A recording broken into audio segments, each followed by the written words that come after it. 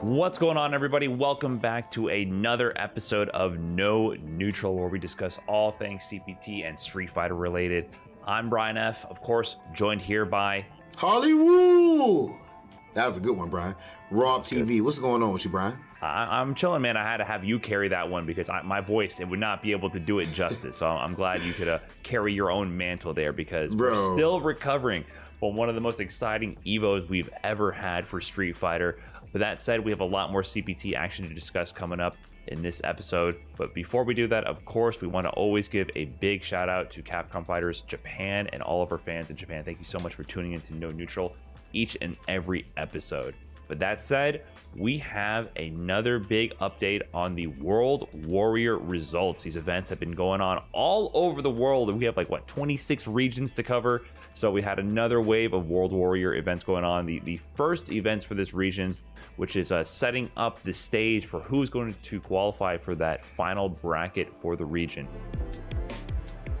We can go ahead and head over first to Brazil. The Brazil World Warrior this time was won by Dark. I'm going to be a little bit biased here. I'm a big Dark fanboy. I love seeing G doing work in 2022. I think he's such a sick character, very character that rewards creativity, and it's very creative when you activate V trigger and command grab people. So I love to see Dark taking that one. Second place goes to Horace Palin, and third to Mimam.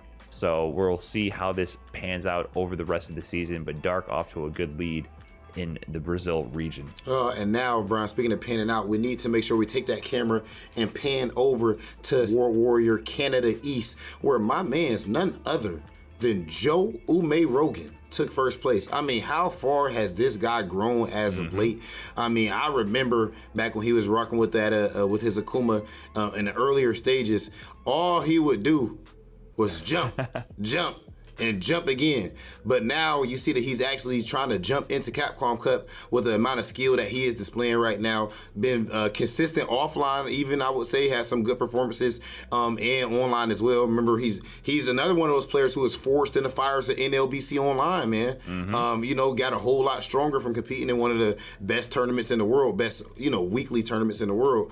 So definitely much love to Joe Ume Rogan. But he was accompanied by some amazing players on that top 3 podium, as we had Flux Waves in second place, and then in third place we did have Aziz Nuts, who has a very nice Akuma. So definitely a great showing from all those players. Props to Joe Ume Rogan for taking the first one. Yes, indeed. Yeah, Joe has definitely come a long way, and that character switch is definitely panning out for him for sure. Moving on over to France, speaking about leveling up, I think I don't know if you can call this a level up or maybe a return to form. Valmaster takes World Warrior in France, and it's awesome to see because Valmaster rocking Chun-Li here in Street Fighter V. Arguably the best Chun-Li in the world. Some people wouldn't even say arguably the best, like definitively the best Street Fighter 4 Chun-Li in the world at the time. He's returned to Street Fighter 5, and I feel like he's just been slowly climbing up those results leaderboards there. Every CPT event in the past couple of years, he's gotten better and better results, and now he got his first W in the CPT circuit. This one, second place, so that's kind of a new name to me, kind of a surprise. Freya Wanmel gets second place in this event. Very strong performance, especially considering who came in third, which was Luffy. Luffy, one of the strongest of all time, even at Evo in the 9v9 EU versus NA, he took out IDOM, and that kind of ruining our hopes and dreams of winning that event there. So Luffy just showing how strong he is in recent times, coming in third here in this event. So I really expect this region to be very competitive. We don't even see kills you in this result here. So I want to see how this one pans out, because with that second place, I really can't call it, but there's a lot more events to go. So we'll be keeping an eye on France for sure.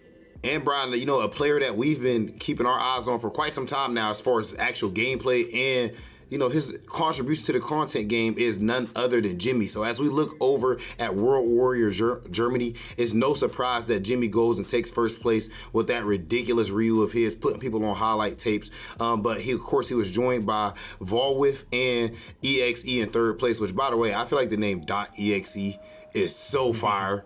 But it can go both ways. It's either going to be you downloading your opponent, or anytime you get cooked, is there's so many ways. I would love to pop off on somebody with a name like that. There's just so many ways you could take it. But he had every reason to pop off, finish in third place. You can see exactly how strong he is. Definitely a tight region, and I would like to see what happens with the rest of their World Warrior events. Props again to Jimmy. Yeah, definitely. Jimmy winning in Germany, best in Germany. Shout outs to the fellow content creators still doing work. So that's actually a really big win for Jimmy. So congrats on that. Heading over to South America B. This is South America South. Argentina, Chile, Bolivia, Paraguay, and Uruguay. This one was won by Salvatore. Congratulations on claiming first place in this one. Second went to Shank, and third went to Tahil. So this one, definitely a lot of new players. I'm keeping an eye on this region just to kind of learn about this region and their player base, and to see who's the dominant player, because I haven't been keeping up with South America in the South like this. So I want to see, are these results going to be consistent? What's the real pecking order? Are there any upsets in this bracket? So over the coming months, we'll see how this leaderboard shapes up. Really interested to see how this one shapes up and to see who can claim that #1 seed going into the regional finals bracket. Well, a player who has at least been in constant contention for the #1 seed, and before CPT this year, it was like a guarantee. So a player that we just interviewed was, of course, Chris CCH. He actually takes first place in the United States West World Warrior. And he told us, Brian, even in the interview, bro, I'm trying to win every single one of these. And of course, that sounds like, oh, everyone would say that. But that's not the way that he was wording it. He said he wants to dominate. He wants to specifically make sure he gets first place in every single event, which is not even necessary. All that matters is getting just in the top 8, but he still wants to do that. And after saying that, he goes and backs it up, at least in this first one, by taking that first place. So props to Chris. Of course, we'll talk about him and what he did at Evo and everything as well, but this guy's been on a roll.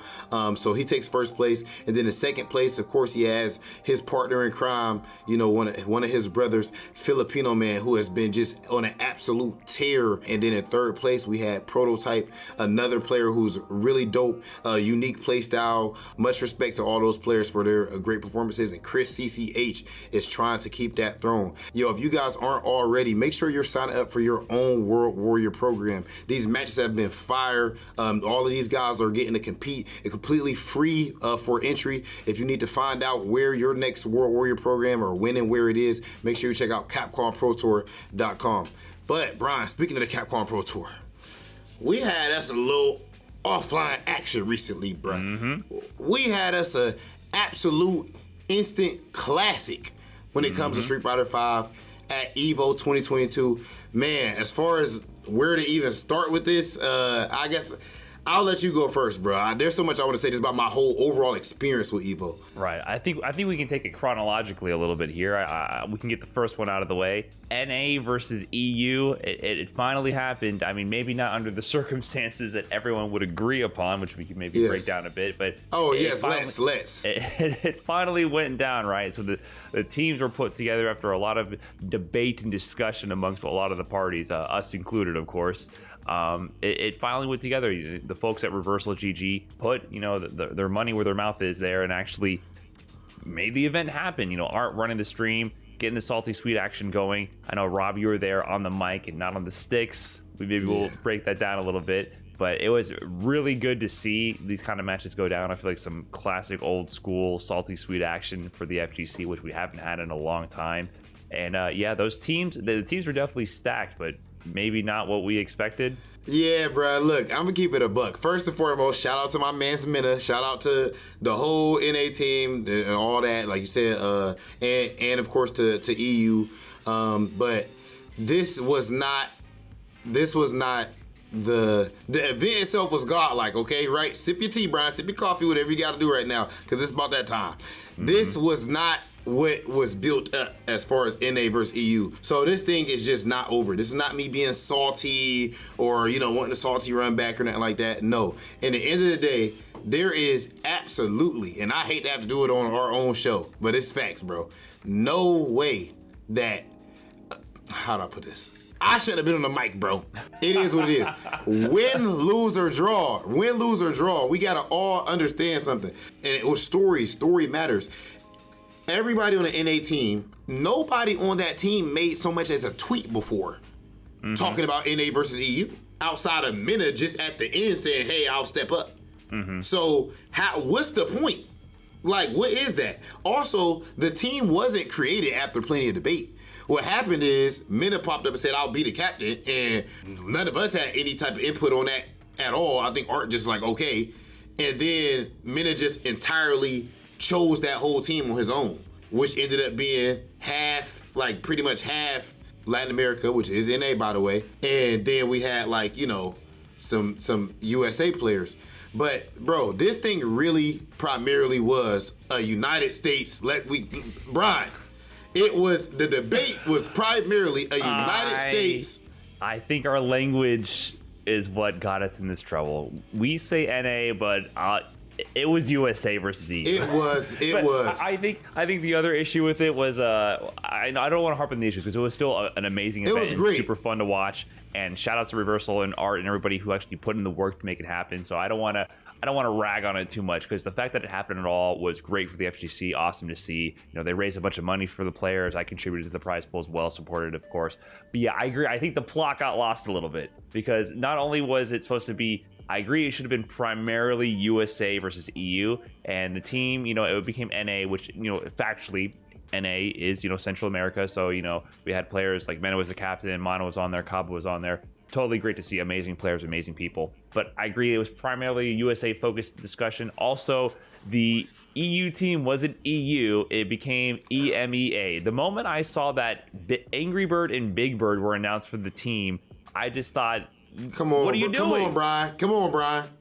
With the way the event panned out, let's keep it real for results-wise, I don't think that impacted it that much, right? We had Idom go first. Idom took out Angry Bird early on. Big Bird never even got to play. So result-wise, maybe it didn't really impact it. But I feel like spiritually, it's not the same tournament. Discussion, when you look at the EU team, and it's loaded with people like Phenom, Luffy, and then you start having Angry Bird, Big Bird. It just looked like, okay, we're gonna choose everybody who's done well in Capcom Cup and throw them on one team, right? Yes. And I think the point of the discussion was more like the depth of talent in the region. If you take USA only and you take the people, even including the heavy hitters, Punker, Idom, right, and then going beyond that, and then EU, take the heavy hitters, and then the people beyond that. I think that was the spirit of the discussion, like a crew battle. Let's show the up-and-comers who haven't quite established themselves, like Justin. But for USA was not that, bro. No. Yeah. USA was not that. It was not the best skill-wise team. Facts. It was not the best skilled team. It's not. Like, that. You cannot tell me that there are not Samurai, Rob, Just a kid. Brian F. Stop, bro. Samurai wasn't there, though. That. I mean, I feel like Justin Kidd should have been on there, but yeah. But, bro, maybe, okay, but you get what I'm saying. Whether it's storyline-wise, whether it's skill-wise, whether it's who's the captain, like, and even as far as picking a team, I don't even believe in the idea. I don't even think it should have been a situation where, bro, why is Adam on a team and he not the captain? I agree.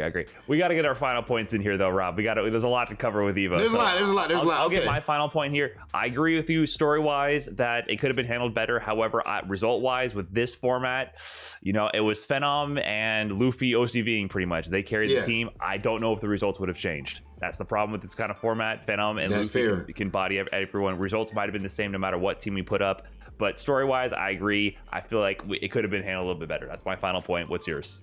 Okay, I am not gonna say that they would have had the same result. I don't know. Yeah, I would say right now that was a dope event. The Salty Sweep was great, and the being on commentary felt amazing. Shout out to Reversal GG. It felt like old real FGC, but that is not at all what that NA versus EU chapter is not closed whatsoever right now, in my humble opinion. Not at all. So we'll see you guys when we see y'all. That's how I feel. All right. Sounds good. Let's move on to maybe some notable performances at EVO. Any big upsets? I feel like the first one, we got to bring it up right away. Just a Kid.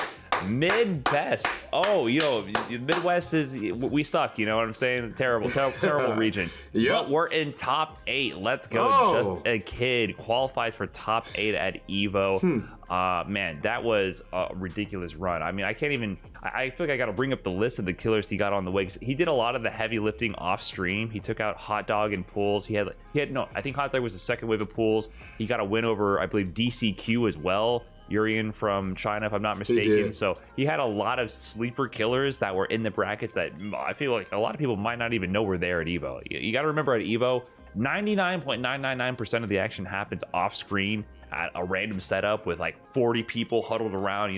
My calves are still sore. I was on my tippy toes, in the back. They make the tall guy go in the back, so I'm like stretching there, seeing one corner of the screen and one life bar to figure out what's going on. Bro, I always got to stand at the back, bro, because of me being tall, bro. I agree. Yeah, you're just too big to be up front. You're too wide. You block the whole screen, so they got to kick you in the back.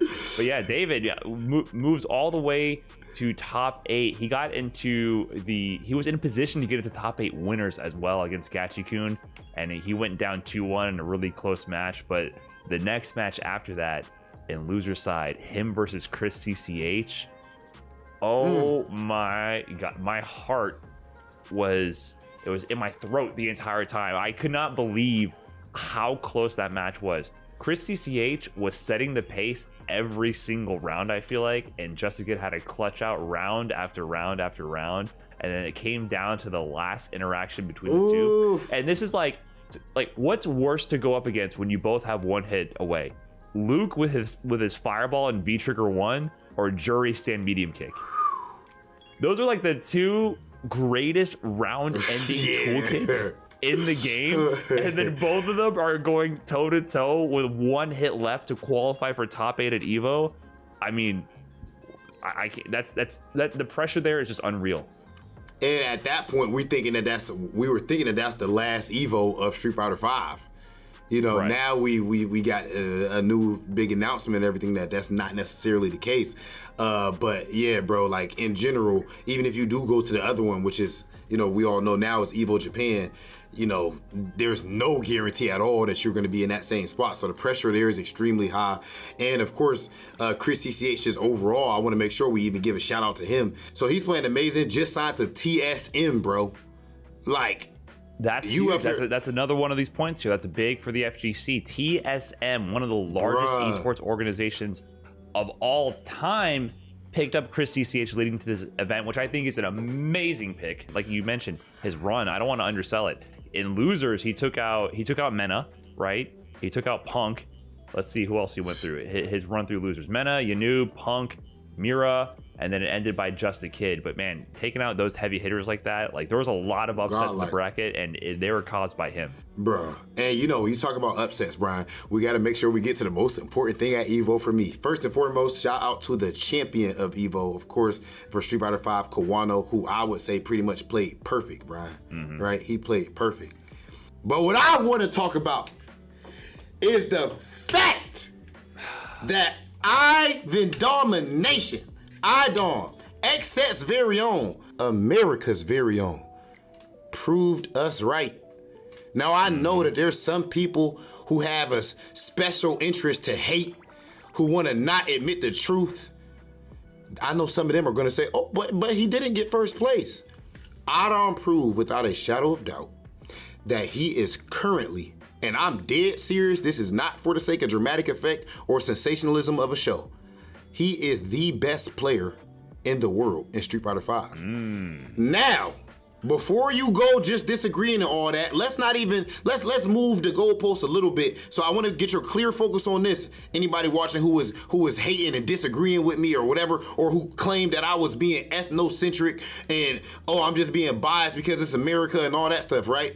Okay, we don't know until we play against the rest of the world and da-da-da. Oh, Pax told me on the show, on Reversal GG, he literally says, oh, well, I mean, I think you guys don't practice enough against IDOM, or you don't study enough for him, and that's why he beats everybody. Nowhere else is the same person able to dominate. Like over here, we had to practice for problem. We had to practice for so-and-so. He's not any of them. He's better than all of them significantly, and that's a fact, and that's what I've been saying. That's what Brian's been saying. And then what did we see IDOM do? IDOM actually went to losers early. I'm actually gonna post that up on YouTube because I was there watching that in pools. He goes to losers against Ryan Hart and surprise and loss, right? Yep. Ryan pops off, great win from the legend. But then after that, what does he do? He goes on a trailblazing run all the way through losers. And Brian, you can bring up all the people he beat, but I want to make sure I shout out specifically that top 8, bro. He starts off in losers. He has to play Mr. Crimson. That's actually an important thing to bring up right there in itself. There's too many things. Okay, fine. I'll keep it in order. It's too much. He goes against Mr. Crimson, okay? Now, going into this tournament, there's only 2 players, 2 only exclusively facts. It's my job to look into this stuff. It's my job to be in these conversations, bro. Only Mr. Crimson and IDOM were looked at as they might be the best on planet Earth right now. Nobody else, right? Going into EVO. And that was the 2 favorites to win. They face off. People think Mr. Crimson gonna win, blah, blah, blah. People side betting and everything.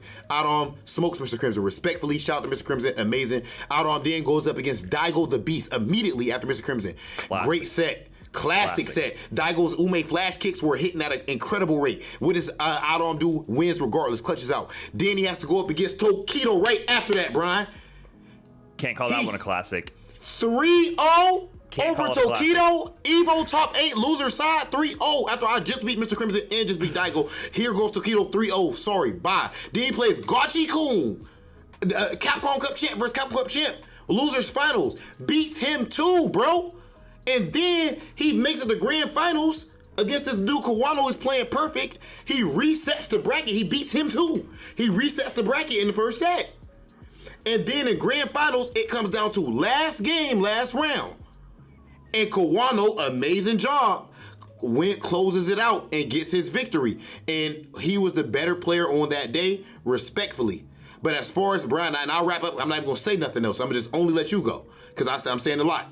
The reason why IDOM is the best player in the world, look at his path, look at who he had to beat, and look at what he was doing leading up to this. Look at what the conversation was. I was not, as amazing as Kawano is, I was not hearing people before EVO. If so, show me the tweets. Show me the tweet, show me the Twitch stream, show me something where players were saying Kawano is the best in the world. So you're not gonna win EVO and then all of a sudden now, for the sake of hating on America, for the sake of being biased, and wanting to say, oh, EU so much better than USA and all that, for the sake of being biased, oh, Kawano's the best now. Shut up. That's cap. If Mr. Crimson won EVO, I would say, oh yeah, he the best.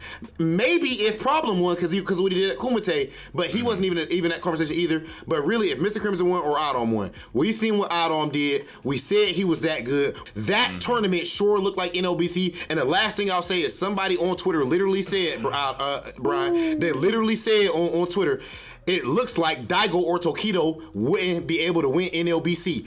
And that's facts. Daigo and Tokido can't win NLBC consistently. Why? Because IDOM is there. They'd be losing just like us, and let alone the players who aren't as good as them, they'll be getting smoked too. So stop the cap when you talk about America's not good because IDOM keeps winning. He's better than all of you. It is what it is. Ooh, yeah. I mean, I think we were discussing that. They don't practice, huh? Right? Daigo, Tokido, they don't practice. They don't prepare, huh?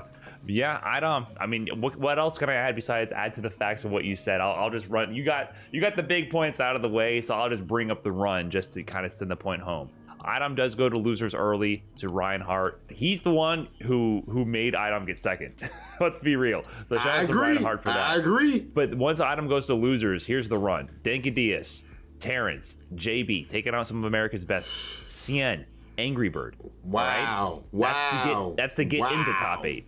Once in top 8, Mr. Crimson, Daigo, Tokido, Gachikun, Kawano, and then he loses the set. Now, the Kawano set, to point it out, Idom lost the tournament, but he is up in games versus Kawano. Kawano won with the winner's side advantage. Kawano 100% earned his win. That's how it goes. He was consistent, more consistent throughout the tournament. Idom fumbled early, and Kawano took that advantage and got the win. Now, to say who's the better player between the two, that's why it's interesting here, because once again, Idom has more games right now. I would love to see these two players duke it out in a long set format. I feel like that is like needed for the storyline at this point. Maybe we'll get it at Capcom Cup. Maybe we'll get something coming up. But, you know, the reason this is so intense is that Idom was about to do something unheard of, right? CEO Combo Breaker Evo. That's like the holy trinity for like a season. You know what I'm saying? Like if you're a Street Fighter player, if you get those 3 in a row, that three-peat, unheard of, legendary status. Capcom Cup and Evo, no one has that. No one has that in Street Fighter V. That is unheard of. Idom was 1 hit away from getting that practically. 1 hit away.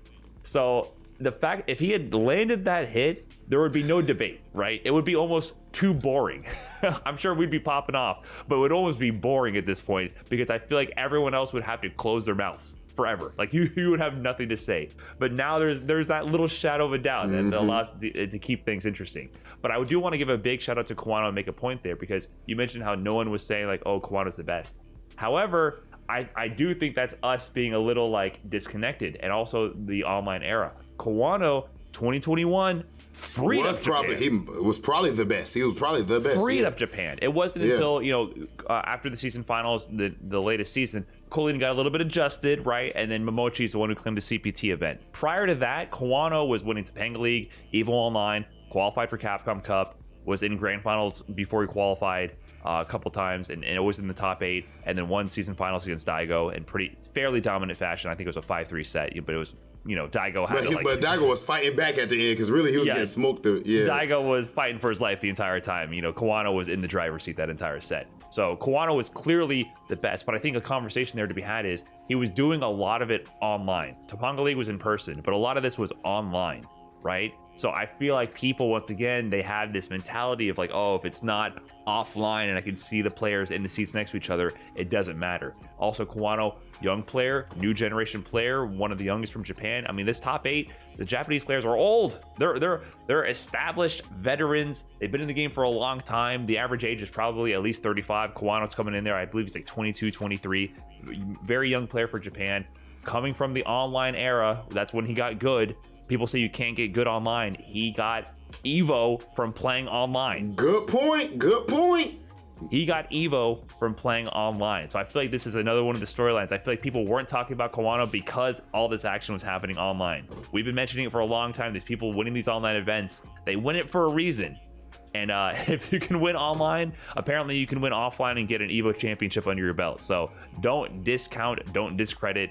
Put in the work, you know, boot up, plug in your Ethernet cable. It can get you somewhere in life. You never know. But that said, Kawano is the Evo champion. We have to give him props. Definitely one of the most consistent players of the past 2 years. Easily in the conversation for the best. But we have that little shadow of a doubt. I'm really hoping to see the Capcom Cup come to fruition. Idom versus Kawano. Or maybe some kind of set. Before Street Fighter V wraps up, I feel like these two players are at the top of the game. I need to see the Titans clash one more time. Yes. Maybe at the end, before Street Fighter VI comes, like clearly this is where the storyline is going. We need to see it one time. But that said, Evo 2022 was an amazing event. I mean, you can still hear it in our voices. I'm still shot from Evo. Like, it was just so much fun cheering on all the players and seeing the high level action. and seeing how all these players have worked so hard through such difficult circumstances. It hasn't been easy the past 2 years. So to have all the community back together under one roof, cheering in that stadium, the power of the community, the passion from all the players and all the fans spectating that event, it was an amazing time. And I feel like it just reinvigorates the soul of the FGC to see the best of the best duke it out for the title of Evo champion. With that being the case, it is Sunday, bro. And you know what Sundays are. It's championship Sundays. And that means that we have a top 8 coming up for CPT Australia. We are going to see who can fight for that Capcom Cup spot. This is top 8 for CPT Australia.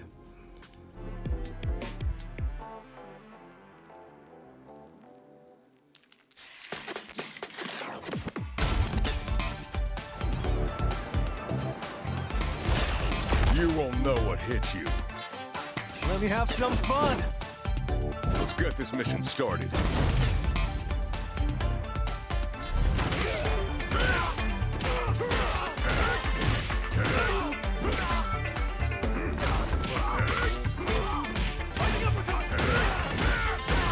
This will be a good fight. Got you in my sights.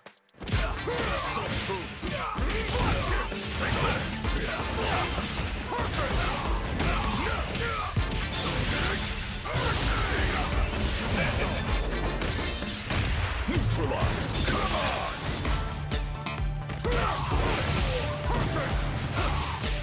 Predictable.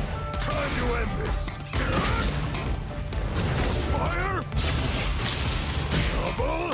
Somersault. I'm just on another level.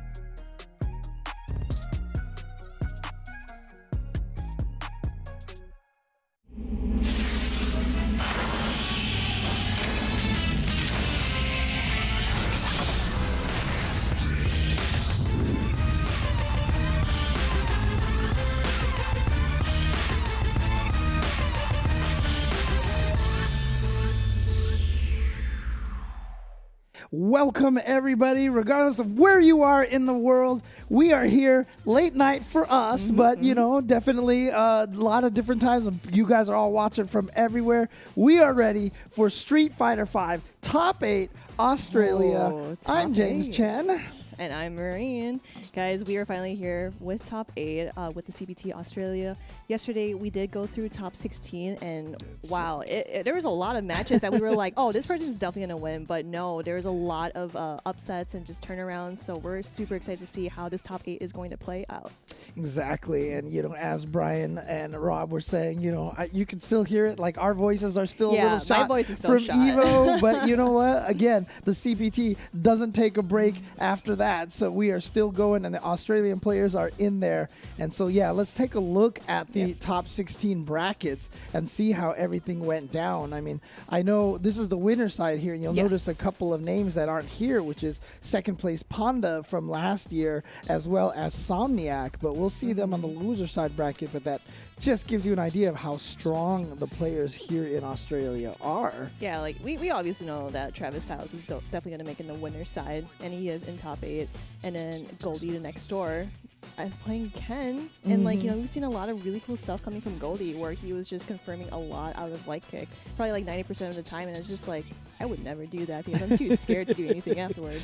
And then, of course, we got Rumours as well, who is a very, very skillful Cody player. I did mention yesterday that he did get 49th at Evo out of like 1,324 people. That's still a lot of people. Especially since we haven't had Evo for like almost 3 years. Like, that's still a really big showing. Yeah, and keep in mind, that's not just 1,300 players for that. That's 1,300 really strong, hungry players. These are the ones who are like, I always say it, late in the life cycle of any game, the tournaments are that much scarier because everybody really is so good at that point. Yeah, and then we have ROF, who is literally the last birdie standing in his scene, which is pretty funny. But like, he's still very good with them. Oh yeah, absolutely. And again, you know, this game, if you can use your character well, you can definitely surprise and upset a lot of people. I mean, ROF's first opponent was Cemetery Gates, and Cemetery Gates was a Blanca player. We'll see his name down on the loser side of the bracket. But yeah, the loser side, of course, of any top 16 bracket is where all the bloodbath kind of happens, where the players get eliminated. You see Angel, Bicre, Rups, and Freezer going out immediately in the first round over there. But then, you know, Too Fast, Too Fed ran into Cemetery Gates, and then Cemetery Gates took it 2-0 and will be going up against Insomniac. So Insomniac, as we mentioned, one of the strongest Bison players from Down Under, and took out Bicre and BK Sama back-to-back 2-0. So you can see how strong he is. And then Yasbas just dominated over Rups, but then Shen Khan coming back and dominating in return with the change from Zeku to Luke. Yep. And Shen Khan, of course, we'll talk about him a little bit more, but the TO for Unga Down Under. And then Panda making it through Freezer and a Wild Llama to go up against Shen Khan. Yeah, and of course, keep in mind that Panda did get second at the Australian CPT, so it's very surprising to see him in the loser's side. But again, one of his quotes yesterday, he was like, nope, just angry. Yep. I got no quote here. And then he just has the most stink face ever. But hey, you know, like if you want to play like in a setting where like you're angry, you'll play better, you're happy, or you're sad, whatever, like you're just trying your best to get to the top 8 and possibly qualify for the Capcom Cup. That's right. And of course, you know, obviously qualifying for Capcom Cup is the most important part about this. Definitely. But, you know, it does come with a little bit of monetary, you know, motivations here. There is a prize pool here of $5,000 for the top 4 placers, you know, split between them. So obviously, you know, if you can qualify, that's cool. You get a little nice spending money to go along with it. Definitely does not hurt. Yeah, definitely use that spending money to, you know, get yourself something nice. But of course, you know, as we mentioned on the winner side of the bracket, I mean, let's take a look at the top 8 bracket if we can here. Definitely. Travis Styles will be the first match that we're going to see here, going up against Goldie Next Door. Goldie Next Door, not a name that I remember from the previous Australian CPTs. I actually did like look through some of the Australian CPTs, and I don't think I have seen like Goldie, but of course, Goldie attending the Unga Down Under for sure. But seriously, very, very strong Ken player. And I'm really hoping that, like, I don't know. I'm a little biased because like he played really well yesterday. Yeah. That's all I'm going to say. See, maybe rooting for Goldie just a little bit here. Yeah. Oh, same age here. Look at this. Okay. It's going to be a US Balrog versus Ken here, you know, in Australia, of course. But even before we get to the match, I do think we have some words from Goldie here about this matchup coming up. And he says that Travis is one of our strongest players.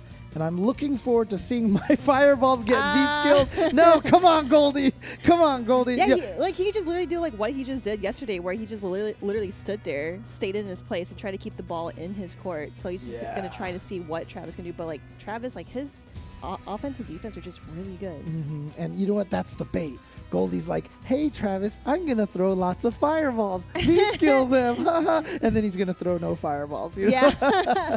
That's the mind games for you. But yeah, it's going to be, I don't know, like I'm just trying to think of the Ken and Balrog matchup. It's just like, yeah, I mean, it's explosive. I don't know. I feel like Balrog is going to control the neutral pretty well, obviously with the dash punches and such. But and like how you mentioned the V-skill too. It's like, hey, I'm going to throw fireballs, but I'm going to V-skill through it. So. Yeah, but the one thing that we saw from Goldie yesterday is that he is and I mean this in the nicest way possible. He is one twitchy player because he was just trying to whiff punish he loves to whiff punish things. He was trying to whiff punish with the light kick. He got the standing medium punch into the V trigger too.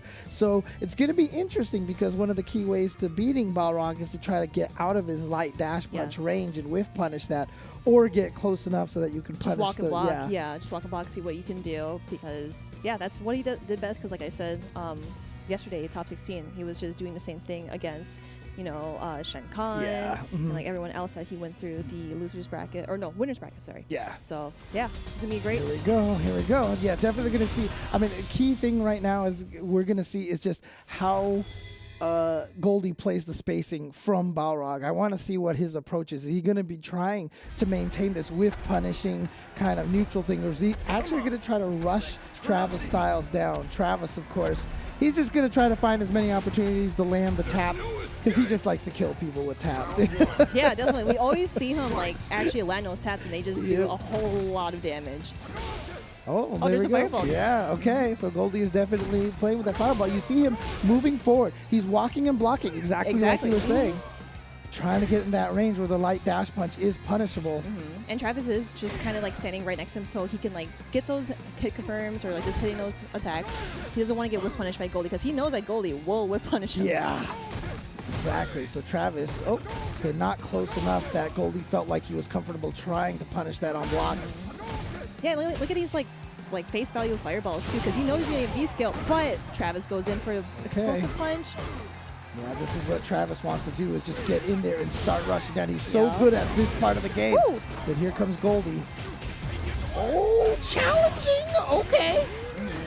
Gets the knockdown, and now the throw, and now the life is tied. Oh, and there we go with the command grab. That range is so far. And another one! Travis is not scared at all. Man, it's just like, Balrog's offense, so potent. You just want to block, and then V-Trigger 2 gives him a command throw. And this is probably one of the main reasons why Travis wants to play this V-Trigger. It allows him to switch up from being just this offensive attacking machine to suddenly you have to worry about him being a grappler. Ooh, nice check, but nothing off of that. There's the V skill we see through the fireball, but Goldie is still going for the light kick confirm. Okay, I like that using the V-shift to get out of that situation. Of course, with V-Trigger 2, he's definitely going to build up enough meter for a V-Trigger still. Oh, there it is again. I wonder if Goldie's just going to try to stop doing those fireballs. Yes! Travis, like, just being a busy bee in front of Goldie. And look at all those resources, too. Yeah, not a good sequence for Goldie there. Just ate a bunch of standing heavy punches and dash punches to the face. And now any little thing is going to do it for Travis. But Goldie has a lot of resources here. Basically, yep. Oh. I was about to say, one hit from Goldie into a mix-up definitely could have killed, because if it was something in the V-Trigger 2 and then one more mix-up in the critical art, probably could have killed. But Travis taking game number 1. But again, 3 out of 5 now in top 8.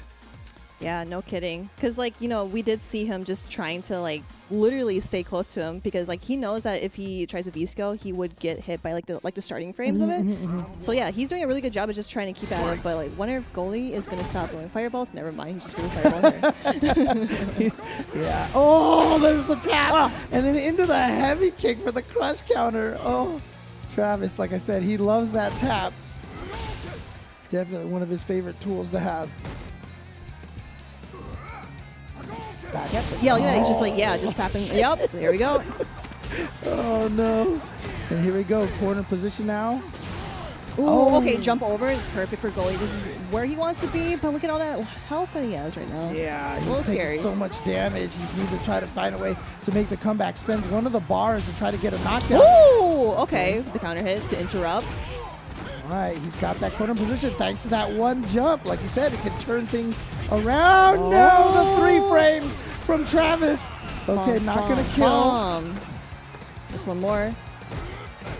Ooh, that's so scary, but... Wow. Was that punish? Did he whip punish that crouching medium kick? Possibly. Oh, man. Travis Styles still looking strong. Like we said, though, you know, he's definitely one of the people to beat here in this tournament. He was last year's Australian champion. Ooh, okay. Oh, nice check on the dash there. See, look at him. He's just like walking back and forth, Does not want to leave his place. Oh, no! Yeah, missed that, but still had the offense to challenge after. Oh, no check on the dash there. And of course, yeah, Goldie's just like standing, blocking, walking away. Oh, just one more. And the beautiful thing about tap is that the reaction is just letting go of buttons. Yeah, so as soon definitely. as you see that Hadoken, like you see the animation start, you're like, whoop. Yeah, and he was actually able to interrupt Goldie's, like, starting to throw out the fireball. It was like, I do have the life lead. If I get hit, I get hit, but Right. it hits him just instead. Yep. And so Travis looking very solid, very strong here. 2-0 start here. And is this going to be a V skill change? V-skill, V-trigger change? Yeah, Or I think does definitely. Goldie actually have a secondary character to see if can try to challenge this boxer? Because so far, the Ken is not doing the work. Yeah, it could be that, or sometimes people just go back to like stage select, character select, and just kind of like just think about like what you want to do, what you need to do. But I think his quote kind of like sold him out there. He's like, yeah, I don't want to throw fireballs, so like please don't be skill. So. Yeah, definitely going in there knowing that Travis Styles is a strong opponent. So for sure. Yeah, I'm really curious to see what's going to happen here. I want to see if Goldie makes any sort of crazy changes or anything right now. But it is 2-0 in favor of Travis right now. And as you can see here, probably going into this feeling very confident. And I mentioned this. Okay. Goldie, do you have a Luke? Okay, all right. Everyone has a Luke, but you know what's funny is that like all I've seen, like some of the Shotos here, they have switched over to Luke. Yes. Because, I mean, if you count him as a Shoto, I technically, like, you got to wear the gi, kind of thing. But, I mean, let's face it, Luke is a Shoto, and he is clearly the strongest, like, Shoto archetype in the game right now. But obviously not a character that Goldie next door might be as familiar with. So, obviously feels more comfortable with the Ken. But, again, that V skill, you see how much more. V-trigger one. Yeah, you can see how much more Goldie's able to throw fireballs because, again, Luke's fireballs are really hard to see. And so it's harder to V skill through them. So he can throw them out and control that neutral space a little bit better. I know for a fact that if you do V-skill his fireballs where like you go into that slow-mo animation, you can definitely actually V-shift and then jump over. But look at these tabs. Travis doesn't need that at all. Like, just keep doing it. Okay, V-trigger activation. Yeah. He has a V-trigger behind that to keep that safe. Oh, no, didn't get the full combo punish. Oh, the interruption. All right, there we go with the target combo. Into the fireball, dash, double dash. And again, just... Okay, finally that V-trigger is gone from Goldie. Remember, it builds up while he's not using it too far away. He doesn't have anything there. He doesn't have a cancel for that. No, Goldie with a bad confirm on block. I was gonna say, like, that was like a really good change of pace, but it's unfortunate that his V-trigger just ran out. Yeah. Again, Luke, the unique character that his V-trigger does not drain. If he gets hit, it goes down. If he uses his powers, it goes down. But otherwise, it actually builds up as he waits. Oh my god. I just love seeing him just let go of those buttons and doing his thing. Oh, man. Oh, okay. Yep, grab the V reversal. It's really good for him. Okay. Got the pressure going on. V reversal, but blocks it. That's -2. And nice reaction, making sure you get that uppercut. I love that. Oh, yeah. Again, we see that instance, but Goldie is not ready to punish that. Jumps over. Okay. Yep, he had the super. And that's going to do it. Travis is going to make it all the way through 3-0. And I keep missing that. It's like, I noticed Travis is missing that overhead. Is he just mistiming the meaty, or is... I think he's definitely mistiming them. Yeah. But again, like, Goldie probably expects him to, like, oh, I'm probably going to get hit by this overhead. So he probably wasn't ready to punish it. But again, Travis must have been doing it a little too early. Yeah. But, oh, geez, look at that. Yeah, again, Travis is just such a strong player here and, been dominating, I feel like, the Australian scene. He did just win the most recent Unga Down Under, and so he's already in a good position. Of course, he can't qualify twice, right? So if he wins this, maybe he'll stop playing the Unga Down Unders and be just like, you know what, I can chill and rest and relax, but... here it is, the one punch right here to finish it off. And Travis Styles, 3-0 to start to go through Goldie. So that means Goldie is going to the loser side bracket. You can see down there, we'll be going up against the winner between Insomniac and Cemetery Gates. Yeah, of course, like, he definitely has another chance to maybe see, like, what else he can do. Especially, you could just, like, take your time to think about things. Think about, like, oh, okay, I think I should have done this more or that more, but... Hey, we're going into the next match with Rumours and ROF. Yeah, and Rumours, the previous Australian champ. And actually, you know, the year that he won it, a lot of people were surprised at it. It was pseudo upset that he won that. Obviously, Cody wasn't considered as strong of a character at the time. Now, Cody is amazing. But even still, a lot of people say that Cody's good because of the V-Trigger 1 changes, the buffs. We saw Momochi take CPT Japan with it. But when we watched Rumours play yesterday, he's still going with V-Trigger 2, still going with the pipe, still going And the with sway, the rocks. yeah. Because we usually see because like we've seen like some players, like for example like Shine, who would use the knife most of the time, but seeing Rumours use a pipe because like I always like to see the command grabs going here and there, and it's like, dang, this is like a lot of damage, and like sometimes you don't even expect it. But hey, we do have a quote coming in from Rumours here, so let's see what he says. Yeah, RF's good and all. However, I will simply EX neutral him. Okay. Again, like with the confidence, just like, you know, I'm just going to do this and you're just going to deal with it. Hey, look, you know what? Just a shout outs to our pre-show, no neutral, EX Zonk Knuckle. Definitely a neutral defying tool. Free +2. Well, it's not free, obviously. Cost meter, and you have to hold the buttons, but still, you know, it's just such a nice way to get in there. Remember what he said yesterday is that, he's always charging Zonk Knuckle. He's always for sure charging Zonk, but ROF, of course, the birdie player. The last birdie standing in Australia. Yeah, and we saw a little bit of that spiciness at the end of his match with Cemetery Gates. Yeah, so, he really had to do like the costume code and then teabag. I'm just like, yo, this dude's wildin'. This is really DJ hours. Is that Cody the Shoto versus Birdie the Zoner? Yep, pretty much. And you know what? I mean, honestly, there's a lot to that too, because Birdie has good range normals. But again, I always mention this. Cody's normals have great range as well. It's just that the limbs look stubbier, but they have great range. Like that standing medium kick doesn't look like it hits far. That thing But it really does. Yeah, range. it's hurt box for sure. Oh, man. Yeah, that's right. Classic birdie costume. See, I have to root for RF just for that. Okay. Oh, okay. Yep. Love it. Oh, and he's going with the V skill too. That's actually really sick. Going with the bubble gum. I like it. Oh, and there we go with the punish. RF is up to no good. Rumours putting him in the corner here. Yeah, but again, level 2 Zonk Knuckle allows him to combo afterwards. He just walks calmly outside of the range of that EX Dolphin dive.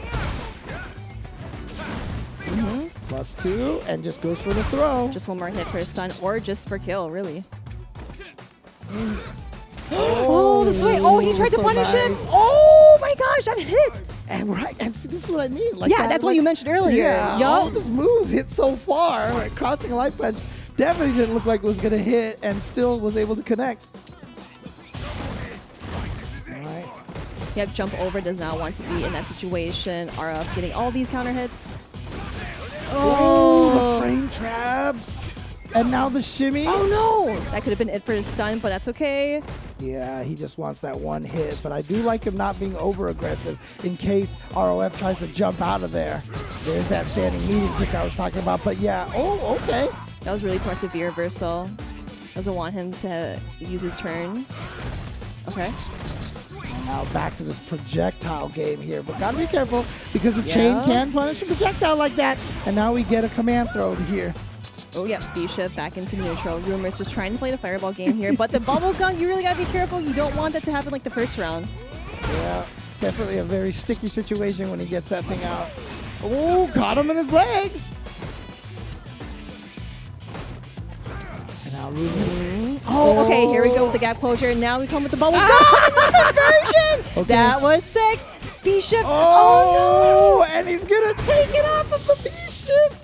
What a decision to V-shift in the corner. It's so risky to do that in the corner. Holy cow. You were saying that yesterday, that it's like it's so scary to do that, and yet all these players, they just have that call out every single time. So there you go. Rumours taking it, but yeah, ROF right there, just barely losing that round.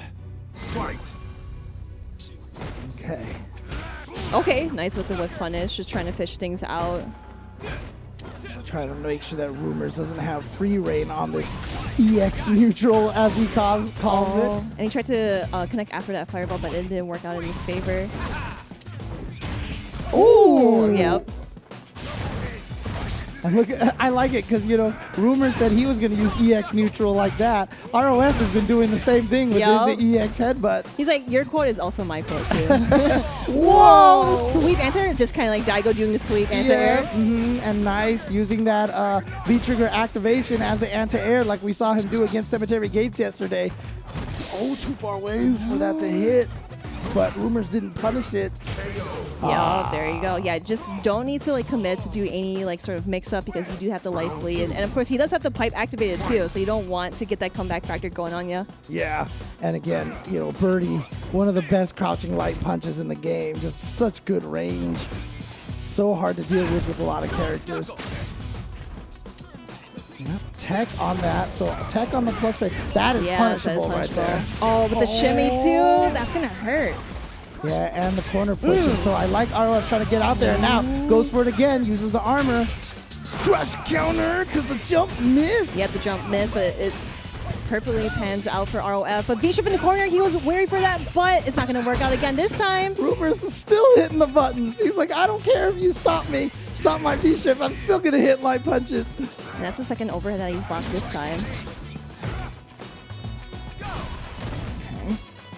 Back to the projectile, but you know he's scared because he knows that that projectile can lose to the chain. Yep, and we have V-Trigger on deck for Rumours here. Just trying to find a connection. Oh, definitely wasn't what he was trying to do. Definitely was not. But Rumours does have that V-Trigger. He hasn't activated it yet. What's his activation route that he's intending to go for? Dude, he is just being so patient. 25 seconds. 25 seconds on the clock. Yep, that's what we have here. And of course, Rumours is still using V-Trigger on deck here. Okay, here we go. Oh, and we're going to get the wall bounce off of that. Play ball. Now, look, Rumours actually has the life lead now. And he can chip away to make 10 sure. seconds, by the way. Oh, nice reactions away from the Dolphin command grab. Back jumps away. And like his range, too, like with the pipe, he was able to connect that. That was the second time. Look, so yesterday against Cemetery Gates, he had one match where he had a lead, and then kind of at the end, he got a little impatient and cost himself the round. I felt like kind of the same thing there, going with just the non-EX Dolphin dive out of nowhere like that. Felt like he didn't need to go for such a Hail Mary. The time wasn't that low yet. Oh, just a little space out on the jump. I know you can't anti-air that because you will definitely get hit, but here we go with the V-Trigger activation from ROF. And another jump, but anti-air. Oh, I thought he was going to be on the other side. Yeah, same. And here we go. Yeah, now he's going to toss to the other side, and then there's the EX neutral. Oh, and that's one of the buffs that Cody got there, that crouching heavy punch with the knockdown to get the free juggle afterwards when he has the pipe or the knife out. And so there you go. Rumours going up 2-0 over ROF. I said yesterday this felt like an inevitable crash course of Travis versus Rumours. And it looks like these two are trying to oblige as much as possible. Like, you want to see me versus Travis? All right. We'll get there as quickly as possible. Both of them trying to get to that winner's finals with the 3-0. Oh, what a hard knockdown after the crush counter. There you go. Level 2, Zonk again, allowing the link afterwards. Oh, and there you go. Oh my gosh, that was pretty quick there. Yeah, EX went definitely a lot faster. Had the meeting timing. Okay. All right, ROF trying to change some things up. Bubblegum time. More. Okay, with the block stun into the command grab. Yikes.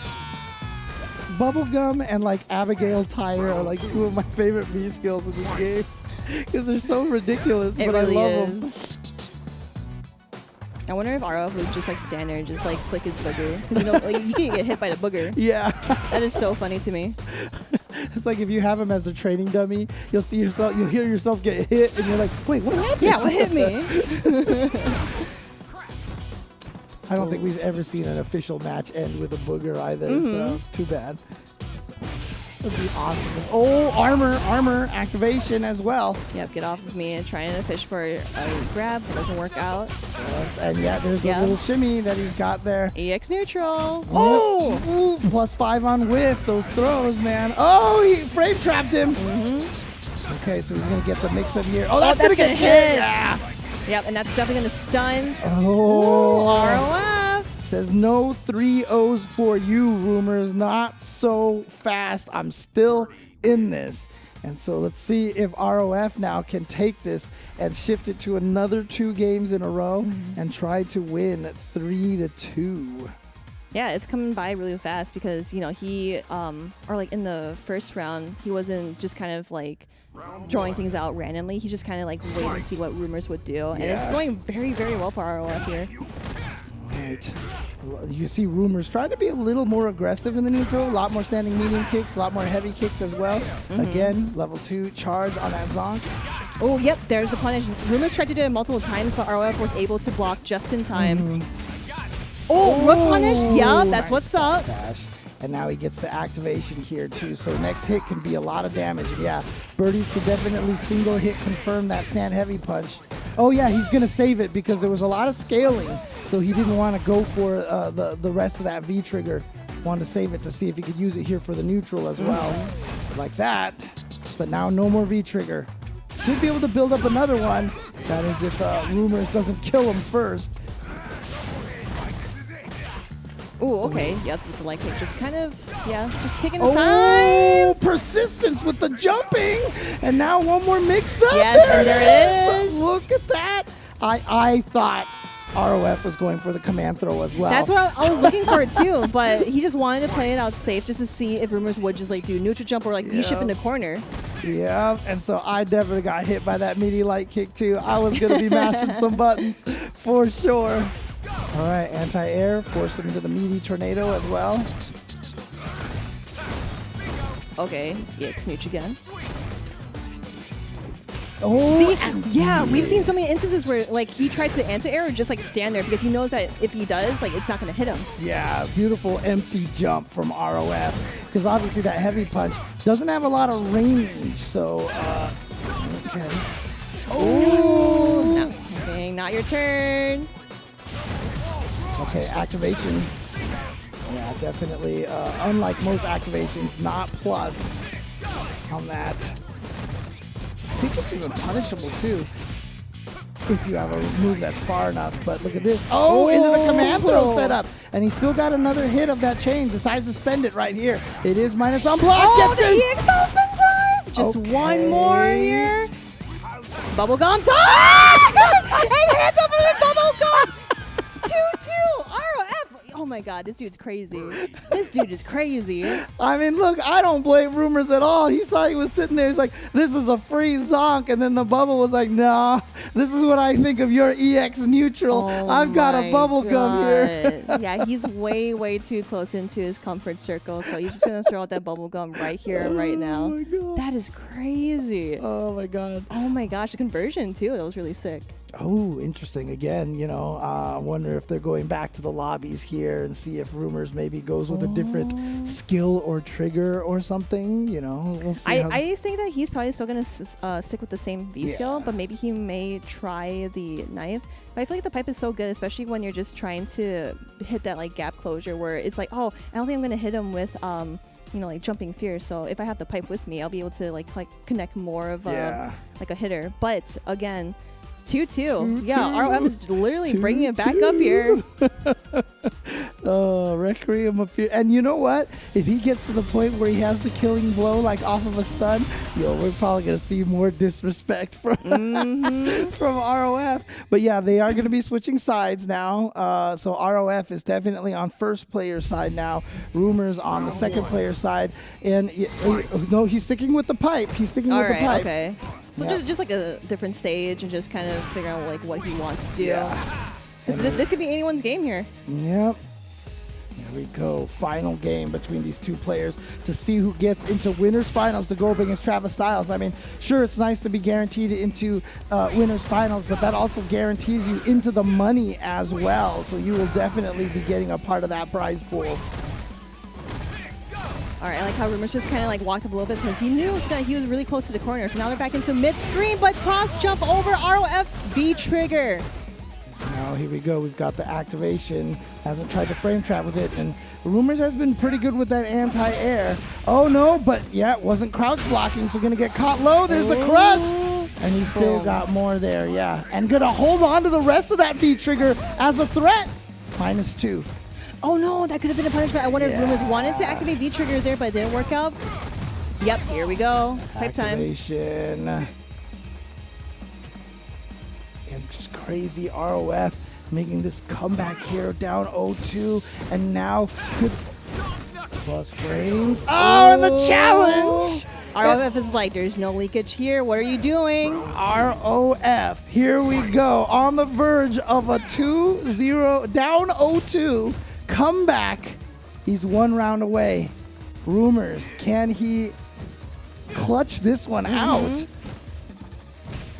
Oh. You can see right now, Rumours is definitely playing a lot more careful. Playing a little... Like, he's just not, like, throwing out his buttons. He's just trying to get into that range where he's able to, like, hit something, see if he pushes something out, tech grab. Yeah, like, right there.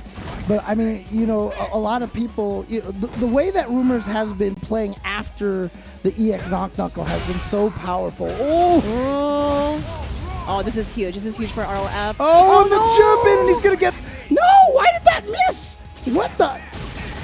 I want to know. Oh, that's going to be a stun. Oh, no! Not quite!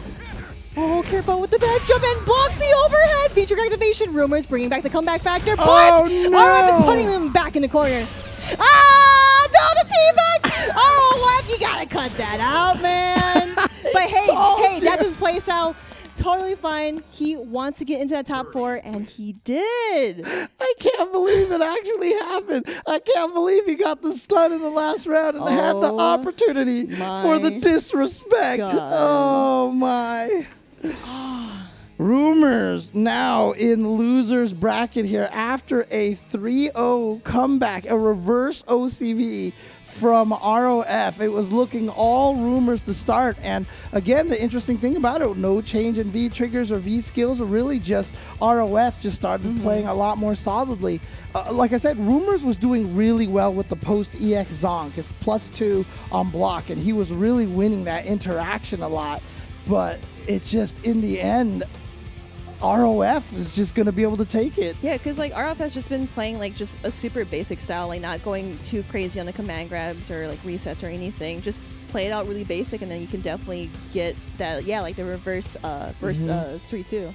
Yeah, you can see this. I mean, look at the start right here. I mean, it was definitely close in this game number 2. Oh, God, that sucks. I wonder if he tried to like activate the V trigger like early so he can try to anti-air or do something, but darn, dude. Yeah, and really, I mean, God, that was it right there. That was the game changer. ROF staying alive with that point blank bubble gum there, and Rumours. I mean, like I said, he had the right read to try to hit him before the bubble got into its active frames, but he was just a little too slow. And then maybe after that situation, you know, Rumours in that last game maybe a little bit nervous. I'm not sure, but. Again, ROF, really well done, taking that game. 3-2 comeback. Will be going up against Travis Styles. So we're going to have a Birdie versus Boxer winners finals in top 8. And Rumours will be going up against the winner between Panda and Shen Khan. And then, of course, at the bottom there, Goldie next door. Waiting for either Insomniac or, like Cemetery Gates. Or, wait, no, to say that. Oh, yeah, Cemetery Gates. Oh, yes, man. And Goldie next door is going to be waiting for that opponent, just like everybody at home is waiting for the global version of Street Fighter Duel, which is now available. Time to Fly is going to be available currently in China. Global version, as I mentioned, is coming soon. And, of course, in this game, you could fight alongside with Ryu, Chun-Li, and Ken against the Suzaku Castle further into Shadowloo City. Explore the mysterious organization and experience the classic stories with all your fighters and recall your memories of the original Street Fighter. Your street legend is now back on track. Various fighting styles with counters, stun, combos, and supers. An impressive array of fighting game elements and the associate combos offer you a new battle experience challenging your combat skills.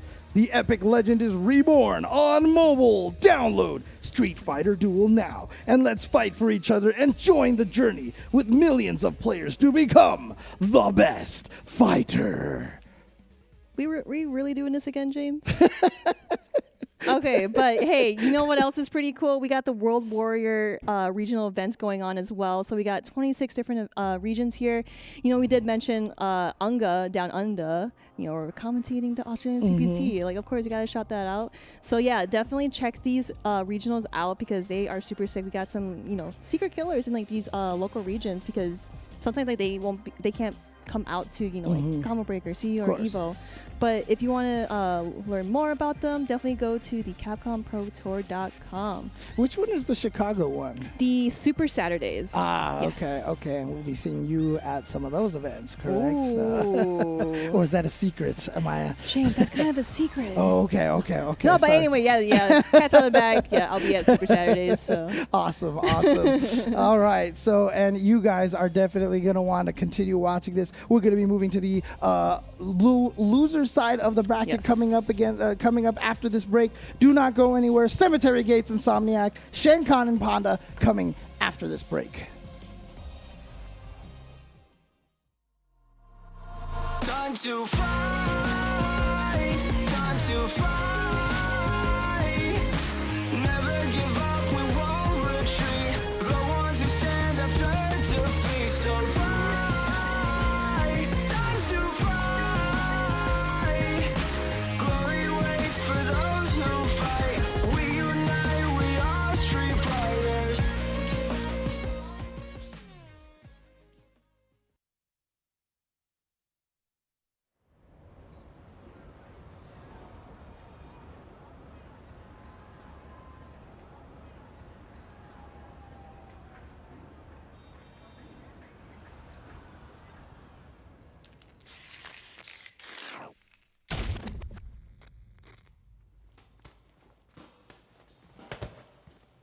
When you go looking for strength, it's not like a game.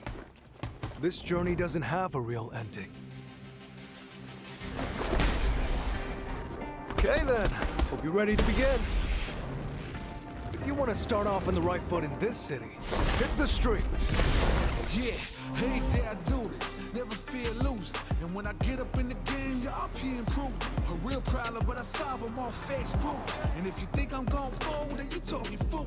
Yeah, y'all wanna win, let me spin, boy. All done inside, I'm super fly like I'm hanging off the rim, boy. I've been winning for my kinfolk, and I put on for my city from the intro. Fight!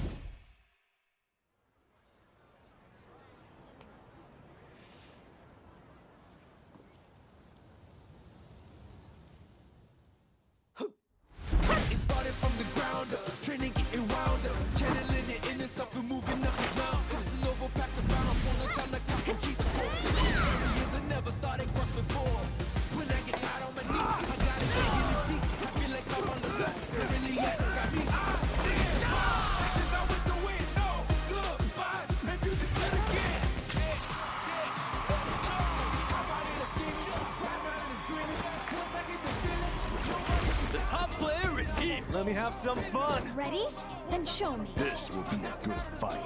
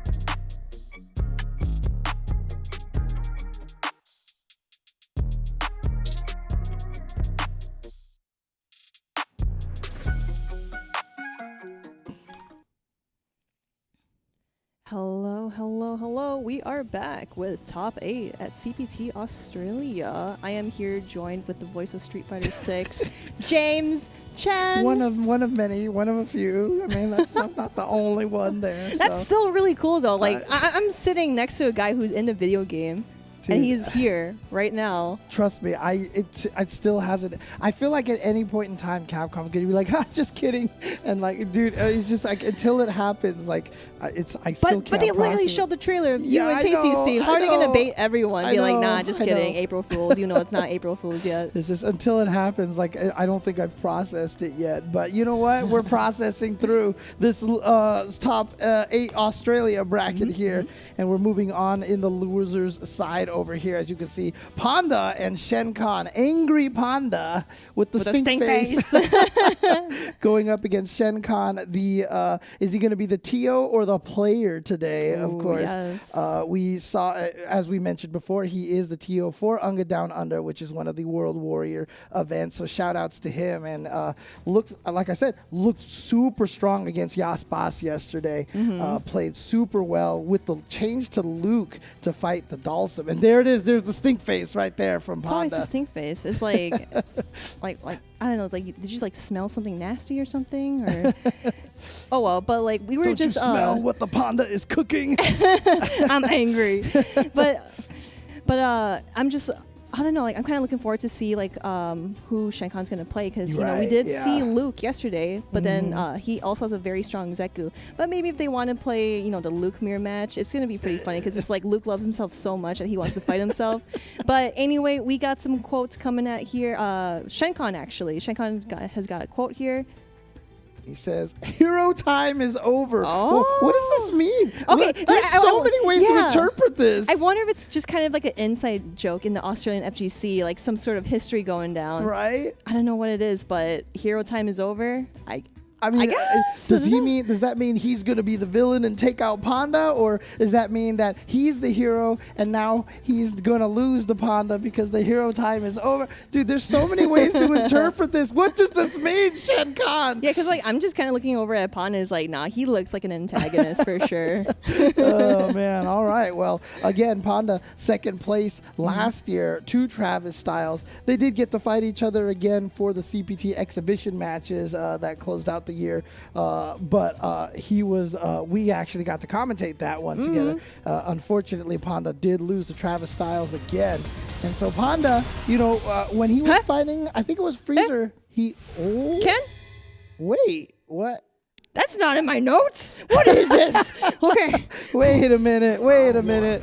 Not Zeku, not Luke. It is going to be Ken. I mean, look, no matter what,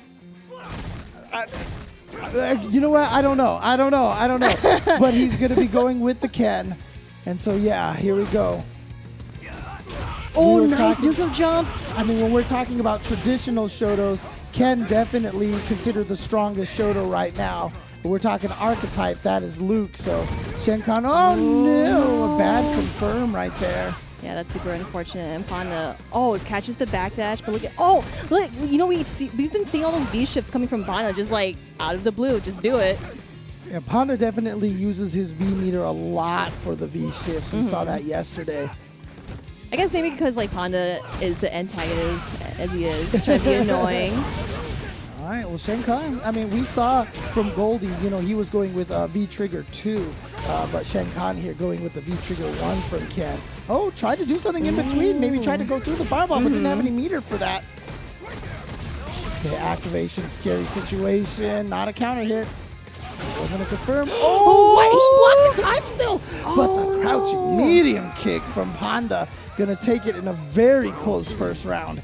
That was like enough fireballs to negate his fireballs. That was just really, really interesting, because then he would have had time to just like dash in and just do a punish off of that. But with the jump in, no punish. Yeah, Ken with that jumping heavy punch. He's always had a really good jumping heavy punch. I'm glad they kept that in Street Fighter V. All right, get some leeway after the V-Trigger activation with the low forward. Okay, charging up. You see Shen Khan trying to play Shades of Goldie here. A lot of attempts at whiff punishing here. Just wasn't quite in the range. Oh my gosh, what is going Is on? this supposed to be a V reversal? That might have been supposed to be a V reversal. Might have been trying to go for an offensive V reversal to keep Panda in the corner. Oh, all right. See, the Leica confirms. Dude, Just into fireball though.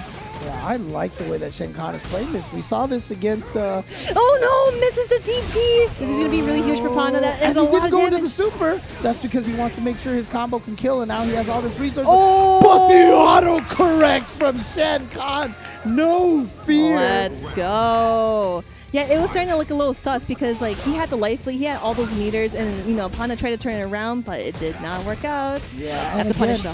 And again, you know, for Shenkan, I mean, we saw this with his Luke versus Yaspas. He was playing so patient and playing at just a smart range.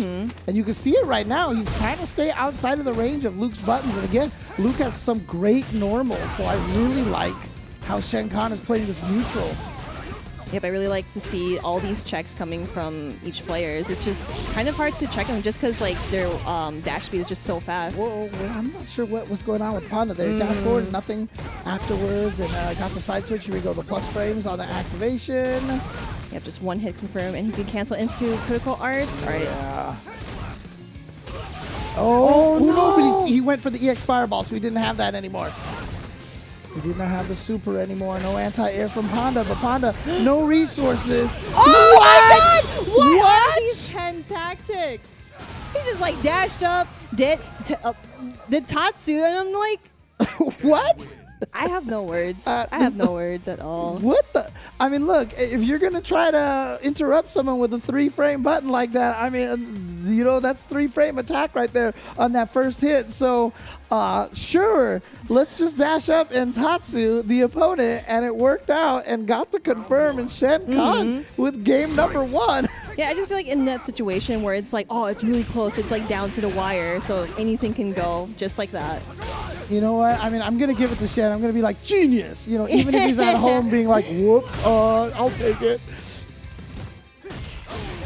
Okay, level 4 confirm. This is going to be really good. Shenkan at mid health, building up that stun. V-ship in the corner, that's so scary. We see what happens when Panda goes down a game and he gets angry. Oh, he's getting even more angrier. Yeah, exactly. So starting off really strong here, but good anti-air from Shenkan. Not going to give Panda the free jumping, but there it is, that Sandblaster being such a nuisance right there. And that's safe on block. Yep, and that's like the really good gap closure.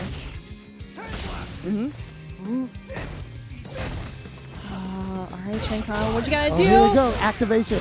Gonna get towards the corner, not gonna be far enough to get all the way to the corner, but still gonna be able to keep the pressure going. But there's that standing medium kick again. Yeah, that's really good. That button is so good. Just has so much range and it's really fast button. Oh, so you tried to whip punish the medium kick too. They're staying a little close to each other. Okay.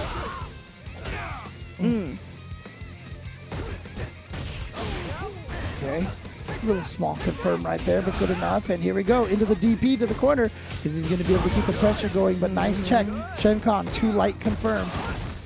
Yeah, just like start things out slow that will end up being very explosive at the end. All the stagger time and the syncopation, and he ends it early for the throw. Tricky. Oh, yeah. Oh, he tried to throw him, but yeah, you're not going to be able to throw in that situation. Oh, the shimmy. And remember, it's the no shimmy, right? Yes. That Panda's so good at just staying right next to you, crouching right outside of the range. And again, it's almost never the actual animation of, you know, seeing a thrower guy walking that causes you to try to tech. It's that weird time delay that you feel that they haven't attacked.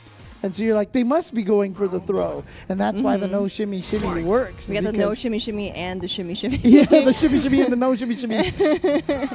Sounds like we're singing a song, the shimmy and the no shimmy. Yo, add that in the game, Capcom. No, don't, please. Everyone kill me if it ended up in there. I'll put that in one of my voice lines. Shimmy and the no shimmy. Anyways, back to the match here. Oh, yeah, and see, that's why that's so powerful, because it's safe on block, and if you get the hit, you can link out of it. Oh, man, yeah, this is, again, going down the wire, and goes for an EXDP just to see the light at the end of the tunnel. Can he make this comeback? Knock down on the fireball, but yeah, it's not real, so he checks it with the light punch. Gotta think about it quick. Panda having the life lead. And of course, V-trigger on deck too if anything goes wrong. But Shenkan trying to wait things out patiently. Yeah, but now how dangerous is Luke with all of this? He Oh, got the jump in! Okay, here we go. Party time. Shenkan definitely has a plan up ahead. One hit into confirm should be able to take it, especially with that EX meter. That's why Panda's scared to do anything right now. But now Panda fighting his way out of the corner, and now Luke with a distinct advantage thanks to that Sandblaster. Yeah, and But no resources. Yeah, and like how Panda just kind of like walked up a little more, especially when he has no meter whatsoever. Oh, but again, that Sandblaster. It's is so fast. So good. Oh my god. Panda taking round number 1. Staying in angry Panda mode. I'll try to go for a low shimmy, but Shenkan not taking his chances. Does the delay grab. Yeah, I actually like that punish there. Puts him in the corner that way. Oh no, punish on the whip. Oh. You see that like where he whipped it, but Shenkan wasn't ready to whip punish that. Doesn't have those Goldie reactions. Oh yeah. Oh, again, just that army of normal moves that Luke has because of the range that they have, combined with the Sandblaster, but a great jump in. That's beautiful. Alright, tech grab. What a tech by Panda. Okay. Punishes with the throw. Might not even have been a true punish, but Panda definitely not ready for that tech. That's okay. This is probably where Shenkan wants him to be, and especially that Panda does have V-trigger ready to activate as right there. But the counter hit, ouch. Yeah, and now charges up again. Okay, neutral jump over the EX fireball. That's the thing, is like Shenkan has managed to jump over a couple of those Sandblasters for some good punishes, but it's still just so hard, and the amount of control that in neutral that. Whoa! Okay, that. No! Shenkan!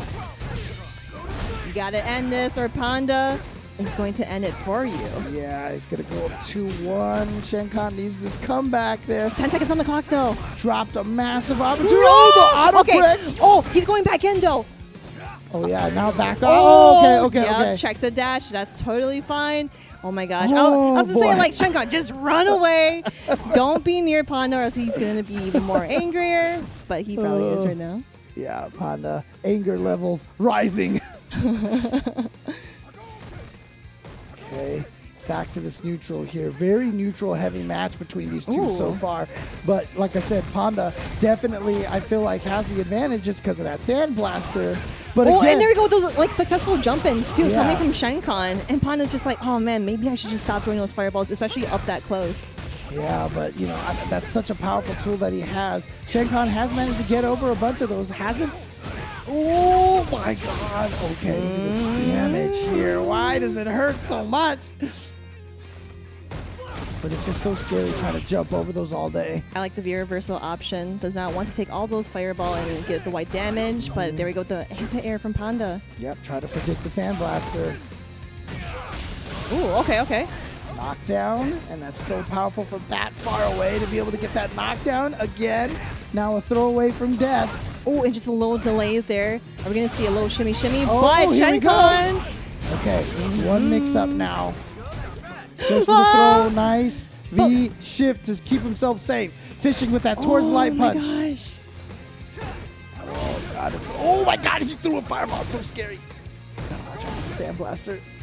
50 seconds on the clock. Goes for the Sandblaster up close face value. So like, I'm just trying to think because like Shenkan did do a grab after Panda did, you know, like V shift.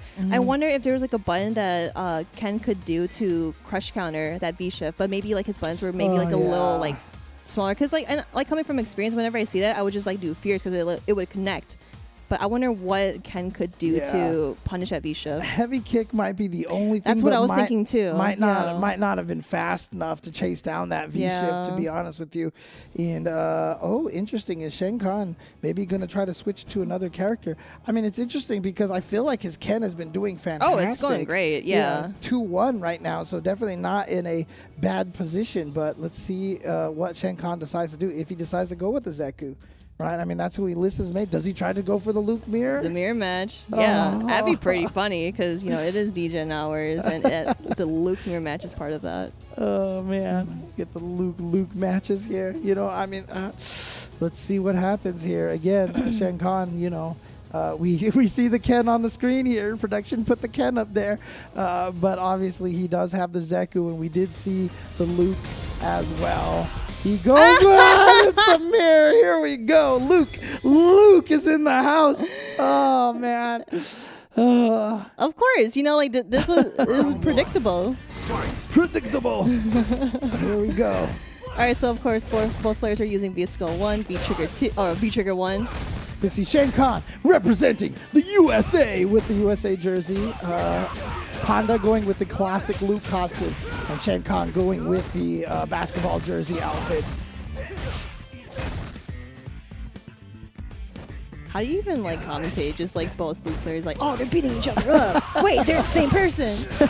Luke is beating up Luke. I make my requisite Star Wars expanded universe jokes about Luke clones, but oh, nice. Single hit confirm. And now this pressure to the corner. Shen Khan looking really strong. I love that V reversal. Stay where you are right now. And no more V trigger for Panda. So this is a dangerous situation, and Shen Khan has the Sand Blasters of his own now. Yep, he executes himself safe. Oh, here comes Panda. Tries to go for a shimmy. Yeah, just really patient because Shen Khan does have the life lead. Could definitely take a grab, but that counter hit is going to hurt very much. Got enough to kill no. him, right? Just the low forward. Gotta watch those toes. Meaty, and I saw a counter hit on Panda's side. Shen Khan definitely trying to wake up with some buttons. Not sure what he was trying to wake up with, but nice comeback from Panda, and he's 1 round away from eliminating the TO from Anga Down Under. But of course, Shen Khan, we can't count him out yet. He was able to block that EXDP and building up that stun. Just one more hit, and that's going to be it. And with the check from Panda. Yeah, that composure is crazy. He tried to get in there for that stun. Okay, but here we go. Again, Shen Khan sitting a lot of meter. Next hit could kill if he wants to spend. Never mind. He goes for 1 EX on the Sandblaster. Ooh, no anti-air because it was a little too far. And there we go with the check. Shen Khan looking confident as ever. Can Panda make this comeback? Not going to happen here. Shen Khan checks with the crouching medium kick in the Sandblaster. Trying to stay alive. Needs to win this round to get it to 2-2. Oh, just a little delay just to see if he would press a button, jab, or whatever. Got the throw. Ooh.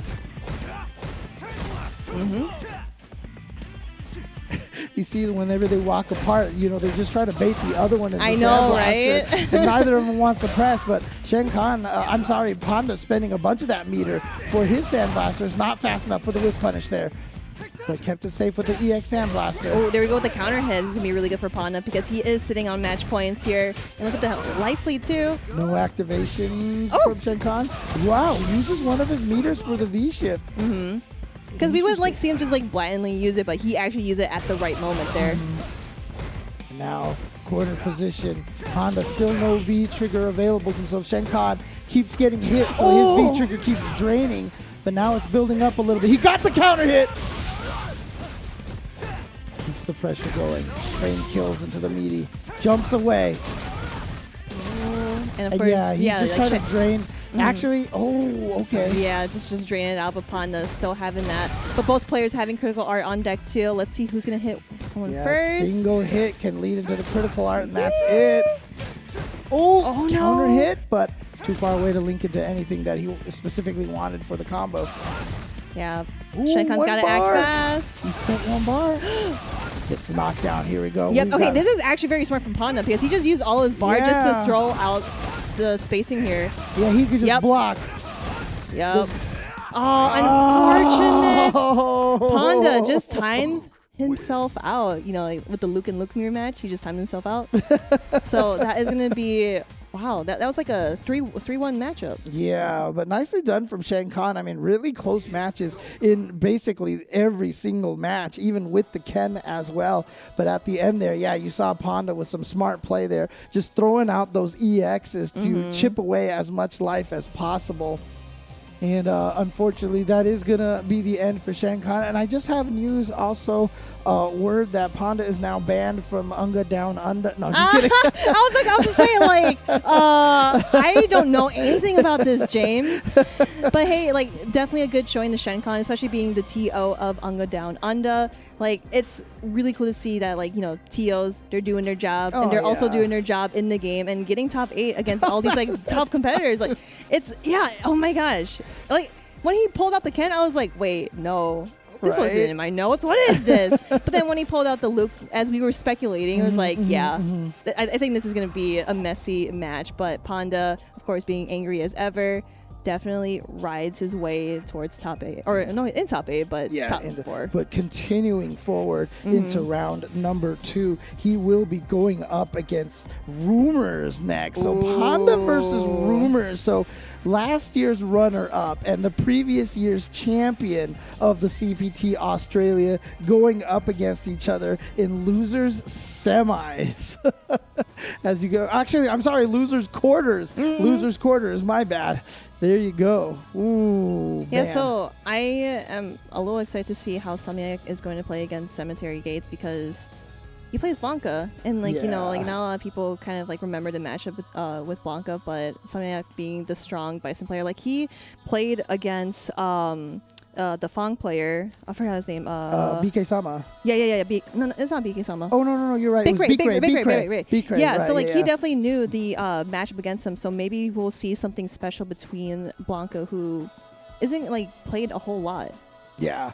I mean, Insomniac having that experience versus Fang definitely shows he understands the characters well, and so wouldn't be surprised if he's ready for Cemetery Gates, his Blanca. But also, we have a quote from Insomniac coming up here. Let's see what he has to say about Cemetery Gates. All right, so Insomniac says, Cemetery Gates is the best Blanca in the region. Hopefully he doesn't style on me too hard, because I've got a tournament to win. Yeah, he's ready. He definitely wants to win this and just win the whole thing. But, of course, Cemetery Gates being the Blanca player he is, I know he'll definitely pull through and like try something on Insomniac, something new, something fresh, but it's going to be a wonky one for sure. Yeah, again, Bison Blanca. This is not a matchup that you see all that often here in Street Fighter 5. Yeah, I think this might be like my first time seeing this matchup. Right? So. Oh, man. But again, Insomniac, a very strong player and, definitely a veteran of the Australian scene. So definitely going to be hard to throw some, confusing looks at him, but we'll see how this handles. But Cemetery Gates has been playing really, really well and just barely lost to ROF. And I mean, look, ROF going all the way through Rumours as well. So, Cemetery Gates definitely a very strong player himself. So here we go. It is going to be Bison versus Blanca, or Dictator versus Blanca. And I love that Cemetery Gates continues to keep using this reindeer costume. I think it's very cute. I love it. But that looks way too hot to wear, especially in this city. Yeah, I know, right? Well, to be fair, it is winter in Australia right now. Oh, that is true. Yeah. That is it's cold for them, so it's all good. Oh, and we did mention yesterday where you can like cancel that V skill, especially like with that jump in. You don't want to get hit, so just cancel it. Yeah, Cemetery Gates has been his use of that was excellent against ROF. ROF then, of course, started using the can to counter that electricity, which is what helped him in the later matches. Oh, misses the anti-air off of that. Oh, there's the ground pound. Yep. You can see every time he activates that V skill too, he's always holding charge, so he has the Blanca ball ready to go for the juggle. And so far, Insomniac with the good anti-airs. We saw Insomniac when he defeated Bikure and BK Sama yesterday. He was really aggressive, but he's having trouble getting in on Cemetery Gates because of the way that Blanca works in this game. Why did that happen? No, because like he was charging it up, and Insomniac, he was definitely like, oh no, I'm just gonna like wake up later or do the delayed wake up. It was weird. Okay. But Cemetery Gates, with round number 1 here. And like I said, Insomniac unable to get this aggression going. That's obviously what Bison wants to do, is get in there and take advantage of all those plus frames. Oh, yeah, you can't hit the button after that. I always say like Bison's literally like a reversal eater. Because everything he has is so plus unlocked. I've seen some people just like do the electric ball just like that, and it's like are you gonna do anything? Are you gonna jump over me or press a button? Unfortunately, Bison. I mean, I guess his gloves are not rubber. Ooh! What? Oh, of course. That was actually sick. You I can like use that. it as a parry. If it doesn't, I mean, that was one of the buffs a few seasons ago that you could use that V skill as a parry. So nicely done from Insomniac. There's some matchup knowledge on his part. There we go. And look at the life lead coming out from Insomniac here too. So Cemetery Gates wants to activate V-trigger, but he's just raw activation. Yeah, Insomniac has been so on point with the anti-air. Again, Bison's crouching heavy punch, good anti-air, slow startup. So you have to have the awareness to be able to use it like that. Yeah, the disco cancellation does not want to get hit by any of his buttons. Oh, nice catch. Ooh, okay, tip throw. And now Cemetery Gates trying to apply a little more pressure. No, actually just goes back. Oh, no! Oh my gosh, idea, what is this scramble? Yeah, Insomniac didn't get a chance to punish that on whiff. Checks the dash, plus frames, and here we go. Yep, and again, that distance right there. This distance is so scary for Bison. It's so powerful, and that's why you see Cemetery Gates just blocking there in the corner and basically made him want to use that V reversal. Oh, I wonder if he knew that he was going to go through the fireball, so he just stood there instead of just dashing in. Okay. Okay, Ooh, good nice anti-air anti-air. into the mix-up. It turned the left-right mix-up into a throw mix-up. Didn't get the dash checked in time. Oh, that went so far. That's crazy. And you see how Insomniac is basically, like I said, the defense from Cemetery Gates is so good that Insomniac is using all of his meter to try to get in on Cemetery Yep, Gates. and here he goes going in. And man, seeing these V-ships in the corner, it's just like they know what's going to happen. Yeah, right? You know, it's so risky to do so. But look at all that white health on Insomniac. Cemetery Gates is not taking his chances just yet. Just trying to like play ball here within 10 seconds. Yeah. Okay, here he goes. Comes in. Got the anti-air to trade. But the problem with the trade was that Cemetery Gates kept the life lead afterwards. So Insomniac had to try to do something. And nice taking advantage of that. Cemetery Gates, game number 1. And right now, it's all coming down to Insomniac having trouble getting in on Cemetery Gates. See, like in like the earlier rounds, he was just kind of like throwing out buttons, not doing anything too fancy because he knew that like, you know, Blanca just like going here and there and here and there. It's like, all right, I'm just gonna try to like keep you grounded, get you shut down here. But Cemetery Gates not taking anything. Yeah, Cemetery Gates just playing so solid defensively right now. For sure. Using the V reversal right away for the knockdown, and he's gonna get the knockdown here. And it's really interesting. The Cemetery Gates definitely playing a very turtley Blanca, but not this round. He's going in. Oh, and the back throw, putting him back in the corner for the stun. That is definitely gonna kill. Ball. Oh, another ground pound. That is so funny. Blanca got combos. Blanca's got combos. Let's go.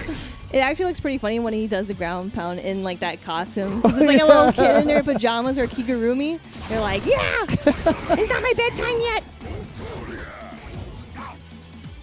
Now, again, Insomniac spending so much time just trying to get his way in on Cemetery Gates. This is a good one right here. It's a good start for Insomniac, but he had a good start last round, and Cemetery Gates was able to make the comeback. Yep, you see all those like disco cancellations too, and just backing away from the fireball and going back up to it just to block it. And yeah, V reversal on the Psycho Axe. Plus frames for Bison. He's like, you know what? I don't even want to deal with it. Just going to knock you back. But Cemetery Gates is down in life. Insomniac doesn't have to go in as hard as he is trying right now. He can kind of chill just a little bit. Oh, the trade-off. A little too far away for that. Oh, I love the jump back light punch. Good reactions. And Cemetery Gates is just going ham with Yeah, he's these going V really good reversals. with those V reversals, knowing when to use them. But Insomniac just playing so well. Oh, there we go. Cemetery Gates now. Time for him to try to go for the mixes, the shenanigans. He's down a lot of health. 30 seconds on the clock. Still a lot of time, but could definitely use a lot more. There's the activation. Another throw. Ground pound again and jump over. Okay, we did not see any anti-airs from Insomniac, but of course it would have like crossed over for Cemetery Gates to get some sort of conversion off of that. But the problem right now is still one hit for Cemetery Gates. Could steal this. Actually, maybe not anymore. Oh my god! It's okay. 4 seconds, 3 seconds, Yeah, out 2 of there. seconds, 1 second. Yeah, just let him do Yeah. whatever at that point in time if you're Insomniac. So Insomniac surviving this, but I mean, these rounds going down to such low timers, just an indication of kind of how these matches are going. Cemetery Gates playing such defense, but here comes Insomniac. He says, you know what, I'm going to make this a fast round here. Ooh, okay. Meeting halfway, but of course using the bar just to kind of get some more pressure going on. But Insomniac staying composed as ever, and still keeping him in the corner here. Yeah. And again, same situation as last round. Insomniac with a life lead. Doesn't have to go in too hard. But like I said, Insomniac is a very offensive Bison. He wants to go in. I think it's just in his blood to be offensive. Like, he can play so defensive right now. But, oh, got him with the EX. Yeah, that was really tricky. But of course, a little shimmy there doesn't hurt. Oh, didn't get the cross up. Again, he is so ready for that. He knows what he's doing. Yeah, Insomniac with the great reactions with that jumping light punch. I mean, it's just, Bison's just like, such a good air-to-air. Such a good air-to-air. Oh, man. Yeah, like, we've been seeing just more of, like I said before, where he's just not doing anything stylish. He's just kind of like, really like focusing on how Cemetery Gates is like moving like in the corner, or like how many bars he's using, and he's just like punishing every one of them. Yeah. Insomniac wants to try to keep that up a little bit. I mean, honestly, a lot of what's been dictating the matches has really been these opening sequences here, because whoever's been getting the life lead has been able to obviously dictate the pace of the match. Insomniac, whenever he gets the life lead, like I said, he's still aggressive because that's just Insomniac. I don't think he knows how to play a slow-paced Bison here, but still having the life lead means that he's not trying to fight his way in at Cemetery Gates all day. So this is, again, a great start for Insomniac. Yeah, there we go with the EXCP coming from Cemetery Gates. And again, Insomniac, look at all that life lead again. Okay, he's going to be able to punish that. Yeah, Bison can punish that for sure with the EX scissor kick. Out of the corner, but again, Insomniac with just a big life lead. Again, no reason to go any crazy, and there you go. Cemetery Gates with the shenanigans, trying to catch him with the EX up ball after the hop. But Insomniac actually just blocking and being patient because he's willing to take the throw at this point. And it looks like that crossed over, but tech the throw. Ooh, stays on the same side. Plus frames after that scissors, just goes for the throw. Plus frames again, but nice EX back roll, actually clipping that standing heavy punch. All right, just, yeah, of course, staying a little close here.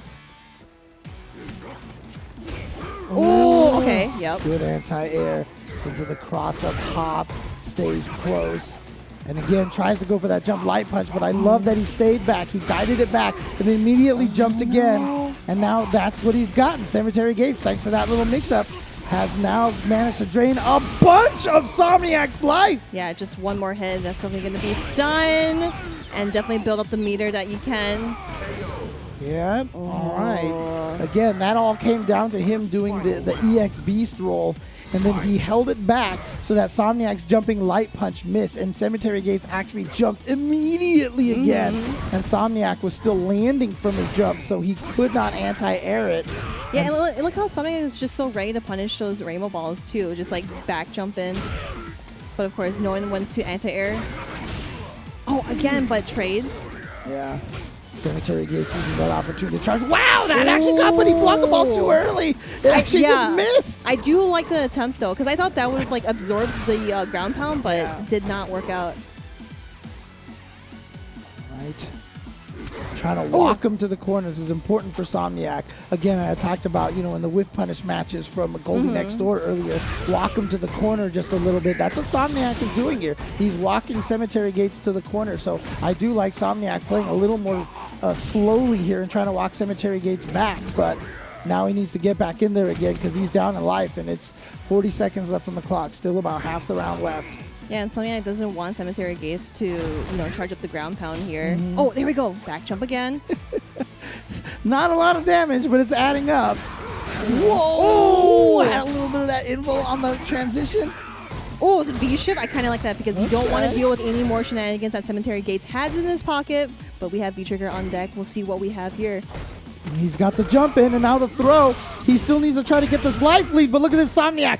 Sudden burst of offense. Yep, scissor kicks out of nowhere. 7 seconds left on the clock. He's the call out on the jump with the EX head stomp, which yes can act like an anti-air for Bison. Obviously, it just doesn't hit right away. But if you predict the opponent's gonna jump, EX head stomp, excellent anti-air. And especially in that small bit where there's like 7 seconds on the clock, and that he had Cemetery Gates had like a pixel health. It's like, all right, I have the life lead. I can just go a little wild here, and it works out just like that because like you're playing with his mind games. Yeah. And here we go. So Insomniac now 2-1 lead.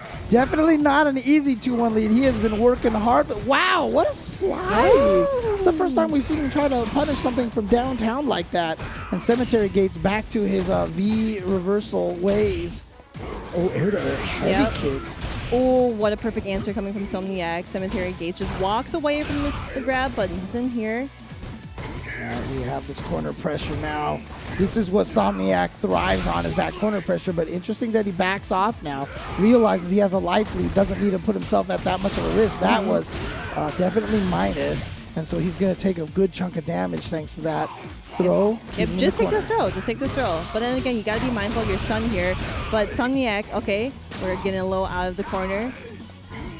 Yeah, he's still in the corner trying to figure out the way out of there. Tried to anti-air, but again, the beautiful aims from Cemetery Gates. But I like, again, Insomniac using that V-shift to get out of the pressure situation. Ooh, tried to punish after doing a flip there. Oh! Reach out and touch someone. Bison, that standing heavy punch is so good. And there it is. Insomniac is going to be at match point now. Again, the first game, I felt like Cemetery Gates was playing so well, Insomniac having so much trouble getting in. But since then, Insomniac has slowed down and only been super aggressive in situations like this. But you see immediately backing off. Yeah, just playing aggressive in just a very basic manner is like probably one of the scariest play styles. Because it's like, why are you acting so normal? Just being able to shift between the offense and the defense, like kind of the aggression and the passiveness from Insomniac has been working out really well. What Whoa, the that went hell? underneath the ball. What the heck? What kind of interactions are happening here? I need to see the SF sim on that one, dude. Follow the fireball, but Cemetery Gates was able to dodge just around it. Man, he is jumping a lot. Yeah, I didn't know who had the lead. Obviously, Cemetery Gates does now. So Insomniac, here we go. This is when Insomniac definitely has some problems because now he has to try to find his way in on Cemetery Gates. Looks like he tried to use the ground pound to punish the dash in from Insomniac. All right, he's doing it again here. Okay. That was a good amount of damage. Oh, he actually recovered in time to block, but that just gave Cemetery Gates the tick throw. Yeah, he's trying to punish him for charging up that V skill. That's why. Oh no, where are the anti-airs? So like I've seen like something like anti-air pretty well in like the previous match, but this one he's just like jumping so much where it's like, is he gonna cross me up, or can I just anti-air here or back jump? Cemetery Gates again. If Cemetery Gates can get the lead, it really Insomniac does have trouble getting in, and when Cemetery Gates has the lead, plays very, very differently. And so he needs to get a good chunk of damage here early on. Yeah, here we go. This is a great start. Now he's got the lead here. So definitely on control. You can see now he's just anti-airing and playing very defensive now. Okay. Yep, just backing out. And again, no anti-air from Insomniac. Yeah. Insomniac definitely has the opportunity to jump light punch that. Probably timing, but again, no anti-air again. Yeah. Especially with like the fireball there too. It's like, okay, it's definitely obvious that you're gonna jump and there we go. There we go. Okay. Nice, nice, nice, nice. Yeah, I mean, he had been so good with those jumping light punches before, but now Cemetery Gates just finding the opportunity to sneak in. Cemetery Gates. Yeah, again, backs off, starts charging up, and now Insomniac is just trying to find his way in. Like I said, the crucial part of this match was that early V skill 2 into the blocker ball to take the life lead. And since then, Cemetery Gates has been in control. And this is going to be a long road here to try to make this comeback. Tries to get him with a crush counter. Going to go for a throw. Actually, you can't take throws all day. Insomniac, oh, what escape I was about to say. Insomniac should just All right, keep throwing. we out. Yeah, this is a tough one. 10 seconds, 10 left. seconds. Can he do this? Oh, no, I anti-air. can't. No Yeah. anti-air. I love that V reversal. Just killing time. Whoa!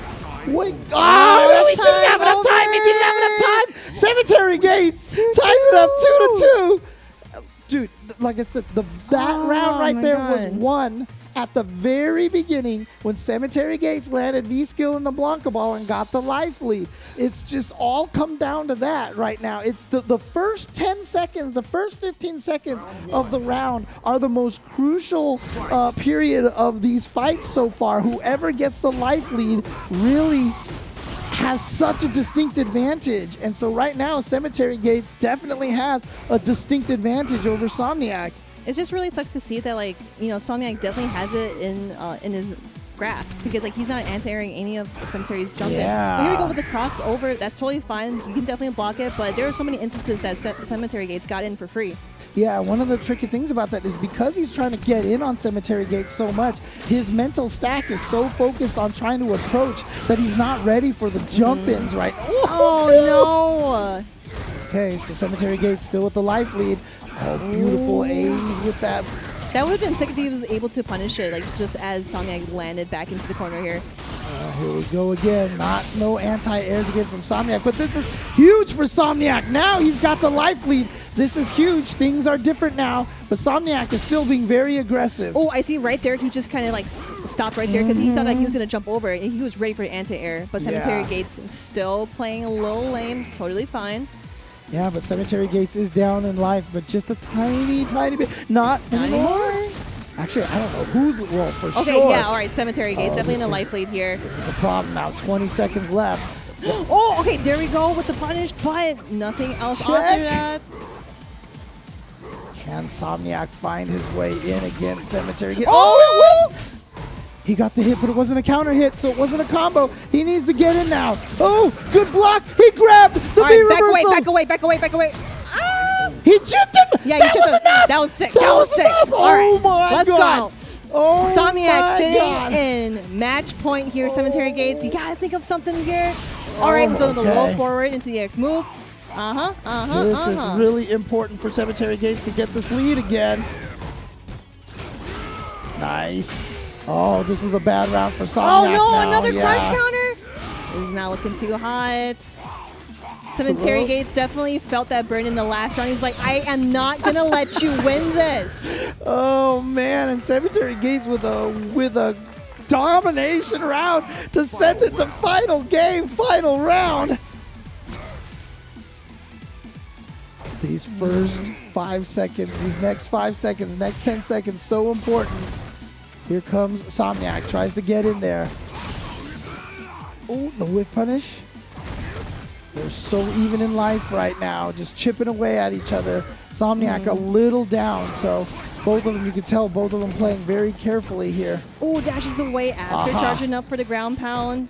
But again, we're just still in the same instance where we're trying to fish something up, but ground pound. Look at the damage. Pretty nice.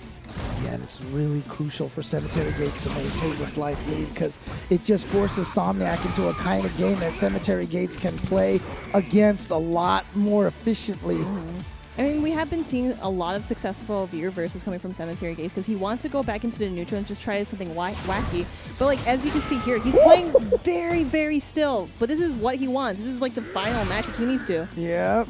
There we go. Oh, again, perfect timing on the jump, and there's no way Insomniac could have went. He went for a sweep. Oh my God. Okay, anti-air. All right, back away, Insomniac. 30 seconds left. Activation now. Got the counter hit, but that was off the standing medium kick. He's not going to be able to get anything off of that. Oh! Yeah. No. Oh no! But he got the throw into the corner. This is a dangerous situation. What a throw! Oh, there we go. V-trigger activation. That is going to hurt. I wonder if Cemetery Gates is just going to keep being in his face. Yeah. Oh, you 10 got seconds stopped. on the clock. Oh, what a tech again! Oh, again a tech. Oh, he's not getting up. He's not getting up. Wait.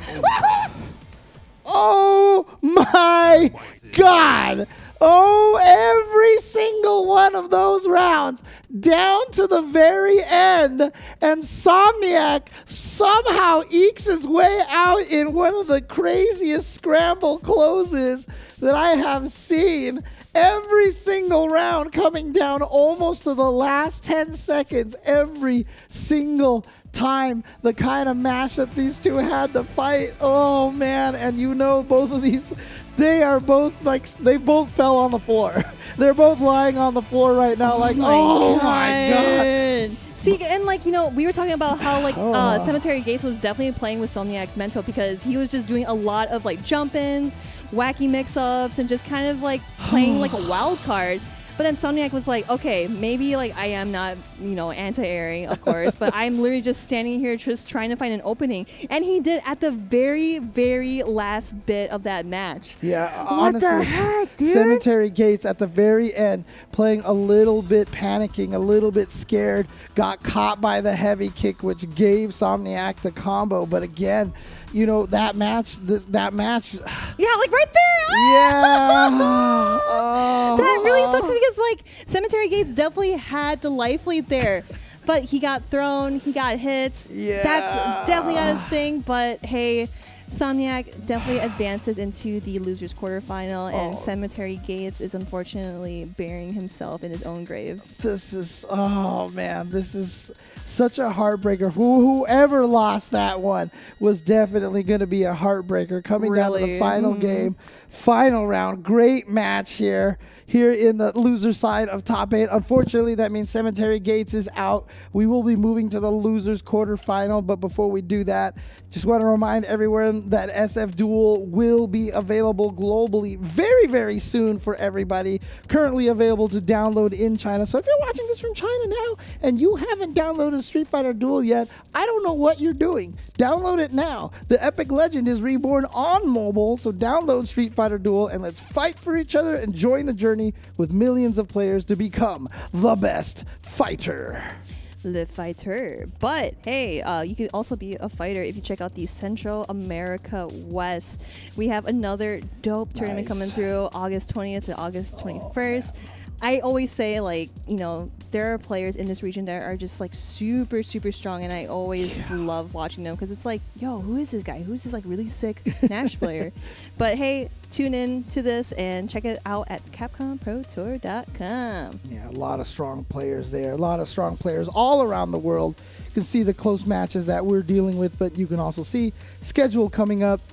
Shout outs to the South Africa region. Very, very cool. Oh, really and then cool. 2 weekends after that, Brazil. Actually, no, 1 weekend after that. This is all 1 week apart. It always confuses me because they have the one date in the middle there. So August 20th, August 27th, September 3rd. 3 weekends in a row. Central America West, South Africa, and Brazil. Welcome to Brazil. Yeah, those dates in the middle there are, I think, the end of the registration.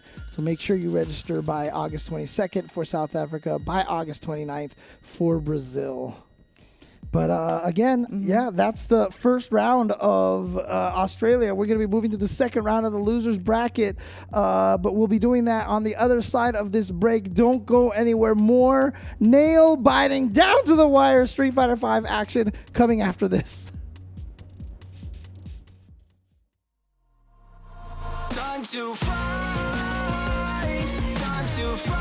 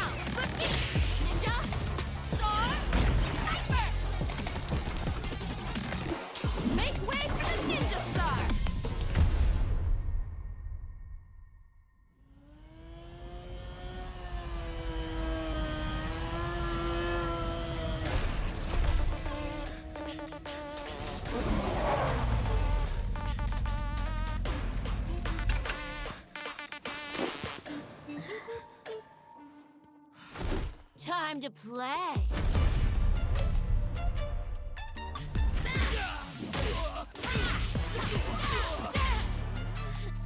You gonna keep me waiting, babe?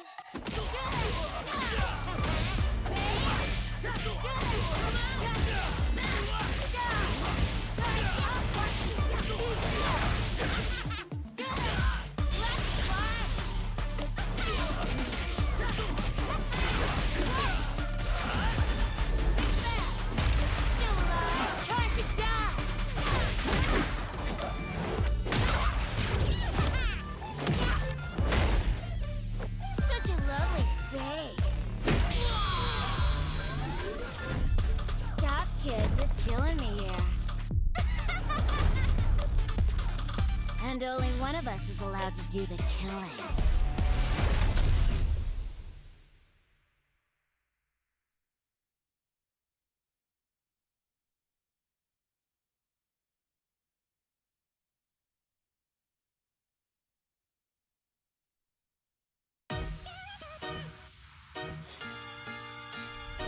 If I go too far, please forgive me. My name is Seth. Bow down before my cycle. It's time for trap. Show me everything. Download. This will do.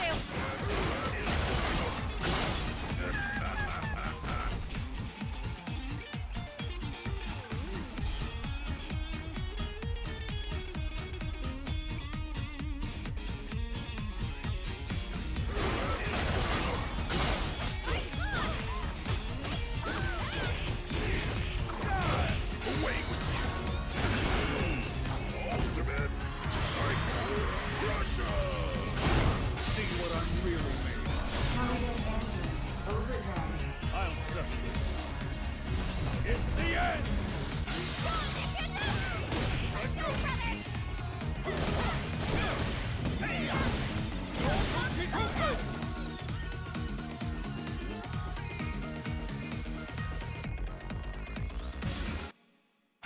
The finale. You can't escape.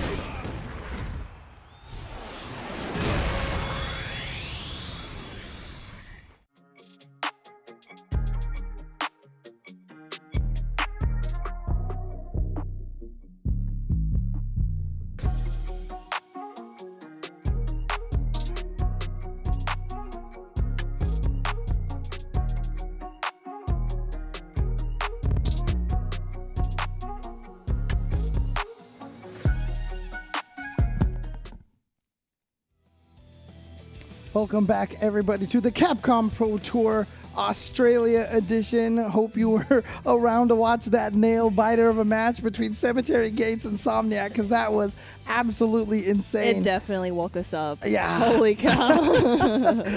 But again, we're going to be moving on to the next round of the losers bracket again. So unfortunately, more elimination matches to go. We only have 2 players left on the winner's side, but we've got the losers quarterfinals coming up here. We're going to be starting off again with last year's runner-up and the previous year's champion. Yes. So the top placers of the last 2 years that were not Travis Styles coming up over here. And so this one's going to be another crazy match here. Is it going to be Angry Panda, or is it going to be Rumours, who went up 2-0 against ROF and then ended up falling 3 games in a row? Mm-hmm. And then, of course, you did mention the nail biter between Cemetery Gates and Insomniac. Insomniac goes 3-2 over him, and then it is going to be Goldie next door versus Insomniac. But I think, yeah, so tired right now. It was crazy. He's so tired. It was just like a whole nonstop of bipolar play styles where it's like, I'm gonna play wacky. All right, I'm gonna play serious. Right. I'm gonna play wacky again. Yeah. But no, it was super good. Like, I don't know. It's just like the quick mindset change too. It's like sometimes really hard because it's like, no, I really want to try this again, but it doesn't work like after 3 times of trying it. You know what I mean? Mm-hmm. But man, yeah, what a nail biter set. But hey, we got some more matches coming up here. We got Panda and Rumours coming up sir. now. So Panda did get second at the Australian CPT, and you know He's angry. He wants to win this, and I understand. But then we also look how happy Rumours. I know, is. isn't it? He's Like, just so happy. no, And then Panda. yeah, look at Cody looking at Rumours. You know, they're best friends for Yeah. sure. Thanks, buddy, for helping me get this far. No problem, Rumours. Meanwhile, Panda's just like, oh, I'm gonna kill all of you guys. Ah. All right. But again, Panda has, he was the Akuma player last year. A lot of Akuma players have dropped the character. Definitely been nerfed quite a few times, since the Tokido domination era of that, Akuma basically being one of the best characters in the game. And so a lot of those players have moved over to the Luke now. Samurai, who was an Akuma player for a while, moving over to Luke. And it makes sense. Luke is, as we mentioned, Shotokan archetypes is the strongest one. So makes sense that that's where Panda has gone towards. Yeah, so of course, we got Luke and Cody. So I actually never seen this matchup before either. So this will be very, very interesting. So of course, Luke going with the one-on-one, and then Rumours going with the pipe and the sway. And it's always interesting because like we saw the power of that knife from Momochi, but Rumours has been sticking with the pipe, going with what he's used to here. Hasn't made the switch over to the knife Cody just yet. Panda, of course, going to a completely new character with Luke. Oh, double swing. I love it. Sway. Yeah, and it's a good option for him because obviously at a little bit closer ranges, Luke's moves do move forward a little bit, so he's got a lot of forward moving normals. So if you do manage to sway them, you should be able to get the punish in time. Of course, if Panda is just patient, he can punish the end of a sway. Yeah, but punishes a sweep right there. So Panda, of course, activating V-trigger after the fireball. Rumours still being stoic as ever. Space it out, We've got the V-trigger on deck also for Rumours, but Panda, as you can see, that V-trigger not going anywhere. You can't time it out because it doesn't go anywhere. Plus frames.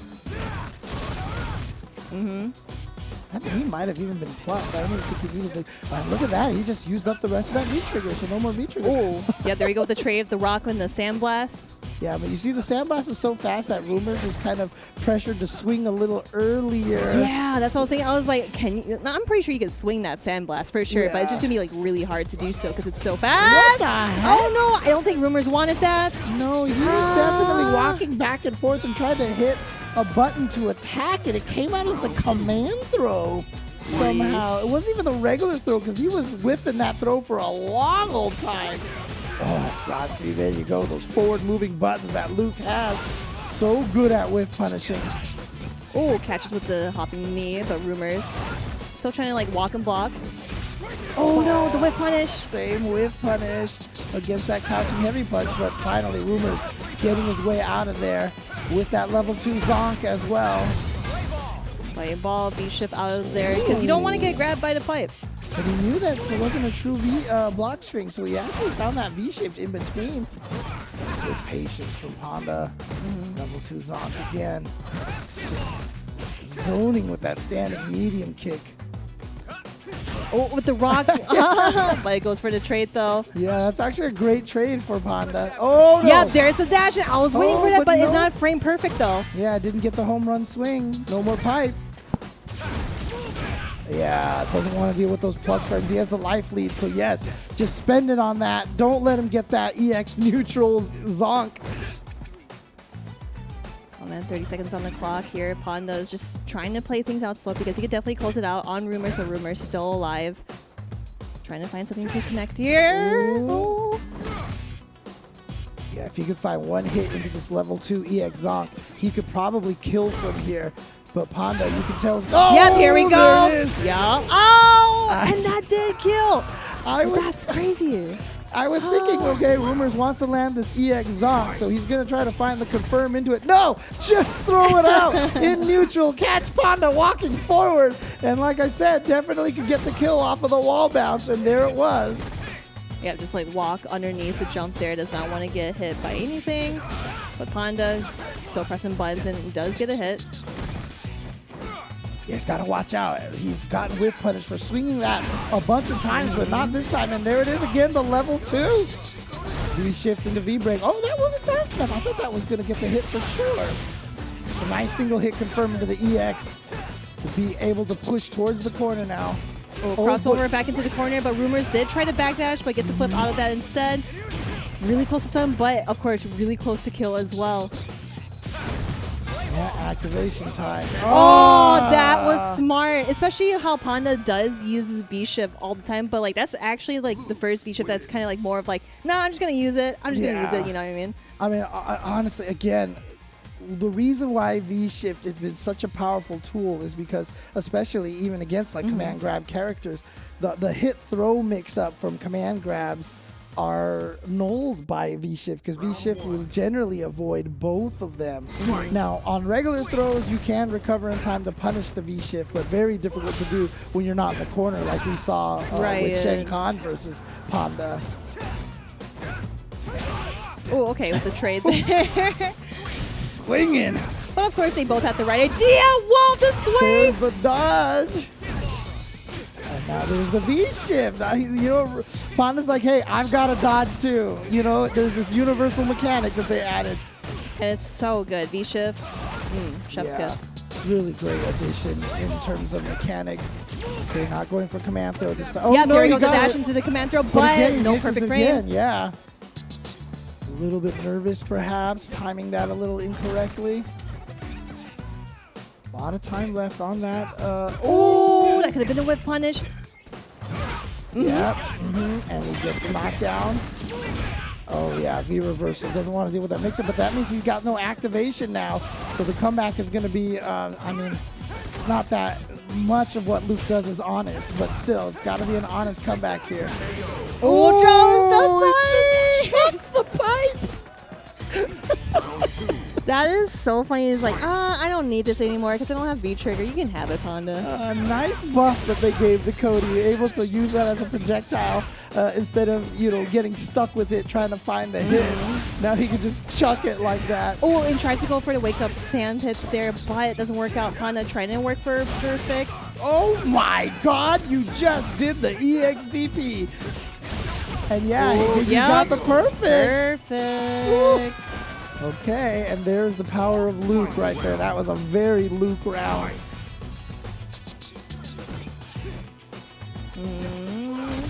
I like how they're just kind of showing their toes. Dude, how is Luke like barefoot in this stage? My feet would hurt so much. Walking on ice and be so cold. Oh, again the wall back. Dude, this guy really is charging for Zonk all the time. Oh, it's so close to getting that stuff. Oh, just a little far out, but we do get a punish on the whip grab from Panda. Oh, it was awesome. Whoa, tried to go for the that? meaty. Tried to go for the meaty fireball, but it just didn't Yeah. work out in his favor. That's okay. No perfect, but still golden here. Rumours still keeping stoic as ever. Panda got some V-Trigger coming in. Crouching light kick wasn't whip punished in time. Yeah. Ah! You know, he did mention that he has an EX neutral, and he showed it just right there. And honestly, the timing that Rumours is having, he's reading Panda's timing really well. So a lot of players, even when they don't realize it, have that timing where they crouch and then they walk and crouch and then they walk and crouch. And like he's read that timing pretty well because that's, I think, like the third EX Zonk that he's just landed in neutral like that. Oh, yeah, right. After Panda just finished blocking. And now meets him with a ruffian kick this time. Oh, nice. Confirmed. Oh, okay. Medium punch is such good range from Cody. Oh, the dodge. Oh, yep, nice confirm coming from Panda with the low forward. And another punish here coming from Rumours, putting him smart. into the corner. Yeah, that's very smart. Going for the throw ending, but no anti-air. Oh, what? No anti-air, but we got a punish. Yeah, not sure why Panda went for that. That was definitely an execution error or just a confirm error. And now Rumours with a huge life lead. See, I like how he's just kind of backing away. And of course, like I said, with the EX neutral, going into V-Trigger. All right, here we go. V-Trigger activation for Panda. Getting in there. Yep, now the DP. It's not over yet. Keep himself safe. And Rumours is just sitting there with that. Okay, there's the EX Zonk again. Not hitting this time, but it has Rumours down to no health. And you want to be careful about throwing a rock, especially in that range right there too. Like you can do it full screen, but it is a little risky. Yeah. Oh, jeez. No more pipe. No more pipe. Oh yeah, you got baited. See, you got really baited. gotta be careful about that. It's way too fast. But hey, what's going down is that we got 10 seconds on the clock. Panda in the silver. I think he's just gonna try to chip him down. Yep. Oh, he went in there. He got the hit. That sucks. He got the hit. Oh my god. Rumours, I think, tried to walk away or maybe tried to poke himself or something. Panda got the crouching beam kick. I don't think he meant to go for that overhead there either. So Rumours got to gather himself here. Got to make sure he can, recover from that last round. Right. So nice for Luke to have that knee, at those ranges to get it plus on block. Yeah, and Panda just has like any other like answers that like the ruffian kick, like he isn't close to punish that, so Rumours was able to do that just fine. A little back on the shimmy, V reversal, excellent choice. Yeah, one of the rare times we've seen from Rumours that he didn't have the level 2 zonk charged up. There's the level 2 zonk. We're just a little delayed just to see if he can get a counter hit off of Rumours, but Rumours still trying to, walk and block Panda as well. But with the anti-air into the bait trigger. No command grab. Just fake the command grab. He went for the buttons, trying to get Panda to hit a button and get caught. Okay, there's that EX neutral again, but V reversal every time from Panda. He doesn't want to deal with that mix-up, and yeah, that Sandblaster is just such a nuisance for Cody players. He can't really throw a rock at all. You can't throw it freely. You really got to be careful. But V-Trigger is slowly depleting on Rumours' side, and Panda slowly getting that V-Trigger on deck as well, and he has it right now. Yeah, if Panda can get a clean hit into activation, Yep, well, that was a sweep. But here we go, chipping him away, getting the life lead now. Honestly, he could just keep doing that and just let the timer go down. Yeah, just keep doing that. Exactly. Yeah. Panda has the right mind to just use that V-Trigger just to utilize the time going down. Because it's like Rumours, he had his V-Trigger, but it was already gone. What else is he going to do? He can't throw a fireball. He's going to get hit by the Sandblaster. Exactly, and so you saw in that situation there, Jeez. as soon as he got up, Rumours was like, dang it, I got to get in there. And so immediately from Panda, just throwing out the EX Sandblaster. I'm sorry, it was the V-Trigger Sandblaster. And taking game number 3, so he's up 2-1 over Rumours now. And remember that this is in losers, so whoever loses this has to go home. Yeah. We'll be obviously in 5th place, tied for 5th, but that's outside the money. So whoever wins this is guaranteed at least in the money. And getting all that spending cash here, Panda just using all the neutral that you can, but Rumours spending the V-Trigger. Here we go. Shoot. Just trying to walk Panda back, but again... Yeah, because what else is he going to do? Like I said before, if he throws a rock, you're done for. You jump at me, I'm a DPU. Right. He's trying so hard to predict that Sandblaster. You see why Sandblaster is so strong. You see why Luke is such a powerful character in this game, is that Sandblaster is just so effective at shutting down so many people's options.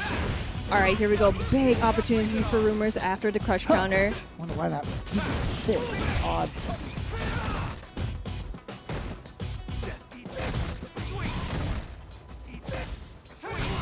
Ooh, okay. Yeah, try to predict the Sandblaster again. Here we go, activation, but Panda challenging right away with a crouching light punch.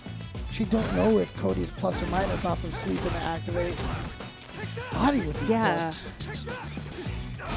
Yep, Again, DP. Yeah, you can't jump at Panda here. His DPs have been on points. Yeah, it's been so hard for him to get in. Sandblaster's so fast. That animation's so hard to read. There's something about that Sandblaster animation that's so hard to read. It's really, there's no emphatic motion for it. I mean, you could honestly nerf that move a lot by changing its animation on the startup. But he's got the corner now, but he's got no resources. He needs to do a ton of damage. Yeah, trying to get, but you see Panda being a lot more patient now. Oh no! Tries to go for a punish on the V-Ship, but it doesn't work out there. Oh, the Rumours back down in life. Oh no, that should be able to kill. Is Panda 3-1 over Rumours. This is super unfortunate because Rumours is going home. Man, that was tough. Like, honestly, like just watching that just kind of made me a little frustrated because, you know, Rumours did all that he could, especially with like V-Trigger, because I know that he definitely wanted to like throw the rock just to kind of like get some more pressure going on. But again, you know, Luke being the character that he is, just throwing out those fireballs and catching those, like especially the fireballs too. It's like, I'm just gonna negate it. So what else are you gonna do? And yeah, honestly, Panda got hit by enough of those EX Zonk Knuckles that he really started playing a lot more patient and just blocked a lot in neutral. Because you saw Rumours, he was trying to really use the EX Zonk as, you know, his main neutral tool. And Panda was just able to block most of them towards the end, even though it is plus frames for Rumours. He never really got anything off of them, unfortunately. Man, yeah, and of course, Panda just having the DP anti-airs on deck, because it's like, I know you're trying to walk and block and trying to get a little closer to me, you're trying to jump at me, but no, this is my territory and I'm not going to let you in. Yeah, and really it just came down to Sand Blaster. Yeah, being it's so good. Such a driving force of controlling that neutral. I talked about how Cody has good range on his normals, but if he can't get any in close enough to use those buttons because of the Sand Blaster, and you saw how that controlled Rumours so much, and it's definitely something that Rumours is going to have to look at and try to figure out how to get in on, not just get in on Luke, but against a very solid, patient Luke like Panda, who is so good at, you know, not throwing out the Sand Blaster at obvious moments, getting Rumours to jump and getting the anti-airs. Yeah, but hey, you know, Panda is going to try to win the CPT Australia, not get second this time, but we also have some more matches coming up here. We do have Goldie and Insomniac. So we did talk about how Goldie has been, you know, confirming a bunch of light kick into like whatever and just being, you know, just chilling. Yeah, whip punishes, right. But then we also have Insomniac that, like, from that nail biter match with Cemetery Gates, it was crazy, you know, because like I said, you know, all the bipolar play sets where they're like playing wacky and then they're just playing like serious, but it was so weird, but it worked out in the end for Insomniac, so here we are. Yep, and so I'm curious to see how this is going to go. But like I said, Insomniac is probably like, man, can I take a break? Can I play tomorrow, please? Like baseball, like, oh, come on, man. The last match was so, I mean, again, one of the things that, you know, we don't talk about a lot, but, you know, the mental fatigue of playing a long match like that really comes into play. I mean, by the time you get to grand finals, if you make it through like the losers bracket, the kind of energy that you've had to expend getting there can be rough. And that match that Insomniac won versus Cemetery Gates was one that was definitely a mentally draining match. So let's see if he can recover in time for that. But Goldie next door, most likely going to stick with the Ken against Insomniac. So going to be a Ken Bison match here coming up. Unless they try to surprise us with some more changes. I mean, why not? Let's see some more Luke or something. Yeah, again, like literally everyone plays Luke. Yeah, everyone has a pocket Luke right now. We should pick up Luke. Yeah, I think so. Yeah, we should try. We already have picked up. Everybody has a pocket Luke, okay? Everybody. Because I remember in that era, like everyone had a pocket G and a pocket Cammy. Yeah, but Luke is my best friend now. Yeah, Luke is definitely a lot of people's best friends. But nope, it is going to be Ken versus Bison. Insomniac continuing to go with Gangsta Bison. Look over there with the crime boss Bison. That's a really clean costume. It is. Love it. Insomniac. Let's see if he has the ability to be aggressive like he wants to. The reason why it was so taxing fighting against Cemetery Gates, it was so hard for him to be aggressive and play this offense. But you see how Insomniac is playing right now. He likes to go in, but what a jump yeah, that was in. A great jump in. And with the hard knockdown switches to the double dash, Insomniac back into the middle, but Goldie still trying to figure things out. And then jump in again, but no anti-air. I think maybe he saw his previous match where he wasn't anti-airing anything, so he's going to try his best to jump in as much as possible. Trying to control that neutral with the Hadouken. Yeah, V-Trigger on deck as well. But it is V-Trigger too, so you want to get a hit and then go into that. Right. Probably wants to see if he can whiff punish him as well, because that's how he was doing really well against Shen Khan. Yeah, right there, the dash. Yeah. Oh, that could have been it, but he does it again. Insomniac just teleporting behind him. Nothing personal at all. catching him with the left-right mix-up. Insomniac, round number 1, and definitely he's like, oh, I can play offense, I can play aggressive. And Goldie's like, well, you know what? So can I. Mm-hmm. Oh, plus frames, grab, yeah. yep. Goldie scared to touch any buttons, so Insomniac using that opportunity just to walk up and throw. Oh, there we go, the jump in too, and going for the back throw. Gosh, that is so far, but Insomniac uses the bar to do the EX scissor kick. Get him out of here. Oh no, a bad confirm. No, he tried to do the single hit confirm. Oh, he backdashed, I think, or something, and got hit out of the air, which let him recover, and then he got the throw off of, oh, Insomniac too close? Oh, but I kind of like that because it put him on the other Yeah, side. you're right, actually, it worked out. Almost better for him, because, yeah, the corner position is working great, and the whiff punish from Sion. We've been talking about Goldie's whiff punish, but that time, Insomniac with the heavy punch whiff punish on Goldie. Yeah, especially because, like, you know, I believe he did have, like, no, he had, like, reversal on deck, but, like, I think he had one bar where if he did, like, yeah, like, the heavy punch and then just into maybe, like, scissor kicks or, like, anything else just to kind of, like, put more pressure on Goldie. Because he is rocking V-trigger, too. So it's, like, you got to be reversal or you got to do a hit confirm to get that activated. And again, Bison, that standing heavy punch. What a button right there. So good as a button for Bison. Yeah, that one right there. Bufferable. Has range for days. Oh, and then he's also got a Psycho Axe if he needs even more range.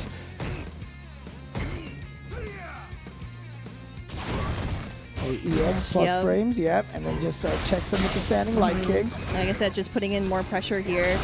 No tech throw. Insomniac has been mixing between... Oh, see, he tried to go for the grab, but Insomniac just goes for the jab. But this is going to put in more pressure on him. Yeah, Bummer. Insomniac has been, I mean, whenever he's at the plus frames, whether it's hitting with a scissor kick or EX scissor kick blocked, etc., Psycho Axe, he's been really keeping Goldie flummoxed with whether or not he goes for the throw or an attack. And there you go, back throws where he's going to be able to... Oh, punishes on the V shift. That was actually really cool. So he leaped after the scissor kick? Wait, I don't know if I've ever seen that before. I've never seen that either. That's really cool. It's kind of sick. Oh, yeah. Backdash that way. Gosh, look at Insomniac. He looks so dominant. Oh, there's the first EXTP from Goldie. Get off me.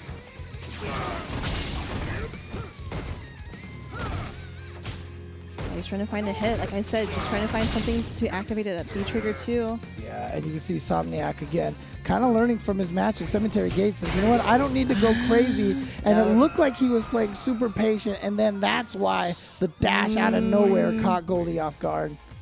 Jeez, yeah. And, you know, like, again, like how I mentioned how Insomniac isn't doing anything wacky. Like, just playing very still, like a very basic style. And, like, just kind of analyzing in situations where how, like, you're spaced out from your opponents. Like, okay, they're either going to jump, they're going to dash, they're going to do, like, an EX move just to do that gap closure. You just got to analyze it. And it starts with a Psycho Axe right away to get the crush counter. And plus frames everywhere. Plus frames. Bison. Okay, nice. All right, Goldie is out there. Yeah. And going with that V skill too, I just noticed. So he's got the tumble kick. CVS2 tumble kick. Oh, nice reactions from Insomniac catching that. And again, the crush counter. Oh, that's going to hurt. All right, tech throw. All right, now we got V-trigger on deck, but again, like, it's just in those certain situations where Goldie needs to get a hit confirmed, but goes into the EX Tatsu, grab. Yeah. EX Tatsu instead of going into the V-trigger. So he's still sitting on the V-trigger, but now one guess away. Just gotta watch those toes, but Insomniac in match point here. Yeah, Insomniac is definitely dominating this match. I mean, nice recovery from that long slog against Cemetery Gates here. Trying to run through Goldie next door here. Up 2-0 and 1 round. Just needs one more round to go. Oh, I like the backdash. Yeah. Really good with punish off of the heavy.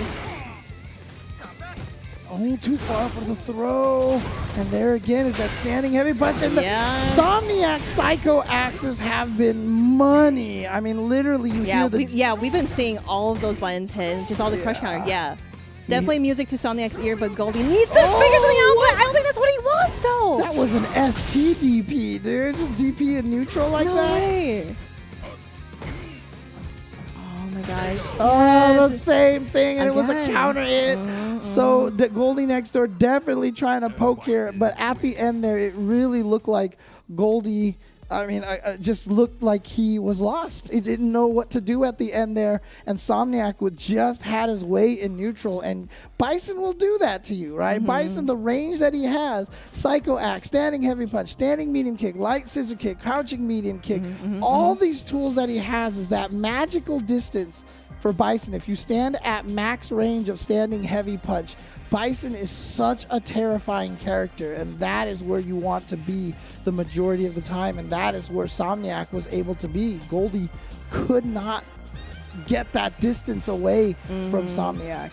And it just really sucks because like he was just playing straight up neutral and just pure combos where he can't do V-Trigger too, because if you just do raw activation, he's just going to get punished for it. Right. But just super unfortunate. Goldie next door will be going home here, and Insomniac advancing to losers semifinals, meeting Panda in the distance. Yeah, so we have all the players at least guaranteed for the money, but you know these players are looking for that spot to become, to get to Capcom Cup so they can fight to become the greatest fighter in the world. You guys can do the same thing by downloading Street Fighter Duel when it is available to you guys on the mobile platforms. Currently available in China, global version coming soon. The epic legend is reborn on mobile. Download Street Fighter Duel. Let's fight for each other and join the journey with millions of players to become the best fighter. Well, you can also be the best fighter if you check out the CPT tracksuits. So I was actually talking to James about this yesterday, where I was like, "Yo, Capcom needs to like make these tracksuits. They actually like mad physically, yeah, I know. Because like you see how Luke he rolled up the sleeves, and you know Ryu. Well, you could just roll up the sleeves all the way past the elbow, but they look so sick and pretty comfortable too. So definitely check that out. They will be unlocked to whoever wins the CPT. So for that character. Yeah, for that character, which is really cool. So you get to try it out, get swagged out in the tracksuit, and be cool as ever. Yep, exactly. So again, we are going to be moving on to the top 4. We're going to be heading to the winner's side, back to winners finals over there to find out who's going to be waiting in the losers finals after this break. Do not go anywhere. Top 4 for Australia coming up. Time to fight, time to fight. Never give up, we won't retreat. The ones who stand up turn to feast. So fight, time to fight. Glory waits for those who fight. We unite, we are street fighters.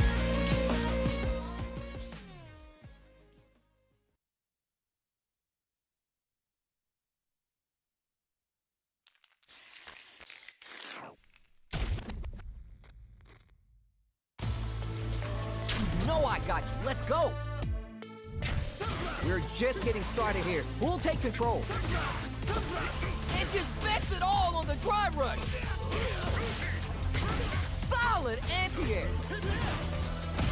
No resources to work with. They gotta do this the old-fashioned way. Wow, that took off a chunk. Wow, punish counter to save the galaxy. Woo! I've seen a lot of fights in my day, but nothing even comes close to this one. Let's go. I'm sure you're expecting a Chen reaction. Man, they just know the spacing way too well. You gotta be careful with this pressure. You know a prey is most dangerous when they're cornered. They're ready for the anti-air. That jump is too obvious. Oh, okay. That one hurt. Oh, here we go. Is it gonna kill? Is this gonna kill?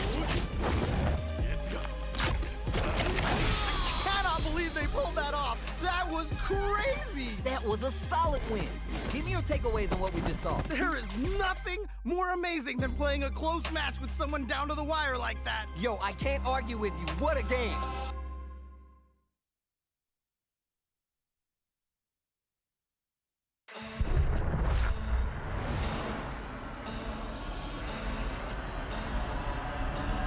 Let's begin. Look, if you're at home watching, please know that you're watching history right now. Best players in the world. This is a dope set of Street Fighter. Ladies and gentlemen, if you are looking for the pinnacle of Street Fighter V, look no further. Sometimes I hunt for the Look at the crowd going mad. Oh my God, that's gonna do it. Gachiku got it. He is your champion. Hold up. Hell yeah. Oh, no. Which. What was that? Flip that. Was that the That little was orb so in the air? sick. He is your back-to-back champion. Ladies and gentlemen, the new guard takes out the legend. This one is where dreams are made. I said USA invades the stage here. And I cannot express how much this means to Cool Kid. But this morning I chose to wake up. Everything. There's no escape. Anything. Everything. I swear I'm ready. Let's do this. Bring it on. It's not enough. Let's party. Everything. Tell them I'm ready for anything. You have just tuned in to the culmination of years of work. Stretch the other way. Somebody call an ambulance. Not for me, but for you. Is the best, without a doubt, Street Fighter V player in the world. So don't you ever think y'all gon' let me down. Woo! Swear right now I'm ready to fight.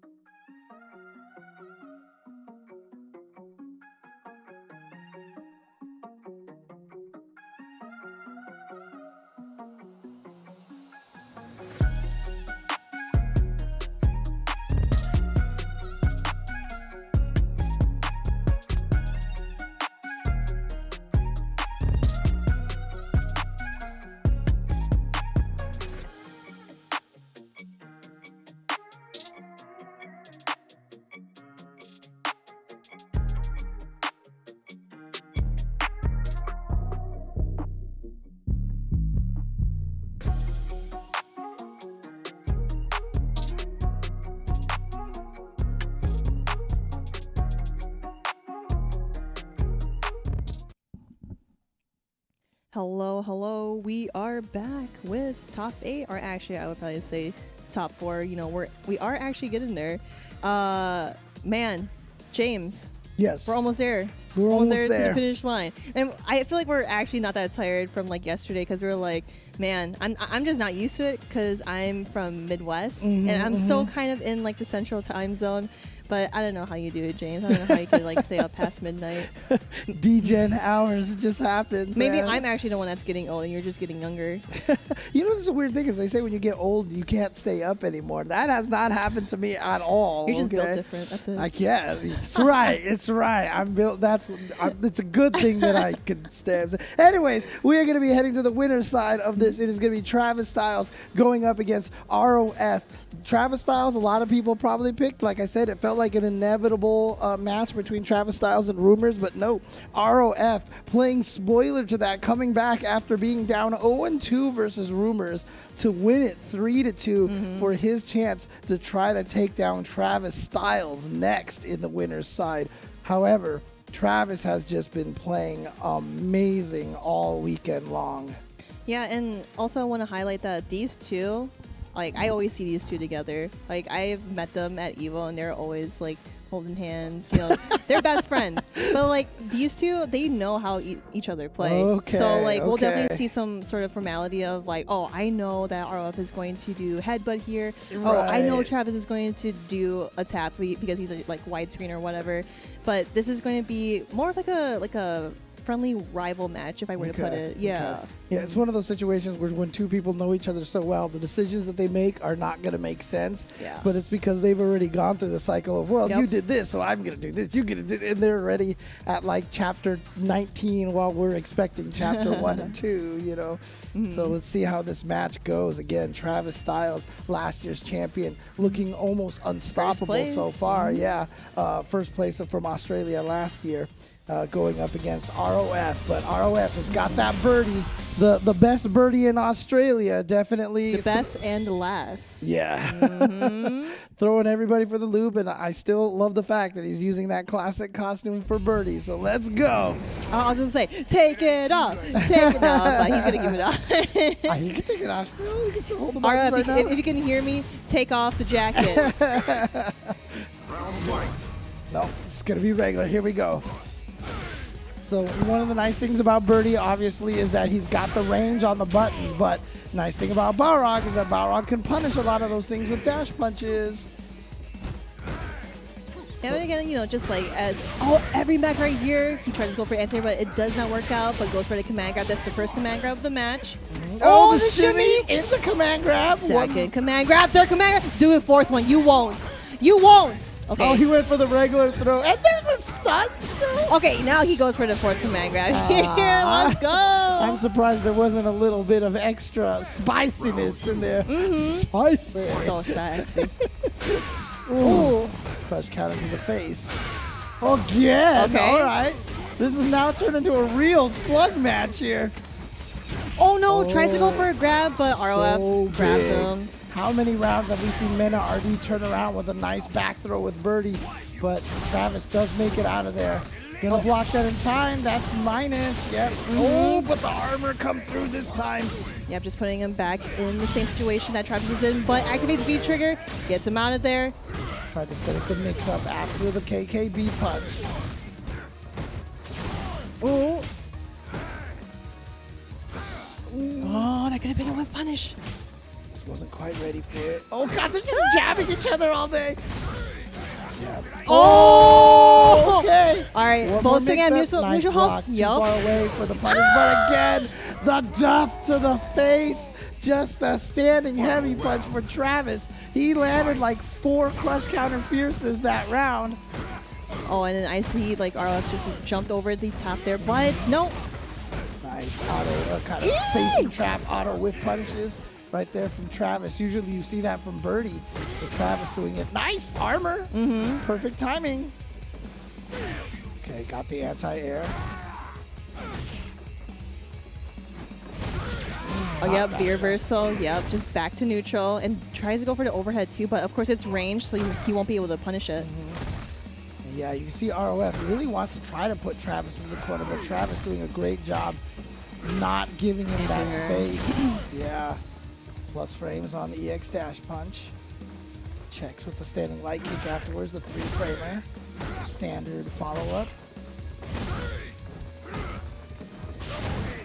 Yeah, just for the gap closure here. Oh man, it's just like, it goes really slow, but it's like, I'm just waiting for you to mess up.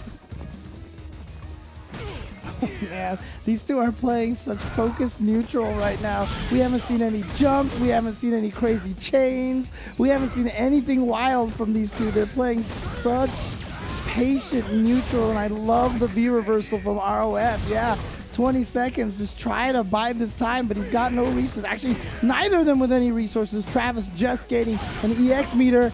Oh, here we go, party time. Yeah, and look at the defense. Like, he's not even taking any of the throw baits, but this is where ROF wants to be. He checks that. Like, especially with that much health, he's kind of like, no, I just don't need to do anything special. You know, and that's why I always say, like, that kind of playstyle is just so scary. I feel like playing extremely defensive is more scarier than playing offense. Oh, yeah. I mean, it's just, I mean, from both sides, right? But it's like, how do I open you up?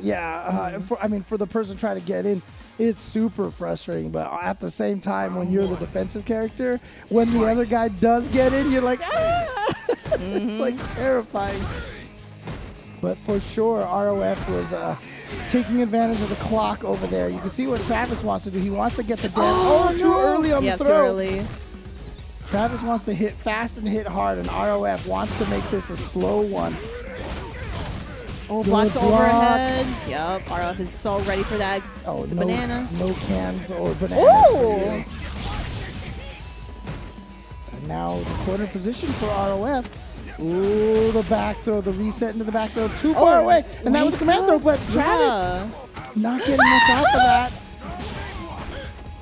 Yeah, you got to be careful when he's in that V-Trigger 1 activation. Remember, ROF going with V-Trigger 2, V-Skill 2 against Rumours, going with V-Trigger 1, V-Skill 1 this time against Travis. Travis as well, also going for V-Trigger 1. Yep. We've seen him mostly use the command throw V-Trigger 2, but he's gone with the V-Trigger 1 this time. Ooh, what a counter hit. This is really good for ROF, especially with like a bar. Well, like they're both sitting at mutual resources, but ROF using his first. Caught him with the low. And now again, that reset into the back throw for the corner position. Something that ROF has got to be aware of right here. Got to look, scout out for.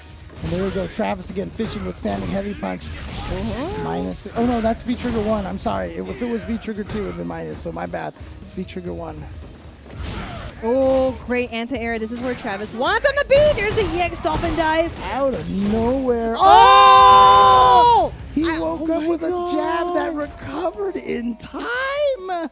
And Travis ties it up 1-1. See, I knew he was up to something silly. And how I say that, like, they're very familiar with each other. They know Right. how to play against each other. And Travis just going for, like, the jab baits. Because he was in V-Trigger. He's like, I shouldn't do anything too risky. And it just works like that. It probably feels good. It's like, oh, yeah, I guessed right. I did the thing. Always feels good when you can read your opponents like that. Yeah. Okay. Oh, that's a punish on the sweep for sure. Again, Balrog with that dash punch, going to be able to whip punish things very easily. Again, and not even whip punish, that's just punish. Yeah, just punish. Nice anti-air. Yep, gets the knockdown off of that target combo, throw, and gets the shimmy, and that's what he tried to do last time. But for some reason, his crouching heavy punch didn't cancel into the screw upper. Got it this time. Travis Styles looking a lot more dominant all of a sudden. Good anti-air, even off of the trade. Just don't give ROF that in. Oh, it definitely punishes the sweep there, but this is going to be a great conversion for Travis. Tech throw, ROF, slowly depleting the stun bar. Okay. Oh, again, offensive V reversal. Try to keep him in that corner. Don't let him fight his way out with that EX. There's the check. ROF did, activate. Here we go. Tries to go for the command That throw. was so smart. Oh, another neutral jump, but not in time. Here's another command grab. So much damage, and then sneaks in with that crouching medium kick, and now the overhead. Look at this high-low mix-up, and now the armor, and he has the life lead now. No, too far away. Sweep into V-Trigger. He tried to command grab. Oh my god. Ah! Wow, dancing, float like a butterfly, sting like a bee. That's what it is. Float like a butterfly, sting like a bee. Nicely done by Travis Styles to go up 2-1 over ROF. Gosh, the dash in, dash out sweep nicely. Just that movement is so crisp. He just like walked in, walked out, and then the punish. Wow, that like sometimes like I don't even see that often, so it's like they're not gonna do that, right? But no, Travis definitely is gonna do that. I had mentioned he woke up with command grab, really? Yeah, right? He woke up with command grab. And I was just to say, we just saw the chain from ROF. Like I said, we haven't seen a lot of, shenanigans, kind of gimmicky neutral at all. Look at this, and now both of them using their V-shifts on each other. Oh, okay. Yep, just keeping them out of the vicinity. Trade. Oh, okay. Now this is going to be huge for ROF. But keeping his distance still, he doesn't want to commit too far in and just slowly letting Travis out. Oh, he tried to hit a button on Wake Up.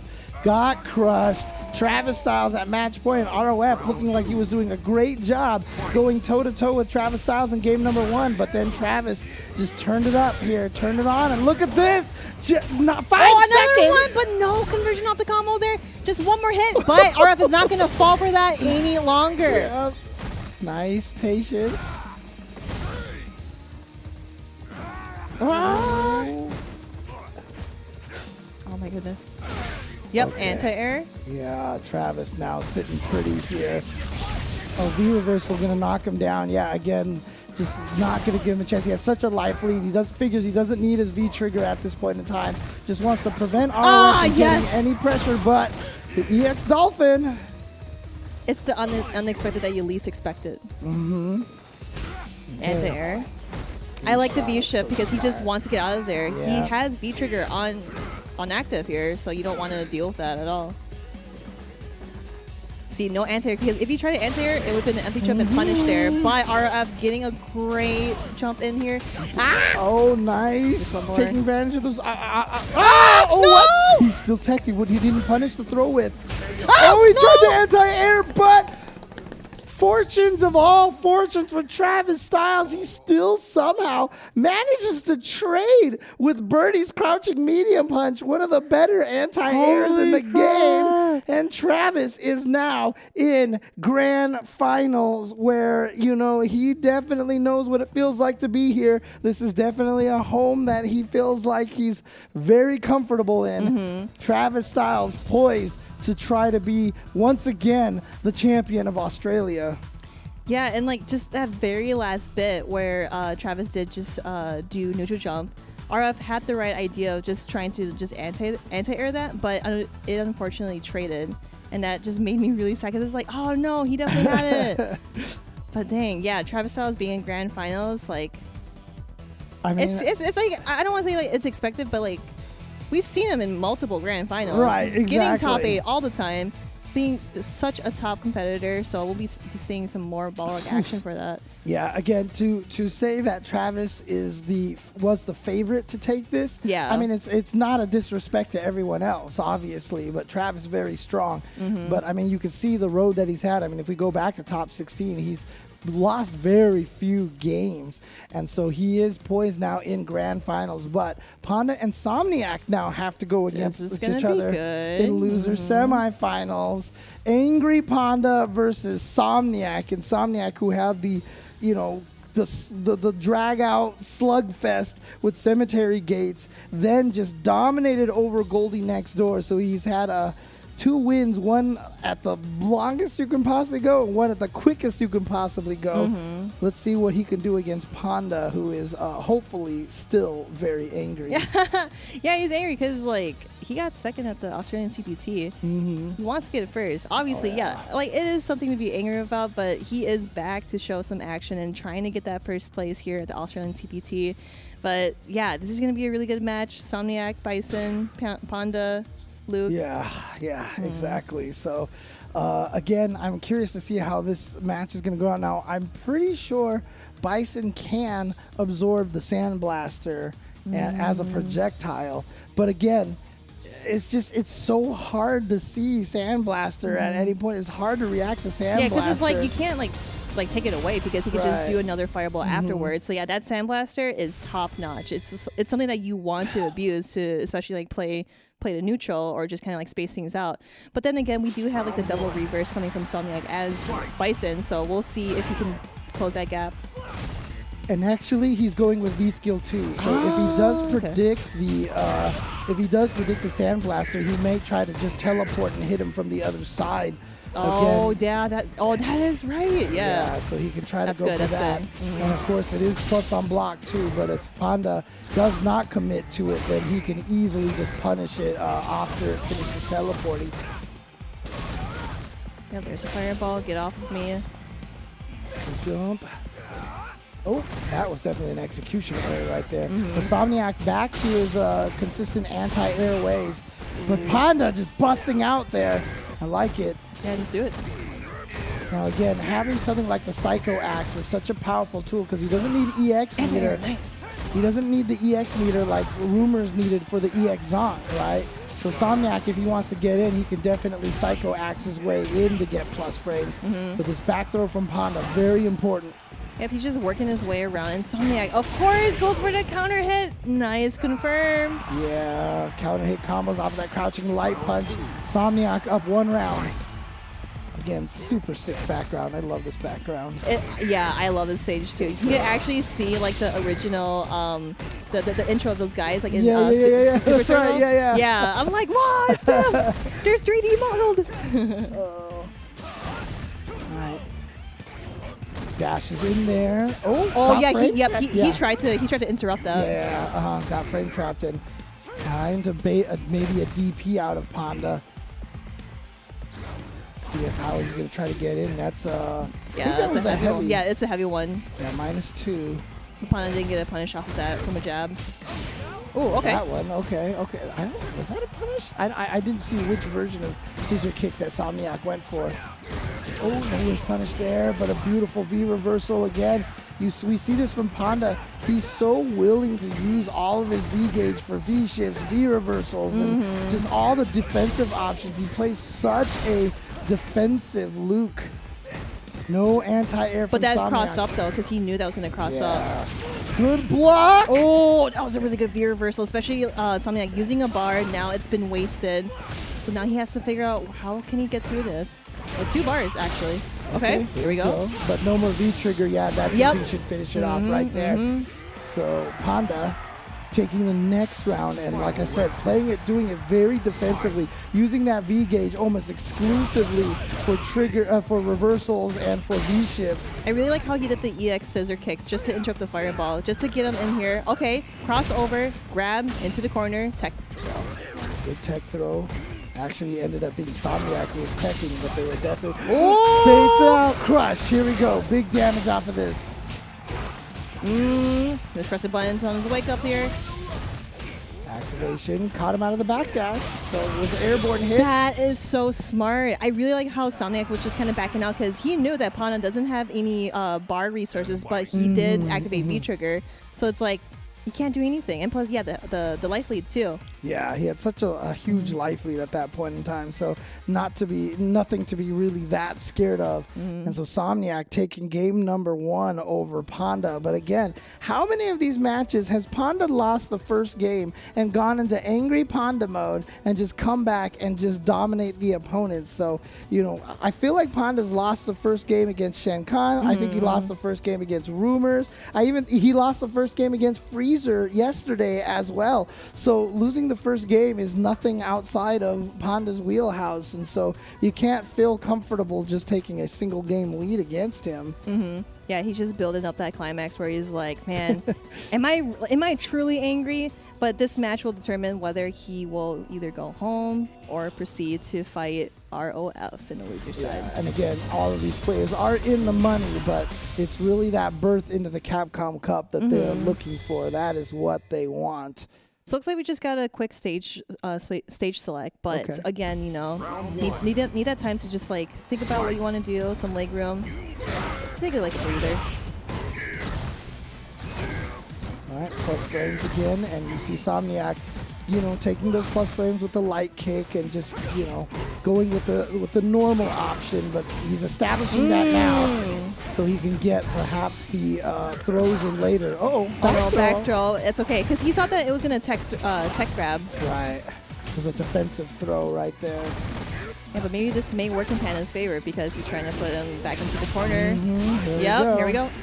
You're in the corner now. How do you escape out of this? Yep, just one more hit and that's going to be stun on Insomniac. Tech throw. Couldn't get into the air with the EX? Wow, I thought that it would have had enough info frames to get away from that, but the standing medium kick actually hit him out of the air before he could get high enough.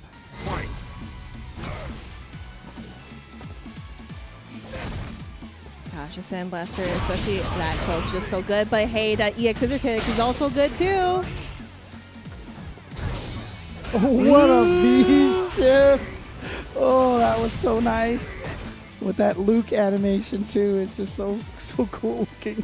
Super unrelated, but has that bear always moved whenever like you're moving the stage or whatever? I feel like it's always been in the center all the time and it hasn't moved. You know what? I think that's new. I don't know. What? I actually don't know. Now I'm just going to be looking at the bear all day. Thanks, Marine. And now, yes, the bear is hopping up and down. The bear has landed, and it's walking to the left now. And the bear, oh wait, there's a match going on. Okay. Try to check the dash. Oh, yep, that's going to be a punish. Yeah, punish on that light scissor kick -4. Insomniac also having V-trigger on deck what was here. he He trying is to going do? to activate it right here. No switching the sides. Yeah, staying on the same side because he wants this corner side more. Oh, jump jab, but traded with Panda. Oh, he got it with a jump. He's going to be able to do so much damage thanks to that V-trigger activation. Insomniac trying to go up 2-0 over Panda. All right, again with the fireball just to follow it. Sandblaster, another one. Eat this! All right, -2, back dash. Oh, he was swinging. He got caught, and actually that ended up being a... What happened? Panda! Missed that combo. Ooh, and he tried to punish the V-shift there, but it didn't work out.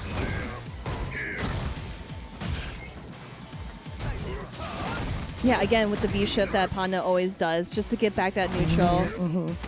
Heavy scissor kick -2, just trying to get in, but Panda taking advantage of that, getting the back throw, and now Insomniac trapped in the corner again. Oh, perfect spacing! That was really good, even though he didn't fully finish the combo. Totally fine. Dropped the combo again, a couple of crucial drops from Panda, and he goes the other side.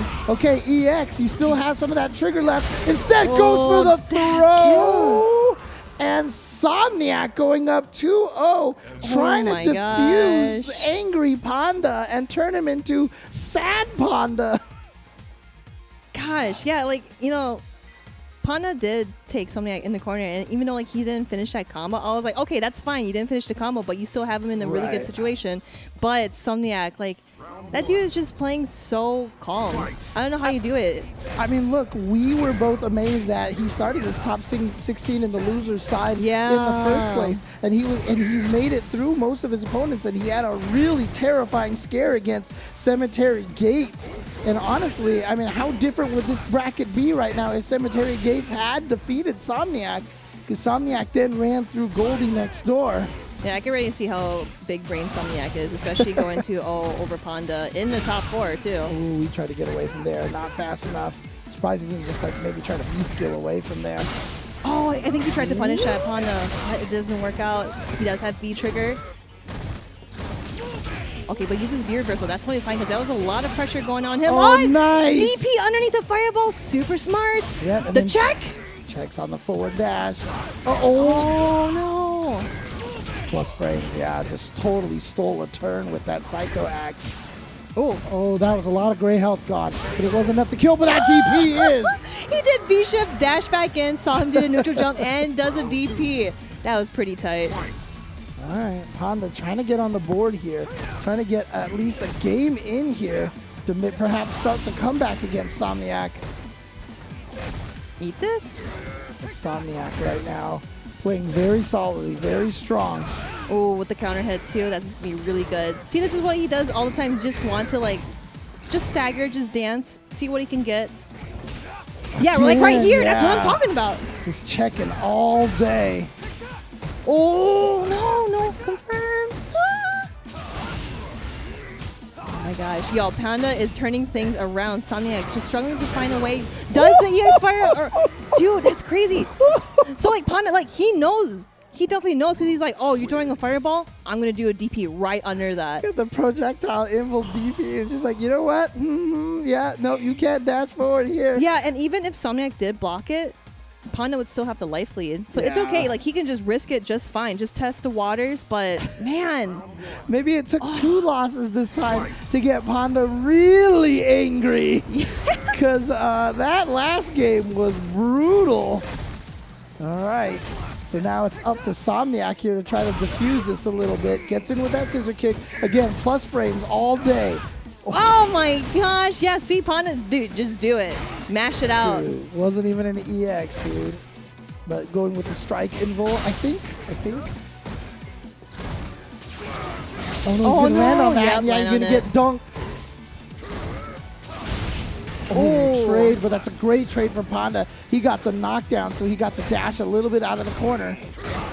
Oh, perfect. This is what something I want, but there we go with the V-ship in the corner. Oh, man, nice. We've been seeing a lot of players doing V-ship in the corner. I'm just like, you guys are brave. Yeah, you're super brave. Oh, just outside of range. There's that V-shift in the corner again. Panda loves that V-shift in the corner. But look at all the small resources that Panda has to work with, especially with that much health. Insomniac still looking good in the green here. Oh, here we go. Panda with an opportunity. Just goes for a bunch of, goes for a block string. Oh! You thought it was your turn, but no, I got a bar. I'm going to do EXDP. All right, Insomniac going to do raw activate. No, he tried to activate. He was too far away. Oh, this is so dangerous. Yeah, Panda hanging by a thread at 15 seconds. Insomniac, you got to think of something really fast. You do have V-trigger, but do you want to use it for V-shift or V-reversal at 10 seconds? Hello? Yeah, raw activation, smart. Now at least have a little bit of an extra threat there. Check if the throw was not enough. Panda fighting his way in with 2 seconds left. Insomniac, well, he's just like, why do all these rounds have to come down to the last second every single time? My gosh. And it's like, especially like just, it's so nerve-wracking to play with that much health too. Yeah. Oh my gosh. Oh! Nice whip punish, dude. Panda, like I said, he is in super angry mode. Okay. No slides for you. Oh! I really like how he dashed away because he wants to get that low no. room, but that's going to be a punish. Insomniac finding an opening. Yeah, bad confirm right there. Look at this now. Insomniac trying to get in. I love that V reversal again. Using that V meter just for shifts. And I mean, have we seen him activate a V trigger at all? There it is right here. I mean, for Panda, though, Oh, like I don't sure. feel like he hasn't activated anything. He's just very confident in this kit here. Oh my God! And then using armor Oh, move. 2-2. He's never used that move in this entire top 16. Oh my gosh. You know, like, what I just... Like, how is he, like, able to change his game plan? Where, like, you did mention that he's not using V-trigger whatsoever. He's just Right. using V-reversal because he knows that Bison is, like, plus most of the Right. time. So then he's just trusting in Luke's kit where he's like, I'm just going to use Sandblast. I'm just going to jump here and there. Because he probably did watch this match and he's like, oh, he's not anti-airing. Okay, I'm just going to jump at him then. Yeah, it doesn't feel like he needs to have that comeback mechanic or basically the ability to overwhelm the opponent with that V trigger. So he's just spending all of his V resources on defensive options. No anti-air. See, again, yeah, like I mentioned. So Insomniac just has to, like, figure out things out. Okay.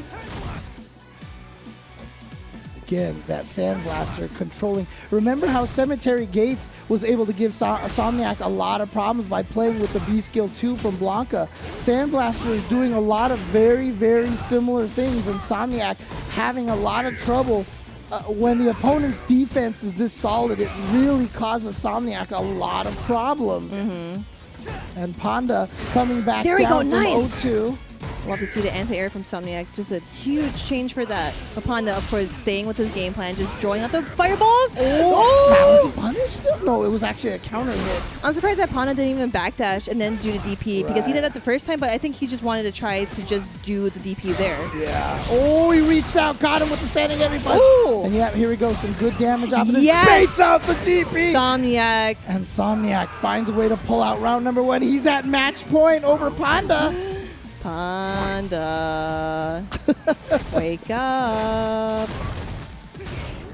Yeah, is he going to go from angry Panda to sad Panda? Or is he going to be angry Panda to angry Panda again? Angry times 2. Yeah. Or times 3. Look at these whiff punishes. Yeah, he's been outside of the range of the scissor kick so perfectly, so often. Spacing has been fed. There it was again. You mentioned the backdash. Oh, again, dude, he knows when to backdash and just getting the full optimal punish on these whiffs. His whiff punishing has been on point, and Insomniac down so much in life. And like I said, he's had so much trouble winning from this position. Oh, no! This is a great start here, and he's got a V-trigger ready to go. What a tech. Oh, yeah, he definitely knew because he would have DP'd if he followed the fireball. Yeah, here we go. Has the activation now, no help. This is it at this point. Yeah, and Panda again just using all of those resources. We're here. Final game, final round. Insomniac and Panda to find out who will get into the losers finals versus ROF. This is the match of the century. And this is all coming from Panda being down 0-2 and then making this comeback against Insomniac. Insomniac thought he was riding the ship by taking the first round, but we are in a situation right now where it has come down to this. Insomniac in a good position because he's got the life lead though. Yep. I really like how Insomniac is changing up his game plan. He is trying to anti-air as much as possible, but Panda just not jumping in as much because he knows that he will get hit. So yeah, again, like he's just backdashing, throwing up the fireballs, just waiting things out. I like that. I like that. Oh, V-ship again. Chase down the V-ship, got the throw. Now you can't blindly throw that out. Insomniac with the life lead. You can see he's just holding this position. He doesn't want to let Panda jump out of the corner. Kind of willing to block all these sand blasters. He's okay with that. Didn't get the anti-air. Thought that's what he was waiting for. Activation scary time. Oh, yeah. Oh, nope. Yeah, because Insomniac knew that he was going to DP. Yeah, he was too scared to try to DP it because he was guiding himself out of the range of that. Oh, the trade. But Panda is slow. Oh, he got in there too far away for the heavy punch. He couldn't combo off of it. And look at this Panda slowly making the comeback. He might have. Oh my god. Oh, he's chipping away. He might have a life. Oh, yeah, see, he did the slide just to activate the B trigger, but this is going to be hard. You can't do slide through the fireball. He got it with a jump. What a tech. He got the hit. He has the life lead now. He has to try to activate. There we go. What's he going to do? He's going to try to chip. Is it? Who is it? It's not enough. Oh, it's not enough. Panda's going to take it in the end, slowly but surely, chipping away at the life, and Panda comes away to get into losers finals. Insomniac barely won against Cemetery Gates, and it came back around, and he lost in almost the exact same fashion to Panda. Oh. And like, Panda is really good at timing his opponents out, especially like in times where, you know, we were talking about like the Sandblaster. It's so good to keep your opponents out, but what adjustments. We've seen the DPs, we've seen, you know, like just backdashing and just not like blindly using the V-shift too. Insomniac, he tried his best to play very, very well, very hard, especially in like those, like in these certain situations. Yeah, he was trying so hard just to hang on to that life lead, and the amount of damage that Panda was able to get from Sand Blaster just chipping away at that life in that last round was ridiculous. It just shows how powerful and why that is literally probably the best projectile in the game right now. It really is. It's so fast, and it's like if you try to throw a fireball, I'm just gonna hit you first. Yeah, and again, see here we. Oh no, actually this wasn't the round here. This was the round that Panda just ran through Insomniac and got it to the very end.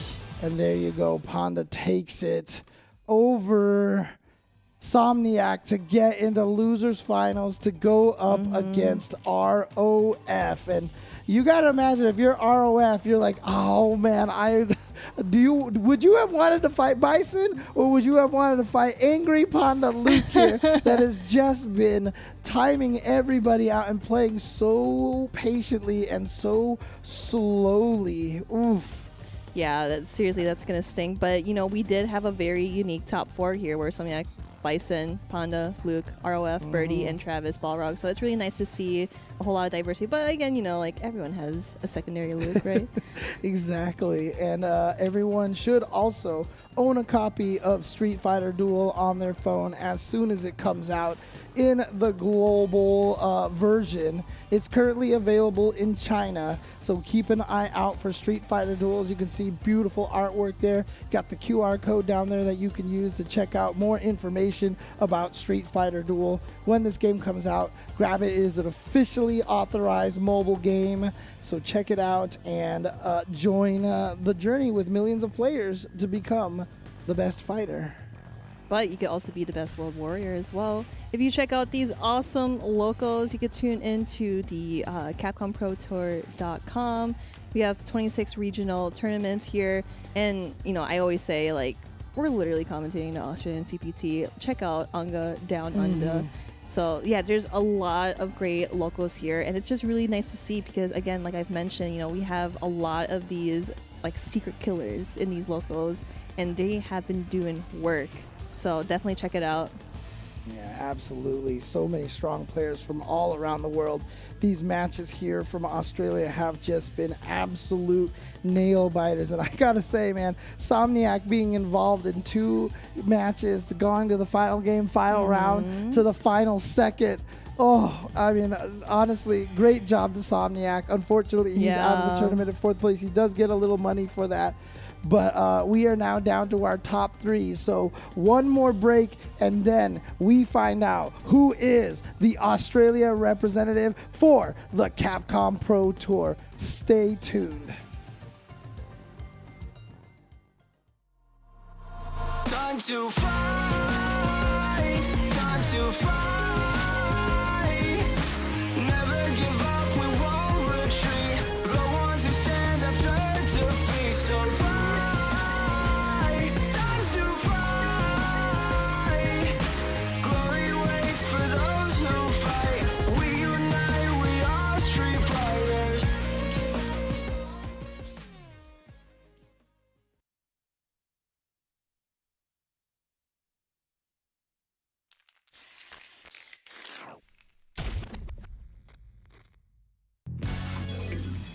Oh yeah, you know I'm ready. Trying to read each other here? At this range, many attacks can connect if you stick something out. The neutral game is very important. Hit them with a stopping bomb. More fuel for the fire. Cook them up. Breaking on them to lay down some damage without giving up ground.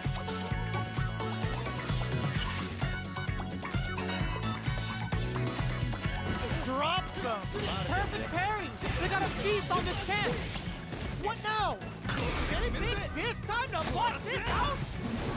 Perfect damage calculation. No doubt about it. They are done.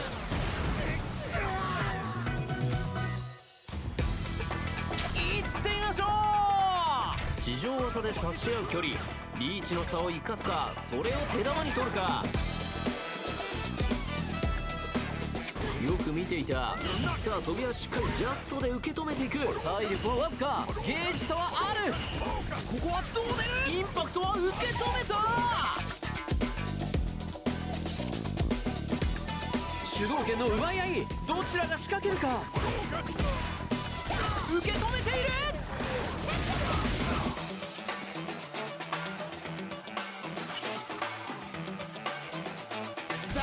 Nothing stops this train.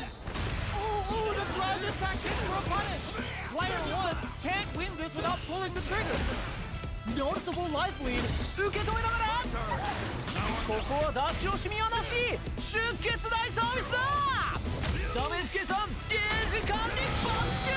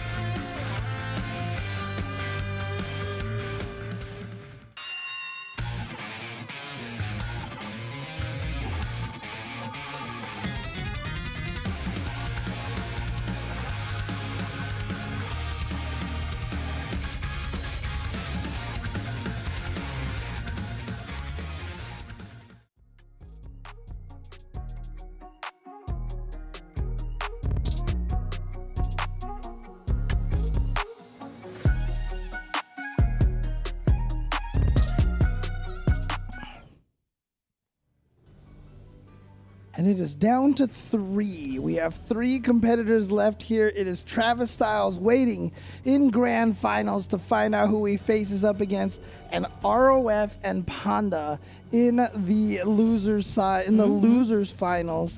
Panda, starting the top 16 in loser side, has defeated Freezer, a Wild Llama, Shen Khan, Rumours, and then Insomniac, and has worked his way all the way from the losers bracket to the top 3. Yeah, he has had a killer run through losers and is trying to take it out into grand finals, but he has to fight against ROF first. So, man, yeah, like those matches have been super crazy because like we were just watching the match between Panda and Insomniac, and it was just so close. Like as you said, nail biting matches. You know, Insomniac with Cemetery Gates, and then Goldie, and then Panda with Insomniac. Man, it was just been like my brain is farting so bad where I'm just like, that really happened. Holy crap. Oh, man. But it's now down to this. So ROF he surprised everybody. He had the 0-2 comeback against Rumours, right? So Panda had a couple of 0-2 reverse OCVs, and now ROF, who had one against Rumours earlier. And now we have ROF and Panda running head first into each other. Who's going to be able to take this one? Is it going to be ROF or angry Panda? I mean, look, ever since yesterday, where his quote, he's like, "I'm angry," you know? And yeah, he didn't even have a quote. He just wanted to say that he's angry, and it shows in his gameplay. and the angry has been working just fine for him. Let's see if this anger can carry him all the way back into grand finals and a rematch against Travis Styles again. Yes. Yeah, because again, let's mention here that Travis did get first place in the previous Australian CPT, and then Panda got second. Yeah, exactly. So he doesn't want that to happen again. He definitely wants to take the whole thing here, but let's not forget about ROF. ROF saying that he is the best and last birdie in his scene.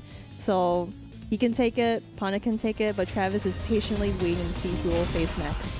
Yeah, and I mean, interesting. Goes for the pig costume. Oh, that was ugly. I hate it. That's scary.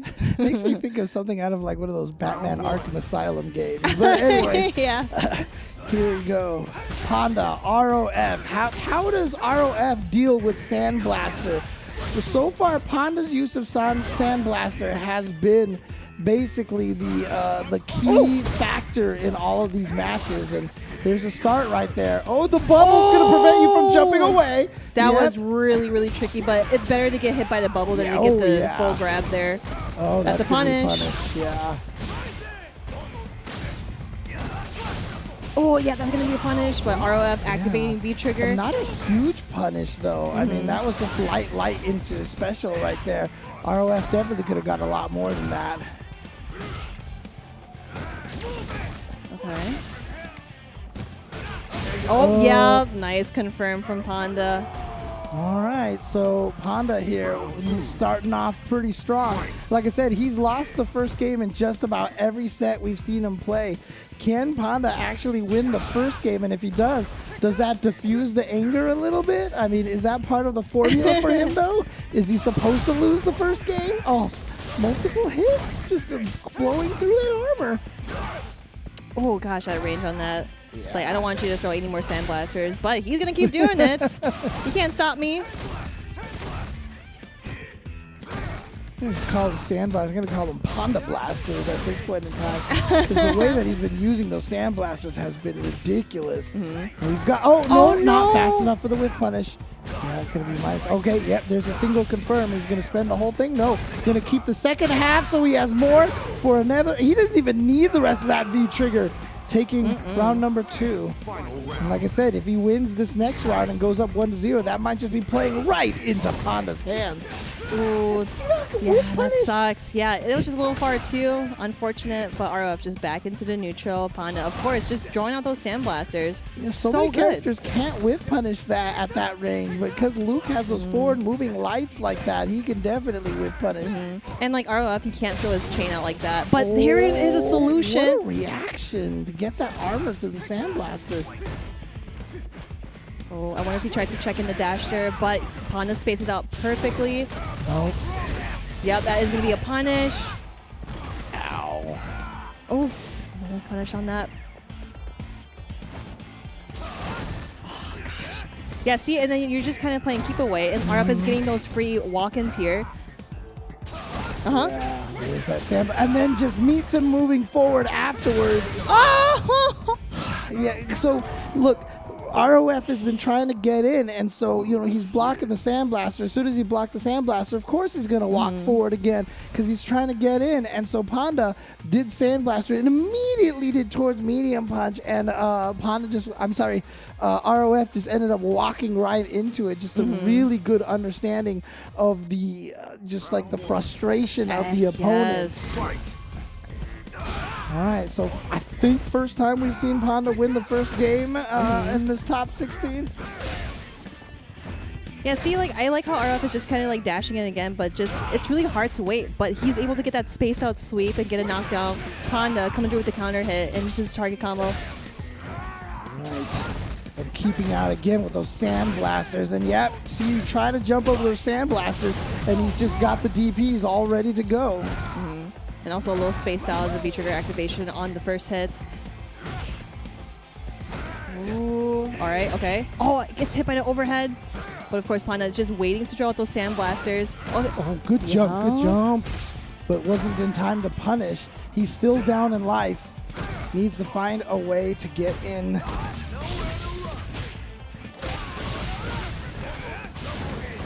Oh, I really like the neutral jump, but he doesn't get a punish. That's okay, he's still safe. RF back in square one. No health left. I know, it's so scary. Oh, he got him. Okay. Sweep, and now maybe one more hit. He's just got a tiny bit of life. Panda, however, just needs to hit him with one tiny thing. Plus frames. And careful, yeah, especially at this range. Oh, he got the overhead! Wow, Panda with a rare impatience going for the Hail Yeah, that's Mary actually there. like the first overhead I've ever seen. Wow, very interesting. Yeah, just kind of like slowly playing it out here. But again, yeah, like we were talking about, the Sandblaster is just so good, but he gets the crush counter sweep. You ship away. All right.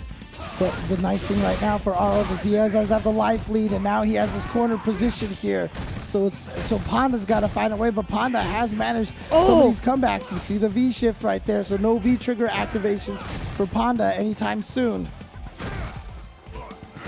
Yeah, look at how patient Panda is playing, especially with that much of a health lead too. But he's, of course, just wants to keep doing something, just want to push things out. Okay, with the EX Sandblaster. Yeah, time is slowly ticking away here. Oh, what? No. Command throw. I am not entirely sure if he wants that, but punishes the V-shift. Yeah, and now gets a hit close to stun. Okay, gets through to the stun at least. Oh, finds the hit! Okay, bubblegum time. Bubble yeah, you see, Panda's like, get me away from that bubblegum. Yeah, widescreen here. You don't want to throw a bubblegum here because the Sandblaster is mad fast, but here we go. Oh! Yeah, he can't walk backwards out of the bubblegum range, so. Oh, he met him dashing forward. What timing by ROF to know exactly when Panda wants to dash forward. And like I said, maybe Panda did himself in by winning the first game. Yeah, because like he knew that like it would hit him full screen, and he saw him like dash in too. That's just like really hard to catch because when Luke dashes in, it's just like, what? You're already here? Yeah. You know? And I just looked it up right now because I was really curious about this. Panda was sent into loser's bracket by Cemetery Gates 2-0. So it was the Blanca that caught him. And I mean, to be honest with you, the way Cemetery Gates is playing with a very defensive style, I can see why that would work because that's how Panda is playing as well. So it's like matches up. Oh, he almost V-shifted my into gosh, the yeah, bubble he almost gum. got hit into that. That would have been hilarious, actually. I really like how RF is utilizing the chain too because it can also grab through the fireball. Yeah. But again, like we always say, Luke's fireball is really good. It's super fast. And it's not like something you can react with. You just absolutely have to predict that he's going to do it. And if you're wrong, Luke can definitely punish you badly for it. Okay, that's one's minus. Mm-hmm. Oh, beautiful, nice. yeah. And again, similar kind of situation to Tap and to Zonk. That's just letting go of buttons right there. So that he might be able to react to Sandblasters a little bit faster than most characters and most players can, because it is just a button release for projectile invul, or for armor, I should say. Ooh, I like the dash in, especially just after the knockdown. But here we go, V-trigger activation. He should have let it rock. Yeah. Oh, but he got him with the low. And now we gotta watch out because he's got one more of those. But he got the hit. Activation time. No drop combo. Oh no! And that was, I mean, look, I respect what Panda trying to do. I can't believe ROF didn't touch a button there. He was just so ready. Like, you know, in that scramble, it's like you're just gonna push out everything that you can out of your brain and just see if something lands.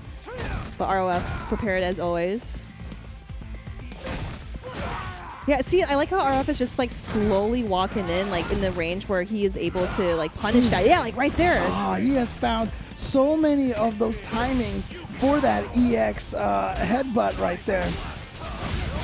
Remember when Panda was beating Rumours? It was because he was catching him a lot. I'm sorry, when Rumours was beating Panda, he caught him a lot with the EX Zonk Knuckle walking forward. Yep. That's what ROF is doing now with the EX headbutt. He's catching Panda at those times that Panda wants to move forward. All right, so we got V-trigger 2 on deck for ROF, the target combo. Oh, yep, here we go. Armor activation, he can't combo off of that, but now he just needs one more hit. He can also just play tag right here too, just let him do his thing. But the range on that crouching medium kick. The footsies. ROF going up 2-1. Like, I know I keep joking about it, but man, does it sure seem like that, you know, Panda, I mean, maybe the strategy against Panda is to let him win game number 1 and that diffuses angry Panda a little bit. Yeah. He definitely has to like just chill and see like what he can think here next, because I know for a fact that he does not want to go home in 3rd place. Oh yeah, he wants that run back against Travis so much. Travis, who beat him twice, and obviously this year now he's got the Luke instead of the Akuma. So he definitely wants to see if he wants a chance to fight against Travis in the Capcom Pro Tour to see if this character change will work out for him. But ROF right now really trying his best to play spoiler to that. You get the combo. He's going to do the follow-up look here. at that damage. Oh, he's trying to reset him or just trying to like backdash to get out of that situation. That is going to be a punish, but it's okay. Activates into V-trigger. So here we go. Big damage now for Panda. And Panda going back to this neutral, going back to the spacing. Again, he plays this fireball DP game so well with Luke. And there it is. Taking the life lead. Full screen, okay, but it's not going to go anywhere. But RF is slowly putting Panda into the corner here. Plus frames off of that. All right, but ROF does have a bar there. Yep, uses it to activate V-trigger. Gets a punish off the target combo. Oh, it's not going to kill. Not going to kill. Oh! But he just caught him standing up. You got to watch your legs. Panda tried to move, tried to walk. He stood up and got caught. ROF is at match point. Is Panda's run here in the loser side gonna finally come to an end, or does he have the clutch again in him to be able to still take this? Yeah, with the air-to-air too, Panda just doing the sandblasts again because ROF needs to find a way to go in as always, but he uses the EX move. That is a solution that we have mentioned before. Yeah, the armor there, and again, it just requires you to let go of a button, so the reaction is there. Beautiful jump in over the sandblaster. We've seen it so rarely. And now ROF there with the trigger ability to activate. Oh, that was a weird one. That heavy kick might have been a chain attempt. Oh, the command grab reaction! Just one more hit! Not enough to kill, but you gotta watch out. And now... Oh, and gets the dash off of Panda. 3-1. ROF is going to see Travis in grand finals again. This is super unfortunate because Panda is going home in 3rd place. That is so brutal. The amount of work Panda put into this top 16, starting on the loser side, beating Freezer, beating a Wild Llama, beating Shenkan, beating Rumours, and then beating Insomniac, player after player after player. I mean, very similar to like an IDOM run at EVO, right? Yeah. Just falling one match short of what IDOM was able to do, losing here in losers finals. Panda putting in all that work and all that effort, but it comes to an end by the best and last birdie of Australia, Requiem of Fear, aka ROF. Man, yeah, and this is like a run that shouldn't be joking with, because Panda, yeah, like he went through losers and like he had a very, very great run. Like his look is looking pretty sharp. He knows what he's doing. Yeah, and it's rough for him because, like I said, he's gone down to Travis with the Akuma twice in CPT last year, obviously for the qualifiers and then for the exhibition at Capcom Cup. You know he wanted that opportunity to go up against Travis again to see if his Luke could handle the boxer. I'm sure they'll fight each other in Unga Down Under at some point in time, unless if Travis wins this whole entire tournament, he just stops entering because he's like, I'm done, I qualified, you know. But we'll see what happens with that situation. But unfortunately, Panda's hopes of trying to get that run back with Travis Styles in a Capcom Pro Tour event ends at the hands of ROF, and now ROF has a chance to fight his good friend Travis and see if he can right the ship. It was a 3-1 in favor of Travis on the grand finals. Yeah, and we did mention, yeah, like these guys did play in winners, and of course Travis beat ROF 3-1, I believe. Yeah, it was 3-1. Yeah, 3-1. So this is going to be the run back, and I'm really excited to see this because now ROF knows like how Travis is going to play in this round, or he's probably going to do the same thing, switch things up. Who knows? But this is Grand Finals here again. Travis Styles, ROF, and you know, you mentioned that they're really good friends with each other, right? So these two are probably just ecstatic here to see each other here in Grand Finals. Like if you're gonna go down, you're gonna go down to your friend in Grand Finals. I mean, that's a win-win right there. So you know, but whoever loses this one, definitely get the other guy to treat you to a nice dinner, okay? Because you know, look, again, you get a good amount of money for winning this, but right now, Travis Styles in the winner side only needs to win one set of 3 out of 5. ROF still needs to win 2 sets of 3 out of 5, and so Travis poised in a good position to be able to take this tournament. In the best possible position to take this tournament. Definitely. Man, so Balrog, Birdie, you know, it is going to be, you know, just kind of like a wonky matchup because I know that Travis likes to just kind of like close the gap with all those like punches and whatnot. And then like ROF using Birdie, it's like, how can I combat through like how he's like just like kind of like in his face? You know, obviously he doesn't want to like be too far away from him. But trying to find some sort of connection between these two, it's going to be something scary. ROF, I mean, in the winner side, ROF played the first game really well. And if I'm not mistaken, he took the first game, but then Travis won 3 in a row afterwards. And Travis really just started getting that rhythm and really starting to get that offensive pressure going. So at first, ROF did a pretty good job keeping him out, but then Travis just turned it on at that point in time. And I got to imagine, you know, having played that winner side, he's still going to be pretty attuned to ROF's timing and style because that was the last match that he played. So still fresh in his bones, basically. Oh, yeah. So here we go. It is going to be grand finals between Travis and ROF.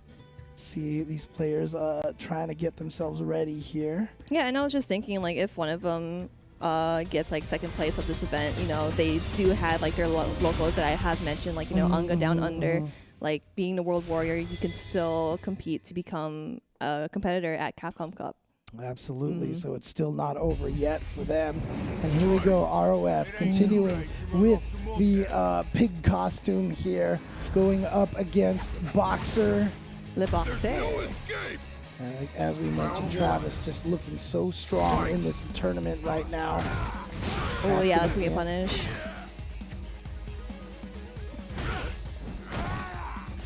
Yeah, back to this neutral. This is what we saw a lot of at first. And yeah, again, that's the nice thing about having that dash punch. It's so fast. It punishes so many things that so many other characters can't do. But that's been Boxer for pretty much its entire existence. Yeah, RF just has to think of something really quick here because he does not want to be in his corner, but stops the EX headbutt. Ah, command grab!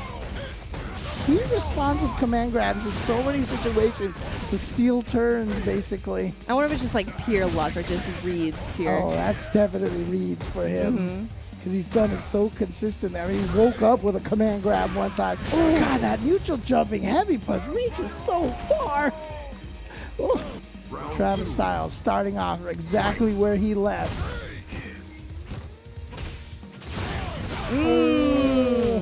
Yeah, and it's with like the crazy corner carry that Brawler has. Oh, he did miss that again. I think that was a little too early, but that's totally fine. We get the stun off of ROF. I'm starting to just wonder if that's actually a frame kill to go for that crouching light kick. Oh, here we go with the EX command grab. Wake up with a command grab. Oh yeah, V reversal just to prevent him from trying to get any offense going. Yeah, that's -2, so Travis's turn afterwards.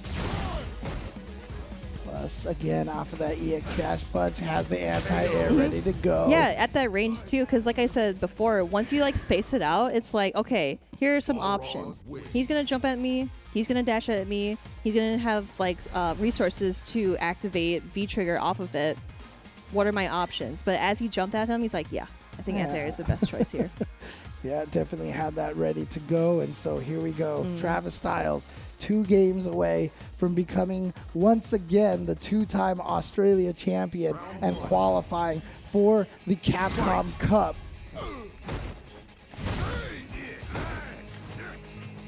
Travis Styles, gotta feel confident right now. Oh yeah, they're just pressing buttons like, hey, are my buttons working? They definitely are working for Travis here. Feel like he's got the command, just lock up command grab again. Nothing to activate, but too far away for Travis to be able to punish. But I feel like Travis can definitely see the light at the end of the tunnel right now. Ooh, meet me in the skies. Oh, and no check on the dash coming from Travis. ROF just being in that favorite spot all the time. It's tough. Okay, here we go. Yep. Armor activation. Can't get a combo off of that activation, however, but definitely have access to this great utility. -2, and he still goes for the command grab. But Travis Styles says, gotta watch your legs. Oh, that was nice. Hits it on the way back. That's so interesting. Nice. That was fortunate for him. But then the throw by Travis now. 3 rounds away for Travis Styles. ROF trying to play spoiler right now. Oh my God, just a crush, but Travis not juggling off of that. No combo after that. Oh, ready for the V reversal. That's very smart. Of course, back into the neutral. Oh! Ooh, yeah, no forward dashes for you. I'm going to check it with my own forward dash. Saw you didn't quick rise, pushed you towards the corner a little bit more. Oh, yeah, that actually looked a little wonky, not gonna lie. Oh, and there's the command grab! Oh! Dude, Travis is just trying to, he is toying with his opponent. He is just having fun. He definitely is playing with so much confidence. I think he's For just real, like ready. yeah. He's just like, you know what?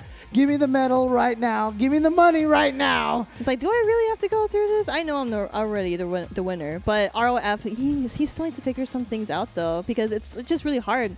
Because in that neutral, like Travis just like pushing him in the same corner over and over again. It's like, do I want to like, I don't know, like V reversal or like save my meter to activate V trigger? It's really tough because it's like, what do I do? Yeah, it's definitely hard to figure out what to do right now. I mean, he did make the comeback against Rumours. Remember, he went down 0-2. That is true, yes. And he was able to make the comeback. So let's see if he can do that here. He's got this last chance. This is it right now. He's got the longest road ahead of him right now. He has to win 3 games just to reset the bracket and then try to win another set. Travis, however, 1 game away from becoming back-to-back your Australian champion for CPT. And you know what? He's probably so excited because obviously last year, due to the lockdown, due to COVID, we didn't get the Capcom Cup. He just played the exhibition against Panda. But, you know, hopefully this year, you know, if he can make this qualification, he will be able to play against the best in the world. Yeah, and again, you know, like I have already mentioned it before, like if ROF happens to go under, he can definitely attend that local to see if he's able to compete through that as well. But hey, let's not let him down just yet. He still has a chance. This is 2-0 in grand finals. Yep. Obviously side switch here. ROF now on the right side. He is still using V skill 2, but he is now using V trigger 1. So we did go for a V trigger change now. Oh, perfect distance. Yep, stop the There's anti-air. That's the whiff punish, anti-air whiff punish that I know we've seen some people talk about. ROF definitely turning the tables. Okay. Looking pretty nice. Let's go ROF. He's like, don't talk about Travis as a champion just yet. I'm still here. Oh, I'm sorry, ROF. Travis is like, no, dude, go ahead and talk about me as a champion. Oh, just catches him walking backwards. Just so freaking fast. Yeah. Oh, okay. Headbutt into activation. Again, that V trigger 1 activated now. Oh, but again, that jumping neutral heavy punch. It's just jumping heavy punch, but it reaches so far. Travis is at tournament point. He is at Capcom Cup qualifier point. Oh my gosh, it's just like, I know that ROF is just like kind of like walk and block him, but Travis knows when to hit those punches. He's like, oh, you're walking? Let me hit you in the face real quick. Oh, and then he knows when he's going to walk back too. Yeah. He keeps catching him with those low EX. Again, might just be one of those things that he's played him so often that he just knows. All right, yeah, just mad chilling, just sitting kind of at neutral health here. Oh, just getting the raw screw upper as the anti-air. You know Travis is feeling nice and comfortable right now. I remember when he was playing against Panda, he was almost kind of toying with him in the exhibition at Capcom Cup. Right. It's like when you're just kind of being comfy, you can have a little fun with that. Ooh, okay. But no conversion off of that. Yeah, just kind of chilling. Time ticking away though. Oh, okay. I tried to jump scare. Didn't work though. Travis is like, I've seen this movie already. Can't jump scare me. Blocks the overhead too. Yeah, he's just chipping away little by little. 30 seconds left on the clock here. ROF has got to do something.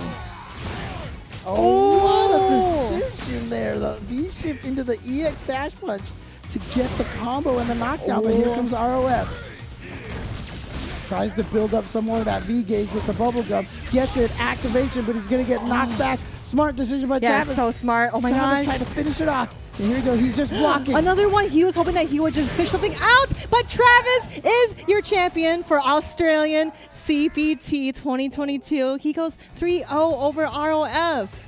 Back to back, and Travis Styles only losing one game this entire top 16, if I'm not mistaken, and that was to ROF on winners finals. But here going 3-0 in grand finals, Travis Styles making it look easy. He is your Australian CPT representative. Man, and like he played so well. Of course, like we did mention how he was just getting like a little comfy, just like playing with his opponents and stuff, but he is getting a little like, you know, just having fun with it, just being more defensive and offensive at the same time. But man, ROF, he definitely changed it in the first round, but Travis is like, no, I'm going to stick with my game plan and just kind of toy with you. And there it is. You see here on the top right of your screen right there, or middle right, I guess I should say, Travis Styles 3-0 over ROF. He is once again your CPT representative from Australia and should be able to fight against the best in the world at Capcom Cup for this supposedly final year of Street Fighter V. Oh, don't say that, James. that just makes me so sad because I love Street Fighter V. Like the gameplay, the hypeness, it's just all there. But we are moving into a new era of Street Fighter VI. Yeah, absolutely. And you were also moving into a new era of Street Fighter Duel, by the way. Obviously, this mobile game coming out very soon, global version coming out soon, currently available in China. Definitely check this game out when it is available in your area. Beautiful artwork, all of the systems that you expect from a fighting game. and download Street Fighter Duel and join the journey with millions of fighters all around the world to find out who is truly the best. Yeah, and also we do have these CPT tracksuits. We just saw Boxers that. Yeah, just got Boxer. unlocked, yeah, yeah. so now he's gonna have his colors for the tracksuits, so you could definitely rock those. I always love these tracksuits. Like, I want to wear what Luke is wearing. Yeah, it looks no. really nice. They look very comfortable. Very, very comfy. But yeah, check it out. It will be unlocked on the following Tuesday, so definitely keep an eye out on that, so you can also rock those colors of the tracksuits. Yep. And again, if you guys just tuned in, where were you this whole time? But obviously, Travis Styles has taken it. He is now the CPT Australia representative. We are going to take a quick break, and when we come back, I think we're going to try to talk to Travis Styles. We'll see if we can get that set up. If not, we'll just preview a lot of what's to come soon for the CPT. So don't go anywhere. We will wrap things up after this break. Time to fly, time to fly.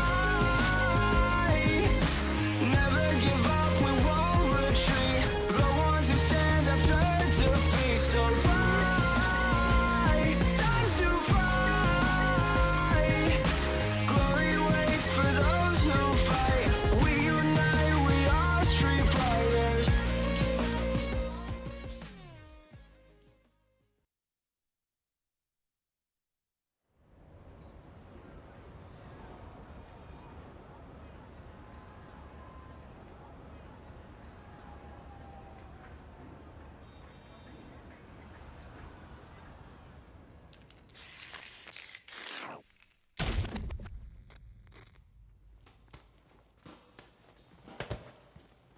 When you go looking for strength, it's not like a game. This journey doesn't have a real ending. Okay then, hope you're ready to begin.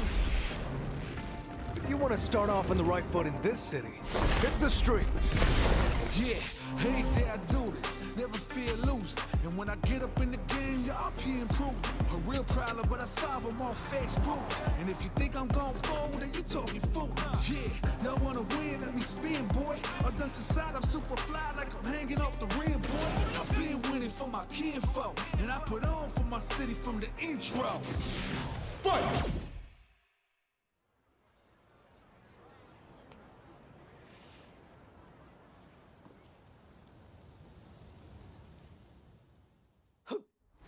It started from the ground up, training getting wound up, channeling it in itself and moving up and down. Crossing over, passing around, I'm on the time like I can keep score. Years I never thought it crossed before. When I get tired on my knees, I got it digging it deep. I feel like I'm on the block, it really has got me.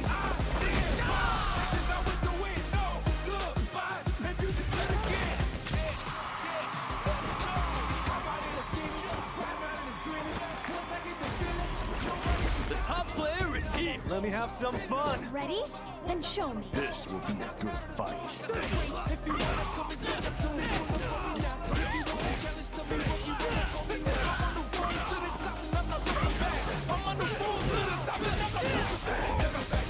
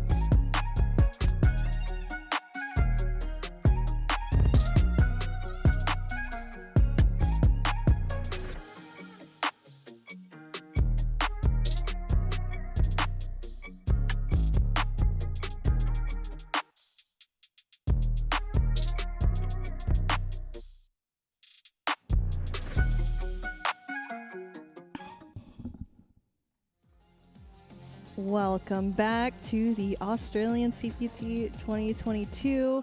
I am here with James Chen and myself, Marine. We just got done wrapping up top 8, and it has been explosive as ever compared to top 16. It's been crazy. You know, these Australian players are seriously so freaking strong.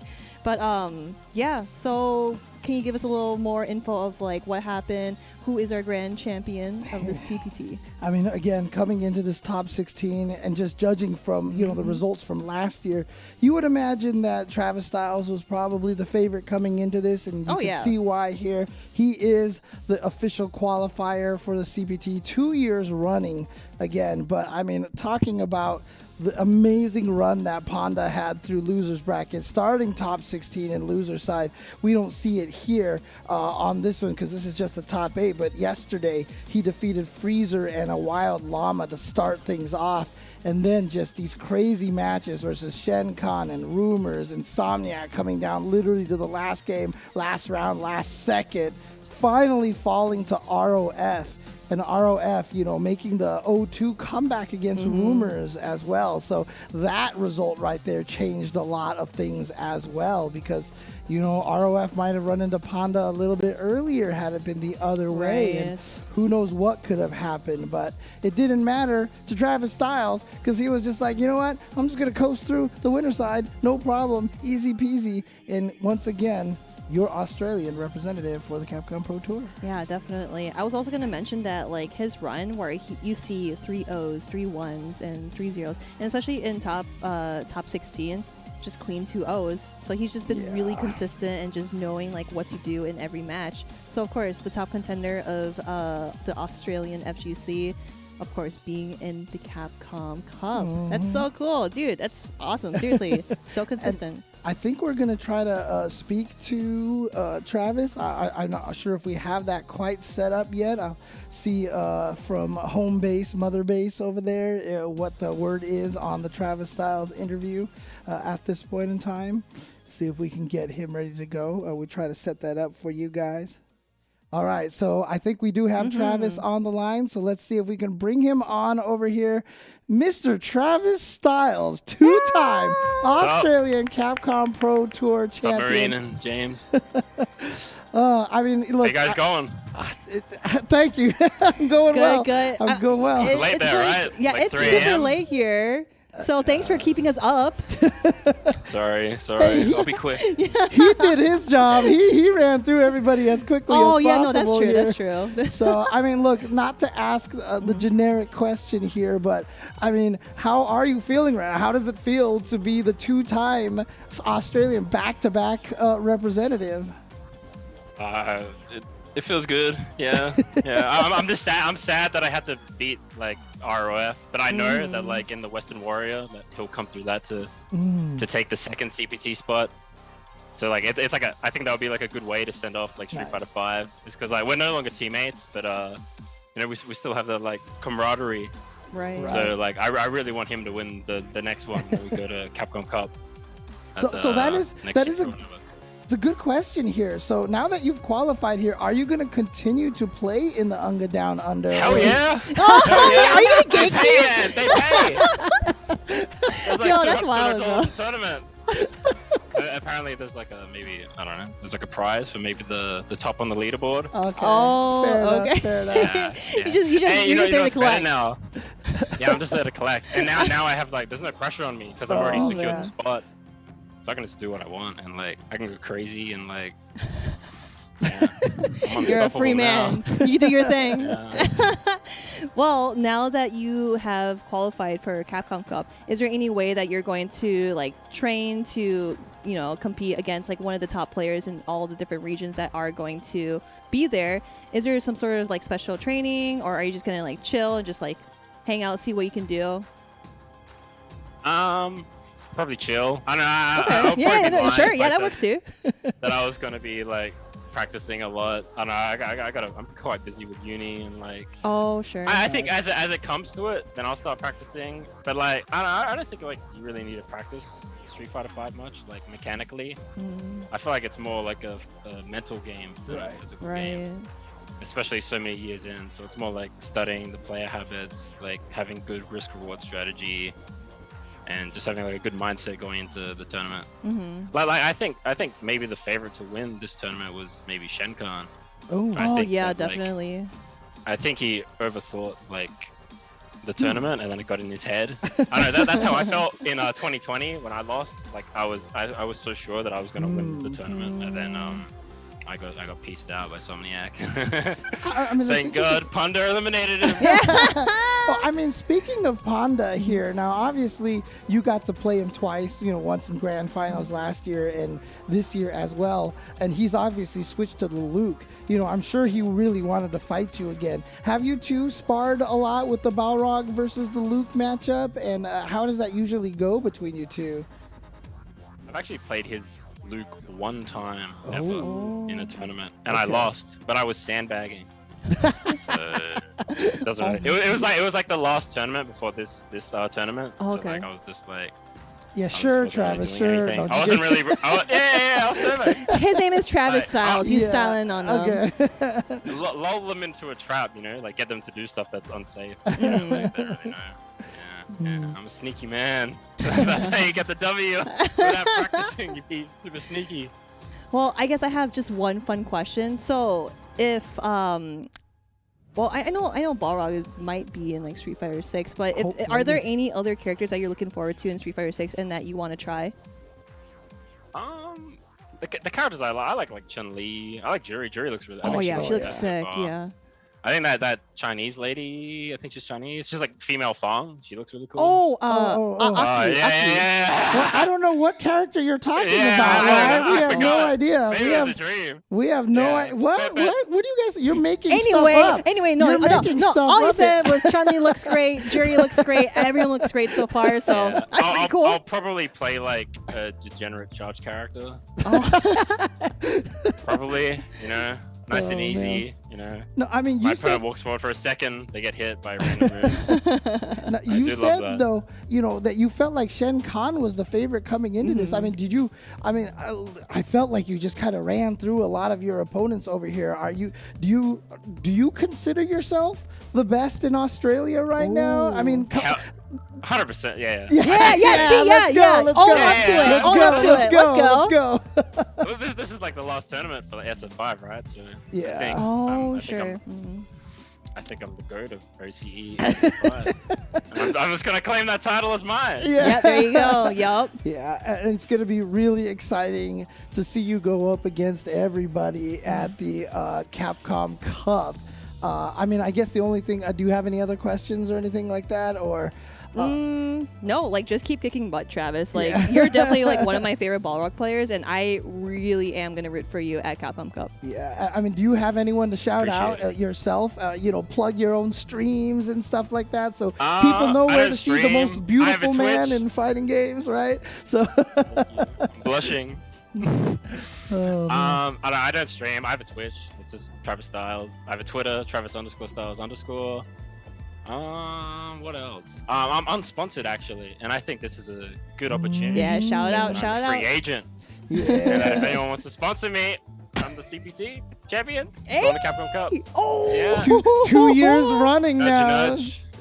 Yeah, 2 years in a row.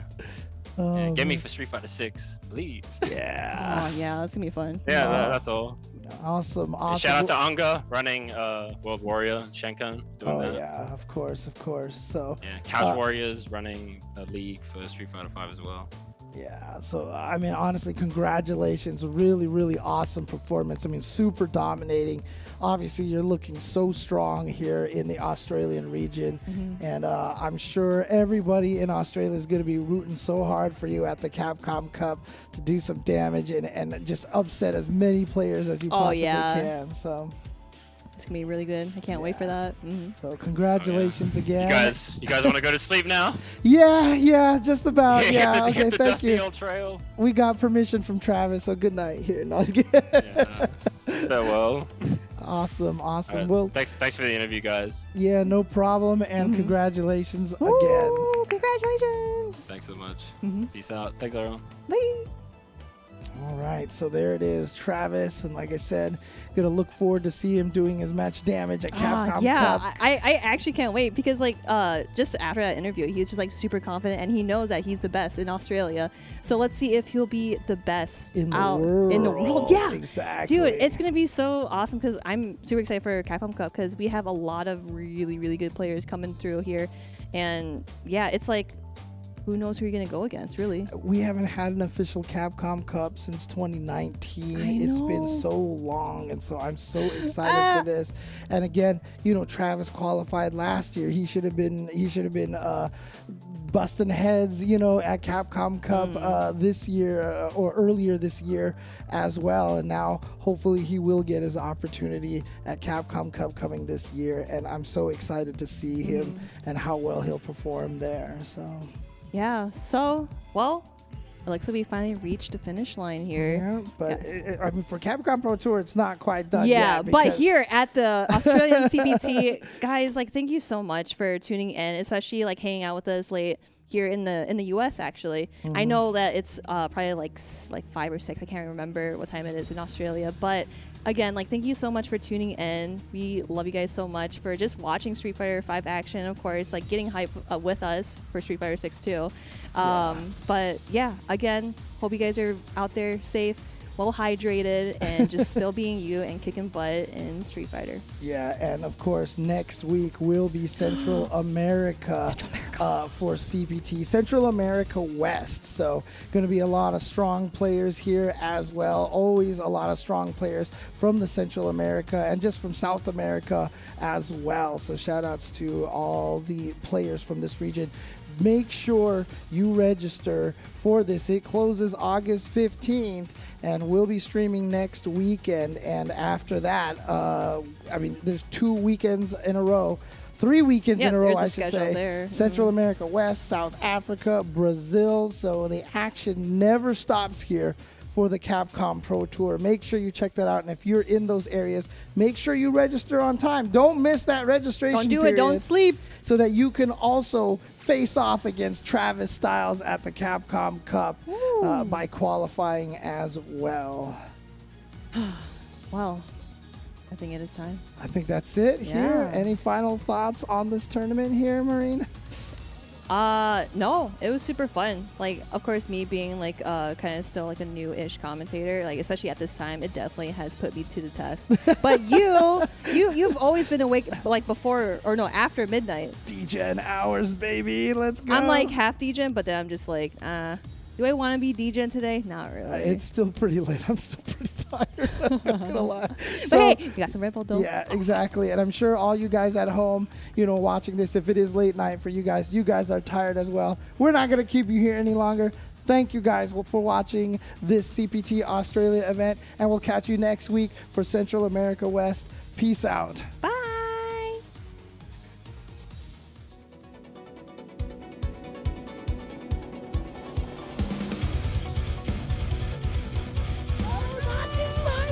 Love the walk under from Shenkan to get the corner position. A lot of times you kind of get an idea. Oh boy. Oh, the resets. Okay. For the electricity trigger. On that Glitch's side.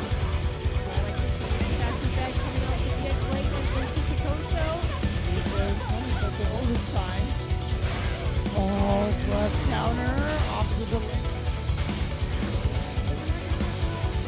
Oh, again, what side? Goes to the mid. Oh! Okay, we're out of the corner. Oh, the crush. He's going to have plus rate, especially on the activation. Should be able to kill up. Yeah, that's smart. Oh, check the dash. Yeah, double dash. He got super brave. And now the mix up. Yeah. You can just chill. Yeah, oh! He's waiting. Did he go in at this point? Okay. Here's an opportunity now for Wild Llama. How much damage can he do in this? Give Panda the chance to get in. The cross-up. They made it over the fireball. Yes. Travis, like just being a busy bee in front of Goldie. With all those reaches. Oh, okay. Yep. Oh, and he's going with the B skill too. Dash in and just do a punch off of that. But with the jump in, no punish. Ken with that drop down here.